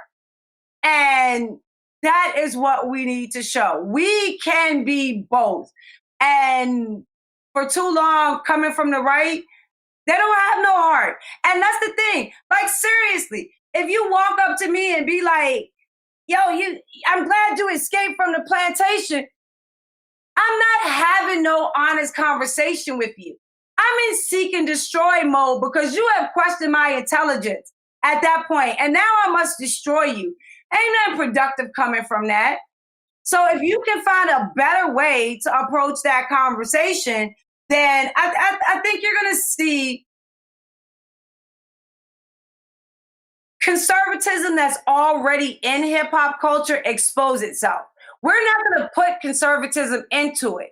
All we're going to do is expose what is already there. And for too long, it hides behind a progressive shield. And anytime that the right sees it, all they see is the progressivism. They don't see the ideas. They don't see the principles. They don't see the ideology because they're too busy fighting with the identity politics side of it. We can see the ideas. We can see the intentions. We can see what they want to accomplish, and we can provide agenda about how to get there. That makes us powerful.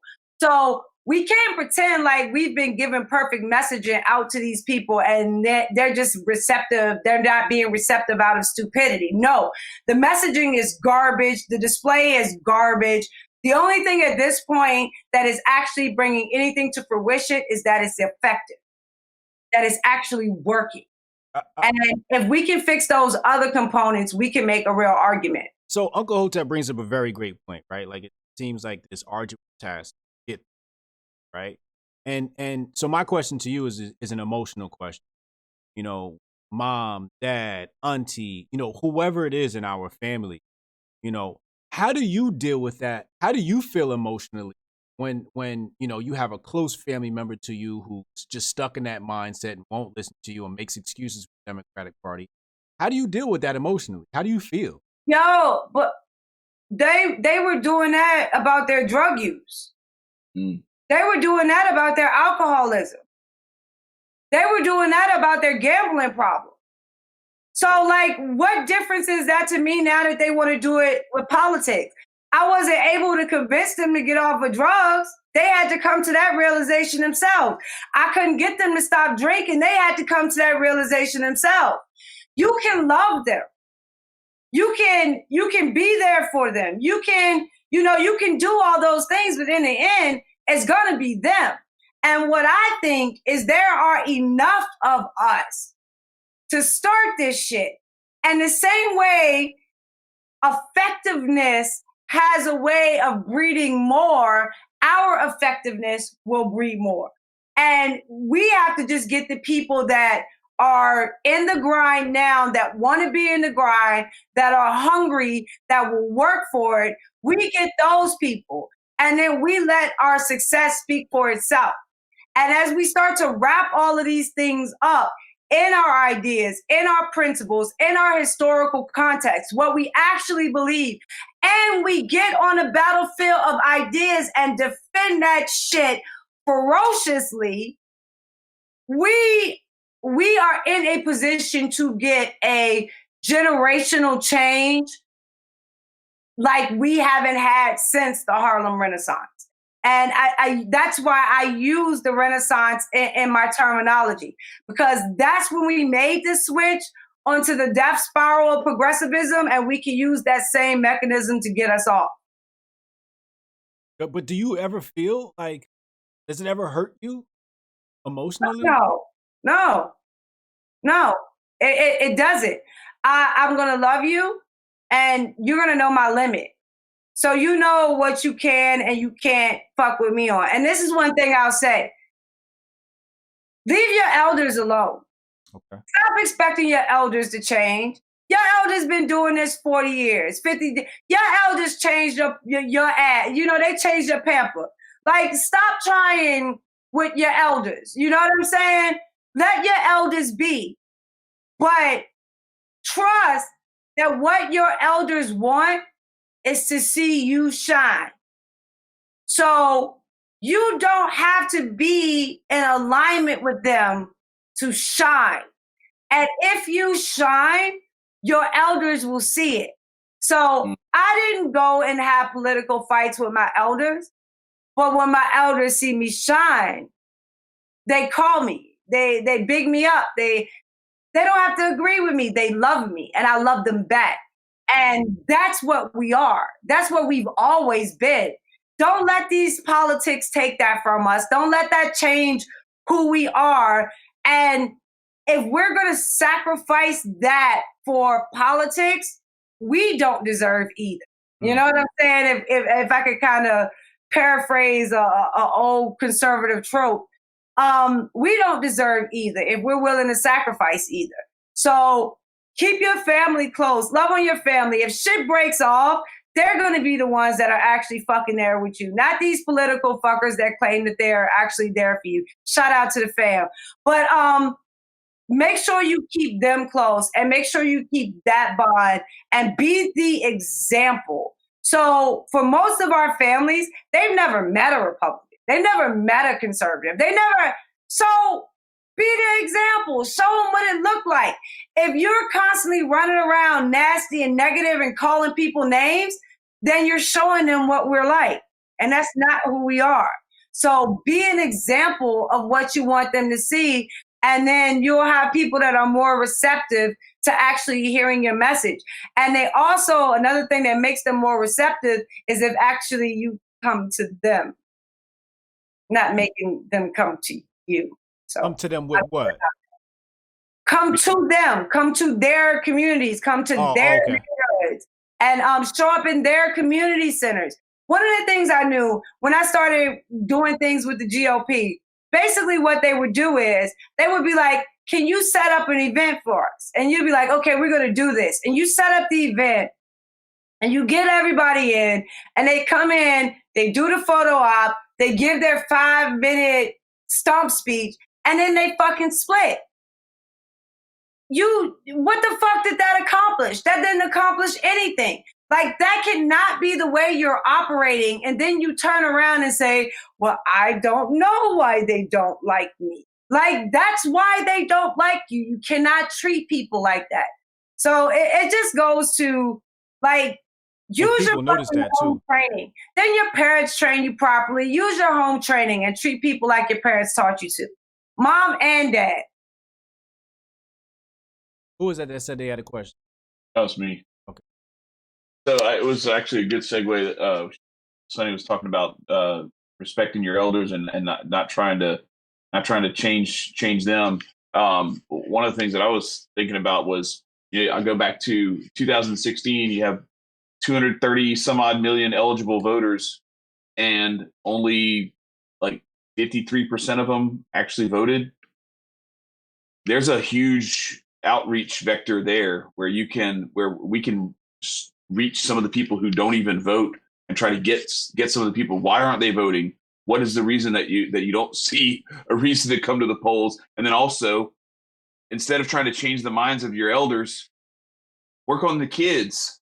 Try to teach the kids so that you have generations worth of future folks that you can help to influence as you go forward. What did Dr. Dre say about hip hop?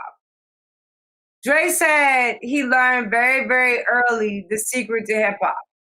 He said, we're never going to win older white people with hip hop. Older white people are never going to buy into hip hop, but we can get their kids.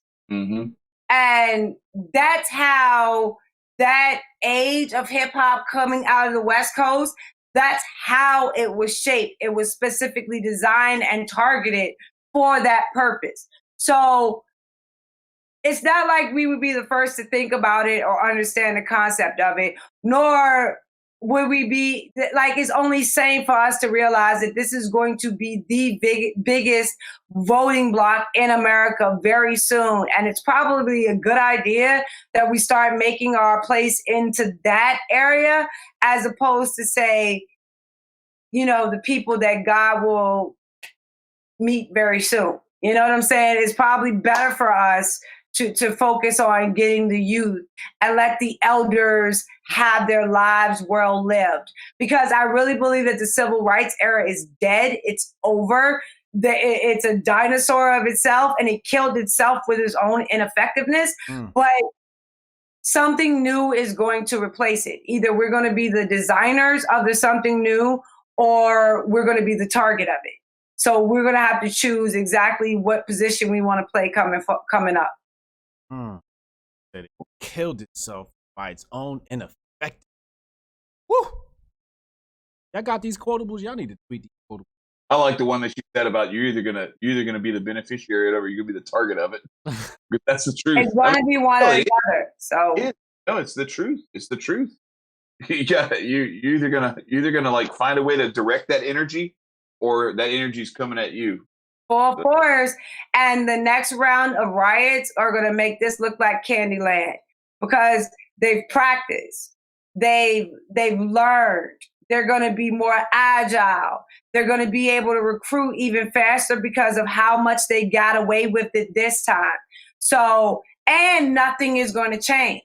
You know what I'm saying? So you're not abating any of the anger, you're not solving any of the problems, you're not removing any of the issues. You're just continuing to let it sit and fester. And the Marxists, the anarchists, you know, they're going to go in. I know. They're going to go in, and they're gonna pick at the scab. They're gonna throw vinegar into it. They're gonna agitate it as much as they can.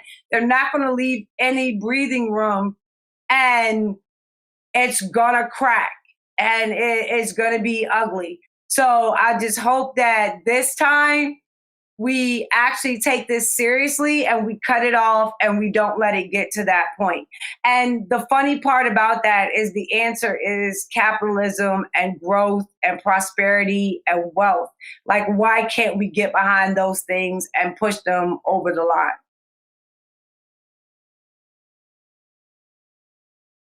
I love it. Sonnie, I'm sitting here listening to you speak, and I'm saying to myself, we need a course. We need a classroom. We need a seminar. We need a whole. It's time for you to release a course. I will say this. Respect me for this. I had to learn this shit first. Right. I didn't want to be putting shit out half-assed that I hadn't learned myself, that I hadn't studied myself, that I hadn't saw with my own eyes. Like, people tell me that my integrity is going to cost me, but I say it's the only money I have at the moment. It's the only currency I have at the moment. Is the ability to be able to say, when I'm telling you things, I mean it from the bottom of my heart. I've studied on it. I've thought on it. I've sharpened it against other steel. It's not some idea that I'm pulling out of my ass. Like, I have legitimately given you everything I have on this subject before I give it to you. You know what I'm saying? Right. So that's what I have been doing for the last 4 years. I learned from a very, very smart individual that I met in the Twitterverse a couple of years ago, who told me that Twitter was nothing more than a data mine, and that you use that data mine to learn. And if you're going to be using a social platform, you're going to make sure you're getting some kind of benefit out of it. And that's what I've started to do. So all of their talking points, all of these old ideas, if y'all wonder why I do Twitter the way that I do, it's research. I learn from the best, and that being Hotep J. Bless. I appreciate you, Queen. Real talk, that's what it is. It's about data mining. But I really, I know money's not your motivation, right? And I know integrity is your currency. And that's what the game been missing. But I really think for 2021, a goal of yours, and I'll be more than happy to help you at no cost. But I think we need to sit down and figure out how we can put together a course, 10, 20 videos, however many it is, 10 minutes of video, to teach people everything they need to know about politics from the most important points. Obviously, you can't teach them everything, but the most important points. We're ready to get some real fun lessons coming up, because for some reason, people think that, I'm not going to say my silence because I'm very loud, but the fact that I don't chase shit mean that I ain't doing shit. Right. And I think that a lot of people are going to be surprised how much shit has actually been done. So I don't feel the need to run around and talk about it all the time and throw it out and stuff that's unfinished or things that are tentative at best. But yeah, I know this game. I peep this game. I know how this game works. And sometimes the best thing that you can do is to never let the motherfucker see you coming. And I think like that to me is going to be a beautiful day when I pop up and they can't run.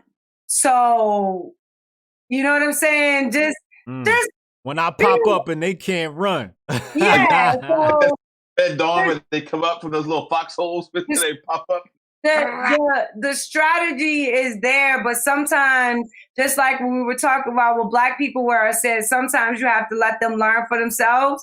Well, sometimes you gotta let conservatives learn for themselves as well. And I think a lot of them are seeing some things clearly tonight as well. And so now we'll see how they take an argument and be receptive to actually having conservatism equally applied. Let me catch up on some of the super chats here. We got Super Sean 95 says, Sonnie, you on that One Piece. Unique Laura said, great show, guys. Special shout out to the one and only Sonnie Johnson. You rock, queen. Shout out to Unique Laura. She always holds it down. Eric P. So sick I couldn't make the live tonight, but had to show a small token of appreciation to y'all. Opening my eyes. Hashtag Sonnie 2024. Thank you, Eric. B. Weezy Bird. Shout out to the One Piece shirt. Oh, yeah, you already know. Derek the Fletcher. Sonnie, look into momsforamerica.com. I think a union of ideas is overdue. My mom is pushing grassroots conservative perspective. Shout out to Moms. John Lemley, Trump with 4 million general lead. John Lemley also, that's old. Trump is winning VA, but they won't give it to him. They won't give him any of these wins, bro. Can I talk about that? Yes. Can you give me like 2 seconds to talk about that? Do your thing. So Sorry. that is what's exciting me. That's what's exciting me, right? So I was full Hotep this morning. I knew I was gonna go vote, but I was like, I'm gonna vote in Kanye. And I was like dead ass. Like, I'm gonna vote in Kanye, and it's gonna be my repudiation to the Virginia GOP, right? So I'm like, I'm buzzed about it. Hubby come home, and I told him, I was like, yeah, come on, I'm ready. I'm ready to go, and I'm going to vote for Kanye. Right before we get ready to walk out the door, they flashed on the screen, Virginia may be in play. So I'm like, yeah, what the fuck ever. And I'm like, still going. I'm like, let's go. I'm getting ready to go vote for Kanye. My husband said, hold up, stop. We need to have I don't stop you when it comes to your work. When it's your work, you gotta do what you gotta do. But this is your vote. So me and you need to talk for a second. And yo, I had hubby sit me down and say, look, I know you think this shit is fun, but this ain't fun right now. This what we about to do. And I was like, oh, okay. Like, he's like, no, you're gonna go and you're gonna vote for Trump. And if you vote for Kanye West, me and you gonna have some shit to talk about. And if I lose my money, me and you gonna have some shit to talk about. For the first time in 4 years, our healthcare costs have gone down. If your ass vote for Kanye West, we're gonna have a problem. And like it was like, you know, it was a G check, and I love my husband for that. It was a G check. He was like, yeah, no, this my house, and we about to talk about this on some grown people, you know, some grown people shit. And I was like, all right, husband, and you know what I'm saying? All right, you're right, and that's my house. Shout out to hubby pulling you aside and getting that correct. Hey, when he get that look on his face, like it's that look, you know, I can't describe it, but once he get that look, you know, it's like, yeah, Sonny's all that. But when it come to him and that look, yeah, I met your husband before. Real cool, real cool dude. You could tell he's got a heart, real warm individual, right? Righteous individual. And he's not that type of person that's gonna try and impose his will on somebody else. You can just tell that. So when that man speaks up, you definitely gotta listen. And so then to top it off, and this is the funny, just to add a funny to y'all night, we go to the polls to vote. And of course, you know, so it's two black people walking up, and the Democrats dude is like, come on, here you go. My husband said, nah, don't worry about that. Hey, how you doing? Can I get one of them? And he goes over to the GOP booth. And he's like, oh, yeah, let me have one of them. And he goes and he looks dead at the Democrat people, and he just folds the paper up. He doesn't even look at it. He just folds it up and put it in his pocket like, I just wanted you to see that I was doing it. And I'm sitting here looking like, you about to cut up today, right? You about to act a real damn fool up in here, right? So then we come out, and just to be the asshole that he is, he goes back over to the GOP booth, and he just starts flirting with the two little white ladies that are at the booth. And I'm like fucking dying laughing. And they are eating it up. They're loving it. And I'm just like, Lord, I cannot believe this. I'm like, it was just so fun. And then he's like, look what I got you. And he comes back with 2 American flags. He says, see what I got for you? And so that was my voting experience. And I was like, I will never go and vote with you again. So what was it? It's like a GOP booth and like a Dem booth there or something? What's happening? Well, the GOP had a tent. And this is why the numbers coming out of Virginia aren't really surprising to me. GOP had a tent set up with goodies and everything. The Dems were a man with papers. And he was like all by himself. And he just, you know, he had his papers. But here's the rub. I live in Northern Virginia, and that's the Democratic stronghold. There was nobody in line. When I tell you there was nobody in line, I mean, we walked in, went straight, got our ballots, went straight to the thing, went straight to the machine, went straight to the stickers, and was out. And I'm talking like 2 to 3 minutes. So there was no line. So that might be why Virginia is in play, because they thought it was safe, so they didn't get out the vote. So that might be one of the contributing factors to if you see Virginia being closer than what they expected it to be. That a lot of people in Northern Virginia just thought they didn't have to vote, and they didn't. Yeah, Trump's got the popular vote in Virginia. The numbers are close, but they both of the sites that I'm looking at have it called for Virginia. They have it called for Biden, yes. But Trump's up in the popular vote. But and the reason that they're calling it is because they're expecting the numbers out of Northern Virginia when those final numbers to come in for it to swell. But what I'm saying is that's not what you saw. That's not what I saw when I went to vote. So I know that they did have an early voting push, but that doesn't account for the numbers that they needed of people to show up today to vote. So that's all anecdotal, but it is what I saw voting here in Virginia. Biden has won Hawaii, and Hawaii, let me look. That's worth 3 electoral votes, and Trump has won Ohio officially, and that's worth 18 votes. Shout out to Felicia. Felicia, big work. I got it. Shout out to Felicia. So I got. I'm looking at this is Trump 204. I'm adding so if I had Pennsylvania, Michigan, Wisconsin, Iowa, and Georgia, that's 36, 52, 62, 68. That puts him at 272. Trump got this. I mean, that's what I'm saying. It's going to be. It's the thing is though. This is what I didn't know if it was. I didn't know how it was. Because just looking at the rallies and stuff like that, it just looked like so overwhelming. Like he's packing houses and stuff, and they're like he's causing COVID deaths and everything because of the rallies and all this stuff. That's how overwhelming it is. And Biden's got 10 people showing up and stuff. So I was expecting it to possibly be a landslide, but it was either that or I thought it was going to be what we're seeing here, which is it's going to be so close that this shit's going to drag out because they're going to drag Pennsylvania out. Michigan, maybe not, but I see Pennsylvania being dragged out for a while. And I don't know, it might be Michigan. It might be Michigan and Pennsylvania they get because that's 36 electoral votes right there. It may just take Pennsylvania. I don't know. But the Virginia thing, they got to count those mail-ins in Pennsylvania.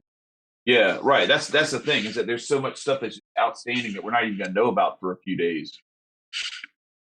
So, I know one but thing. yeah, behind in the popular vote now by 1.3 million votes. Yeah. I waited until I came on with y'all to actually start drinking. So I had to be clear-headed, so I didn't get my first drink. I was right before I went on air with y'all, I was like, come on. Because I can take the drink while I'm doing this. But I think I'm going to try to stay up and watch as much of it as I can. But I'm probably going to be ripped before we know who the president is going to be. So yeah, I usually get my sipping in right when the episode is about to start, and it sets in halfway through. And Uncle Hotep always got to warn me, nigga, you about to fuck up our HBO bag. So I definitely feel you on that. I had 3 shots of Cuervo with a little bit of lemonade earlier. That shit done wore off. I'm getting sleepy like a motherfucker, but I'm hanging in there. I want to celebrate. I need this clip. I need my Griff clip of this celebration. They bullshitting though, because they've announced all these states super early for Biden. And we know these other states are like Georgia and Florida. 96% is already in Florida. 80% is already in for Georgia. 95% in for North Carolina. And they won't announce it. They won't say he got that. Because those are the money trap states. Those were where they sent all of the money and all of the funds. So what they're trying to do is to salvage the most that they can possibly salvage out of that area to still have some beneficial effect for the next election. These people, we look at this this is the biggest. No, it's not. They've already started planning for the next election. They've already started planning for the next midterms. They're already gone onto something else. And that's why I do my show the way that I do. And I'm like, yes, this happened, but no, we can't focus on it because this next shit is coming right up on you. And we have to start training ourselves to understand that. So when we're looking at them and we're like, what they're doing doesn't make sense, pull back for a second and wonder what makes it make sense.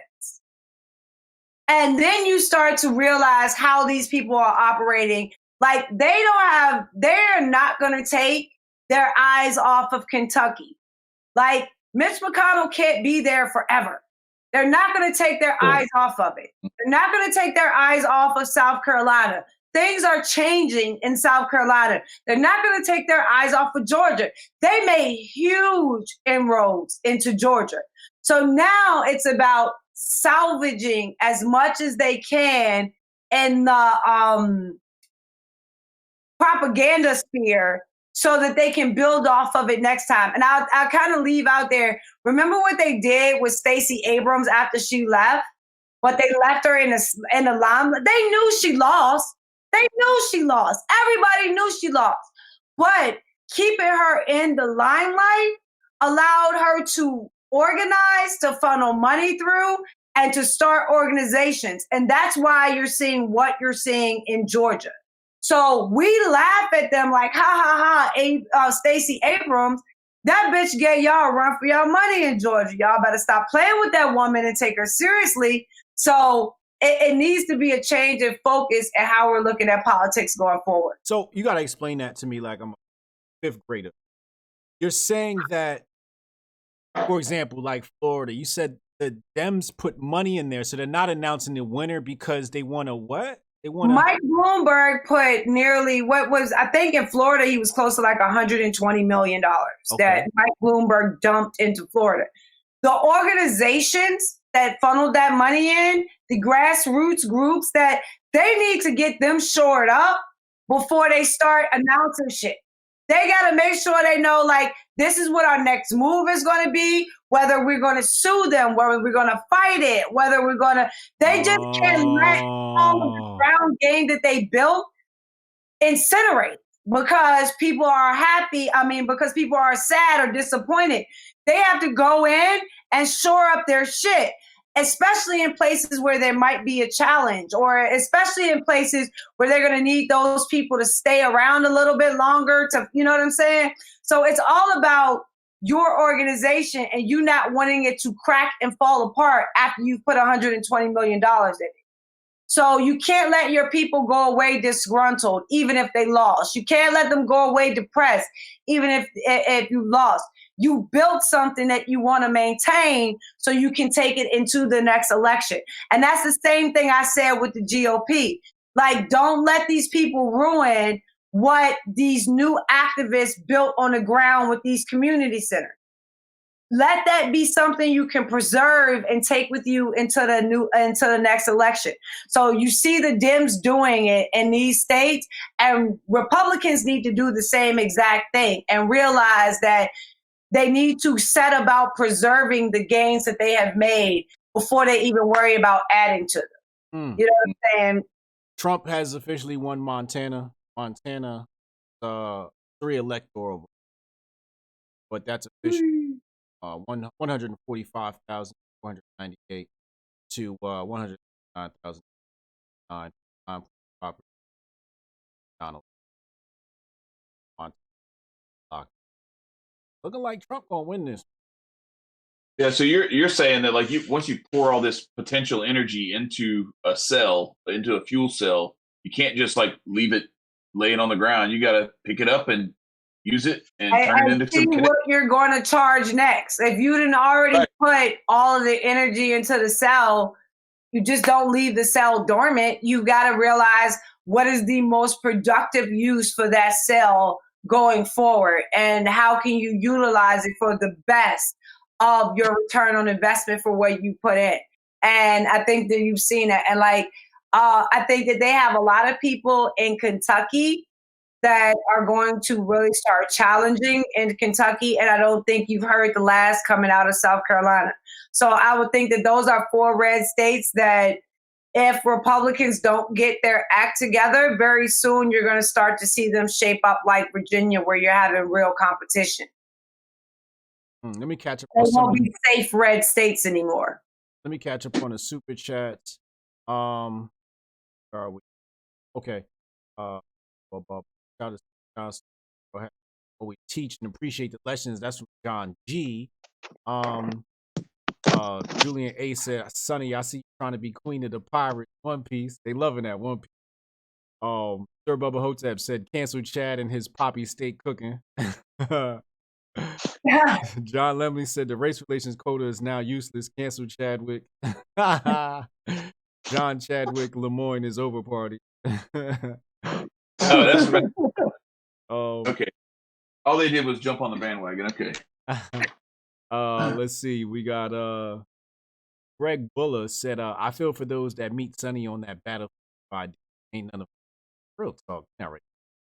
I don't want that. So Sir Bubba Hotep said, how can I link with DC? Where in Ohio? Is it chat? Can anyone in the mods pop his Twitter in there? If not, hit me on Twitter. I'll definitely. Judah, $9.99 super chat. Corina, what up, twin? He said, living vicariously through Sonnie, man. Word. Dia Z said, first time hearing Sonnie speak, I'm fired up. Love this convo and all the guests. Thank you, brothers, for this wonderful chat. Bless. Word. John Lemley, 757 votes. Should count more than Nova votes. Nova didn't give the world clips. Missy Elliott or Timbo. Those are Virginia area codes. The 757 is down south by Virginia Beach. Okay. Yeah, they did. Yeah, they gave us clips. They gave us Pusha T. They gave us that good Coke rap. John Lemley. You said what? Oh, Missy Elliott. And Missy and Timbo, word. John Lemley said Pat Riley has to feel miserable that he changed his party record public. I know he's so. Appreciate y'all. So it looks like Ohio has officially been called for Trump, which means that either Trump's going to win this thing, or it will be the first time since Kennedy that someone won the presidential election without winning Ohio. Yeah. Hey, if we can have a little secret between us, I'm gonna go watch some of them cry too. But I'm not gonna talk about it on Twitter. You're right. Yeah, Trump has won. I'm gonna go watch some tears. I'm just not gonna brag about it on Twitter. Absolutely. Trump has won Ohio. He has won Montana. He has won Iowa. So Pennsylvania has 60% reporting, and he's up 57-41 or 41.7. That one is still too close to call, apparently. It's like, I don't know how many more votes are coming in. I mean, I know that some of these precincts are overloaded in one direction or the other, and sometimes it can get kind of crazy. But some of this stuff, I think sometimes it's just like, I know also, like, I've been in that situation where I worked for a TV station, like you have, and I know, Sonnie, you feel this like too with you don't want to say something on air officially when you don't know that it's true. You don't want to speculate. So I get that, they don't want to call Pennsylvania right now because if it came back to bite them in the ass by 1/100 of a point, they'd really look stupid. So I get it, but it's just kind of, it's funny to watch some of these things where they'll call California with 4% precincts reporting and not even give a shit. Yeah, they just automatically know, right? I mean, I knew too. I mean, we all knew, like, I don't know, 2 years ago probably that it was going to take a Trump. Sonnie, I got a question. If the Dems organize so well, how is Trump winning? If they, they did. Like one of the reasons I don't really focus on the Democrats is because there are good people trying to reform the Democratic Party. And one of my favorites is Tesla Figaro.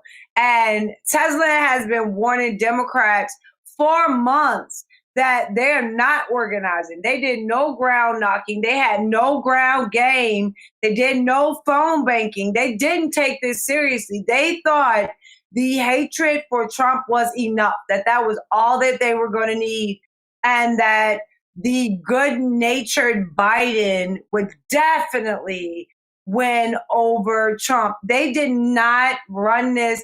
They did what Hillary did. Like, this is how complacent Democrats have become, that they think that they can just mail in an election and still get the desired result. But you're going to see them, just like I said, you're going to see a civil war on the Republican side. You're going to see a civil war on the Democrat side.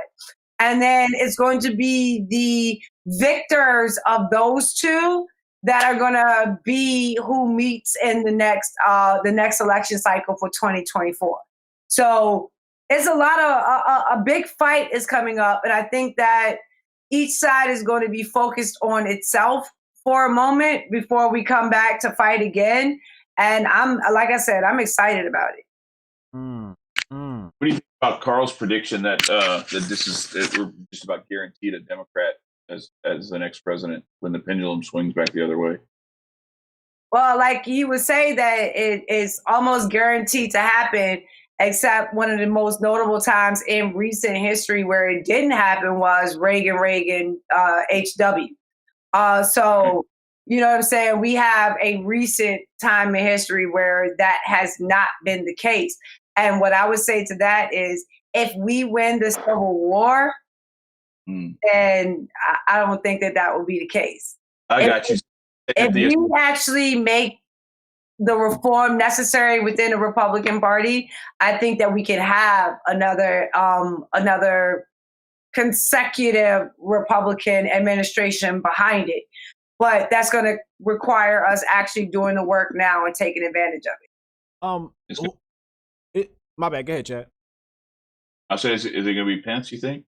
No. No? Okay. No. Why not Pence? Because he's not going to be able to connect the way that Trump has. And I'm not saying that the next Republican will have to, but you're going to have more sauce than Pence. I'm sorry. You're going to have more sauce than Pence. Trump is a tough act to follow. The ability to debate while in and of itself is a good thing. But I'm sorry, like, doesn't it freak you out just looking at him? It's like you can't pretend that human nature isn't going to fucking kick in. It's going to kick in. So I would suggest the Republicans look for somebody with more sauce. And I think like that. So who do you got front runners next election for Dems, and who you got front runner next election for Republicans? I don't think we know their names. And when I said this, when I started Sonnie's Corner, I said, you don't know their name yet. The next group, the next people, and this was before any other squad came out. This is way before any other squad came out. I said, you don't know their name. You don't know where they're coming from, and you don't know what they're going to do. But when they show the fuck up, they're going to shock the shit out of you. And then came Alexandria Ocasio-Cortez. Then came Ilhan Omar. Then came Ayanna Pressley. You know what I'm saying? One behind another. We didn't know any of their names. We didn't know any of their names. We didn't know anything about them. And they popped up and they shook the fuck out of all of us across the board. And I see the same thing happening here. But that's why I think we have to be so afraid of this Marxist push in our country. Because if they can get a pretty face, be it male or female, if they can get a pretty face to properly deliver this message in a way where it doesn't sound bad shit, it's over. It's over. Kind of like so how now it's just about them finding the perfect person to meld with their ideas. And I don't think we know that person's name yet. It's like how Obama came out of nowhere. And poof, now you have the greatest political movement, whatever. None of us knew it. None of us saw it coming until they put it on the DNC convention stage for us to see. And I think that same thing is happening right now. We don't know their name yet, but they will present themselves. And for us, That is dangerous. We should not be living like that. We should not be operating like that. That shows stupidity and lack of planning on our part. And we need to up our game in a political sphere. And we should not be finding ourselves in that position. We should see these motherfuckers clearly. They should not be sneaking up on us. Right. Does Kanye have a chance to win next election? Not a chance in hell. I see the tweet. He got 50,000 over. They said he got over 50,000 votes. No, I love Kanye. I'll change my opinion when you can tell me about foreign policy. Like, Negro, you being black is not enough. You actually have to have a command of this subject matter and know what the fuck you're talking about. And when you're on Twitter talking about some people have too much while some people don't have enough, motherfucker, you sounded like Kamala and AOC. So me and you gonna need to talk and figure out what the hell you trying to get at. So, you know, you can't blanket support somebody and just, you know what I'm saying? The meaning behind me when I said Kanye never had to change for me is that I would have always debated your ass where you stood. I would have never, you didn't have to change anything about your humanity for me to have had an honest discussion with you.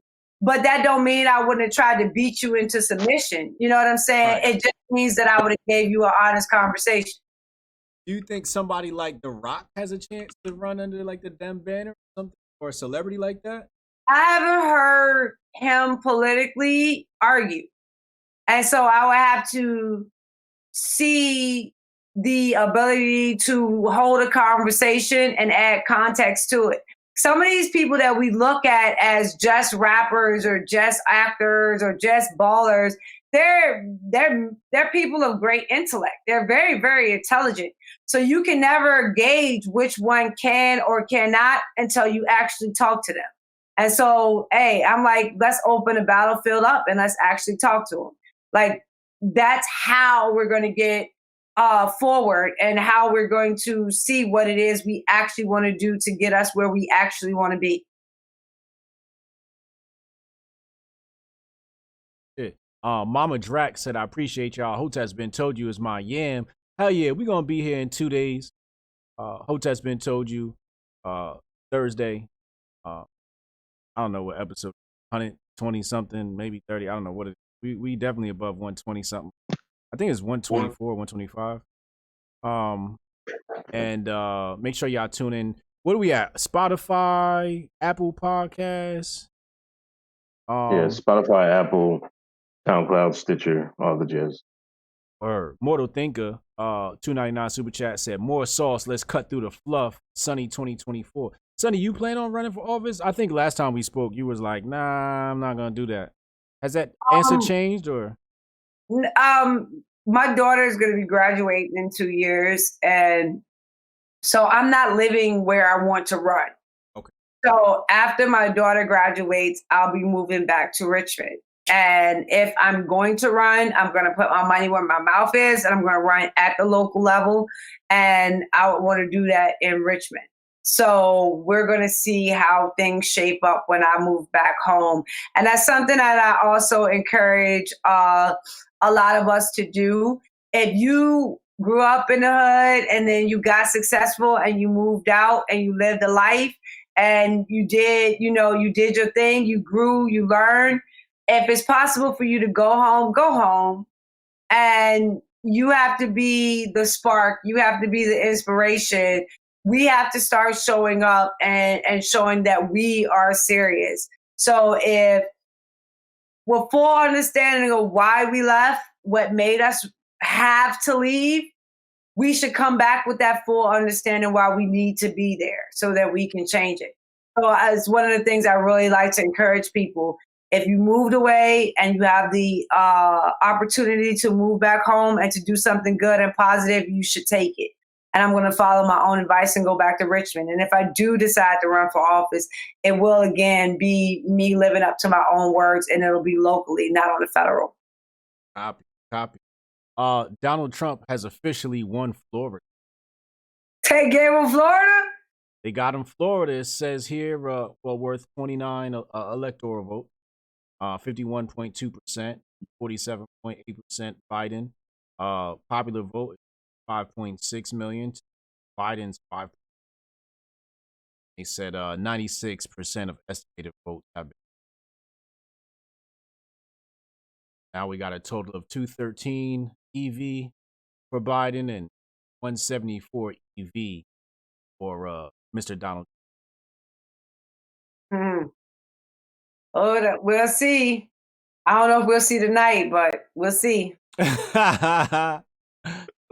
see tonight. What, they haven't called Texas yet? They have. Is that what it is? Is that's what the gap is? Yeah, they have not called Texas yet. That's 38 Walkers. That's what the gap is. The gap is Texas. It's 80% reporting, and he's up by 6 percentage points, and they still hadn't called it. So, okay, because I was like, wait a minute. When you listen to those numbers, you like, the gap is huge. Like, what's the gap missing? The gap got to be Texas. But yeah, Texas got 38 EV. Trump, husband just said Trump got Texas. Get out. It's wishful thinking. Oh. Yeah, I was going to say, I think he's got Texas too, but it's not like. Yeah, like for all the heat that I give Republicans and Trump, you would not imagine my husband's love for him. So it's. Shout out to hubby, man. That's what I like. That's honestly, that's what I love. Like when you can see that someone is like really about what they're talking about, and then they're not just gonna like, oh well, this party sort of represents what I believe in, except they've been betraying what I believe in. So I'm gonna just let them slide with it because at least they're not as bad as the Democrats. I appreciate the fact that you don't do that. You hold their feet to the fire because you want what you want out of leadership, and you're not gonna sit down and watch it go by without saying something about it. Make sure that it goes that way. But I'm about to be like Uncle over there and fall asleep on y'all. I'm gonna have to shut it down. I gotta wrap this up. I gotta go to work. I gotta drive out of town tomorrow. So, but this thing is gonna go. If it's anything like last time, I think I was up until like almost 3:00 in the morning last year or 4 years ago or whatever, just watching it. I mean, it's not going to be solved. It's not going to be solved tonight, because they still have Pennsylvania out there, and that's going to be contested for Friday. Well, they go find the votes necessary for Biden to win. That's what's going to happen. Yeah, we're not going to get PA tonight. We're not going to get PA tonight. We're not going to Michigan or Nevada. We ain't getting tonight. They're at 2% reporting right now. Yeah, because they lobbed that little gimme to Biden to hold off on it. I think that like that's one of those things where they like left the polls open a little bit extra long. I think that was just to make it to where people couldn't do the math yet. Right. What can we do to make it to where it's harder to do the math? It's just crazy, man. It's so. Anyway, it's so much political. Yo, chat. When we about to close out in a little bit, press 1 in the chat if you think Hotep Jesus should do InfoWars tonight. Press 1 in the chat if you think I should. Press 2 if you think I should. Out. Push 2. They hate you. They love you and they hate you. About to get a bunch of deuces in the chat. Oh, then we're not gonna have the instant memeable moment tomorrow. Yeah, you're right. When you go to InfoWars, we get the memeable moment. Like, you would deny us that? Yeah, you're right. I should probably go chat there. Everybody say 1. God damn. I ain't getting no sleep tonight. Yeah, I'll probably because Alex Jones was like, hey, if you want to come on, come on and hop on, with us. You said 4. So who said 4? Literally, of course. Had to be Lim. Yeah, look, if Alex Jones didn't go on Rogan and invited you instead, that's the play. Yeah, he didn't. Yeah, he didn't. He didn't go on Rogan. I'm gonna see right now. Still want me?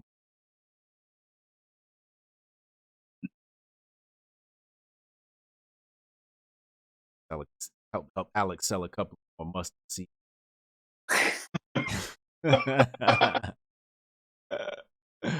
Somebody Now, if that's the definition of grifted season, that's shout out to Dean Lynn, $5 super chat. Def Jules, $4.99 super chat. Appreciate it. All right.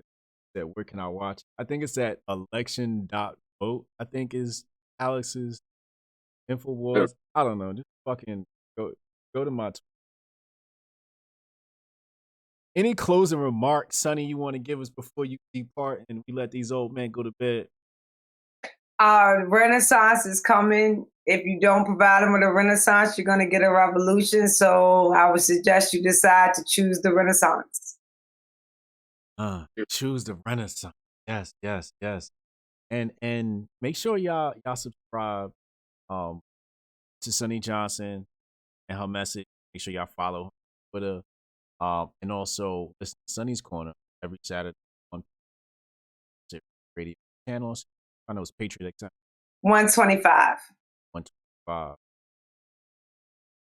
Chad. All right. Thank you guys for having me. I'm going to dip out now. All right. Bless up. Thank you. Bless up, Queen. Right. Chad, you got any closing remarks for us? Gay Gang 2024, because apparently it is not going to happen in 2020.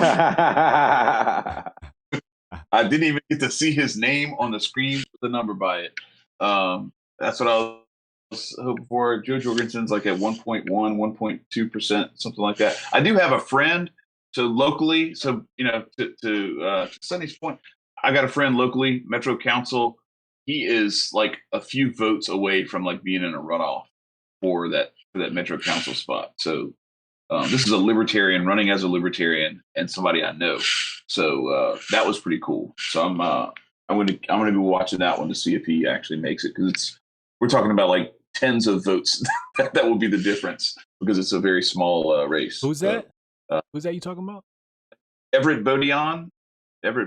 He's a friend of mine over here in the Baton Rouge Libertarian Party.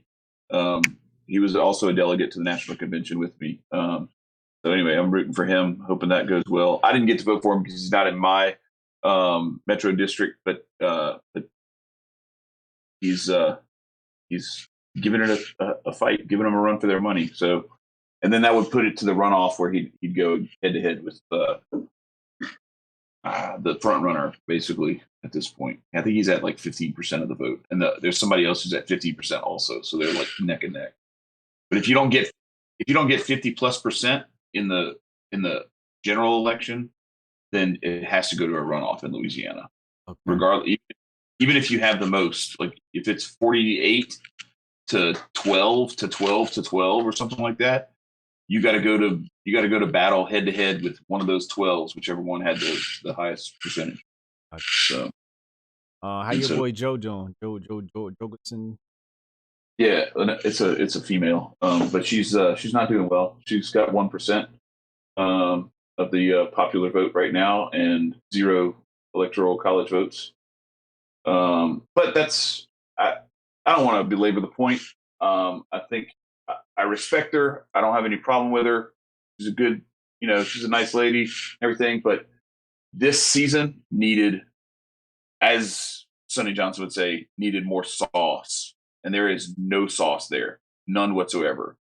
She's like a college professor. It's, super dry, very, focus grouped and very polite. And this needed to be raw and hard, especially after that first debate. That was a perfect opportunity for somebody else to say, did y'all see that bullshit? Jump off that boat and come over here. We're going to actually get shit done. It was a huge missed opportunity, and I'm disappointed. Any closing remarks for us? I think it's going to come down to PA, man. Yep, it is. I don't know. It's going to all be your fault. Because you voted for Kanye. But I'm going to love you for it, though, because I voted for Kanye, too, and we got to stick together. We're all in this together. Yeah, but I mean, it's going to take a couple days. You know, they're gonna, it's grifting season. They're gonna grift this Trump hate, this, and the more they stretch it out, even they might stretch it out just to give it a Trump an end, and then that's gonna make all the people at TDS even madder, you know. And then they're gonna try to jump the White House walls they just built and all this other craziness. Maybe some craziness by the end of the week. That's a good take. That's a No, they got because you push them to the point where they think they're going to get what they want, and then you pull it away. It's like Charlie take the football, and the media is Lucy, and they just pull the ball out of the way or move their finger. Yeah, and, but I think Unc is right. They get to milk, this whole entire period. Lead up to it. Yeah, they're gonna be. Well, Beef and Run Away.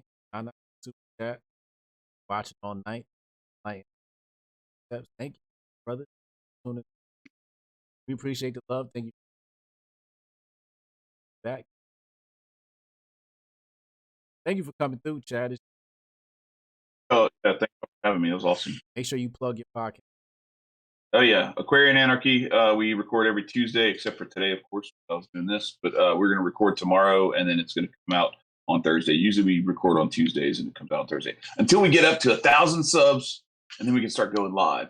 But for now, we'll do that. So at YouTube, Aquarian Anarchy, that's the place to find us. Myself, Marcus, and Nico. Dope. Peace out, my brothers. Peace. All right, man.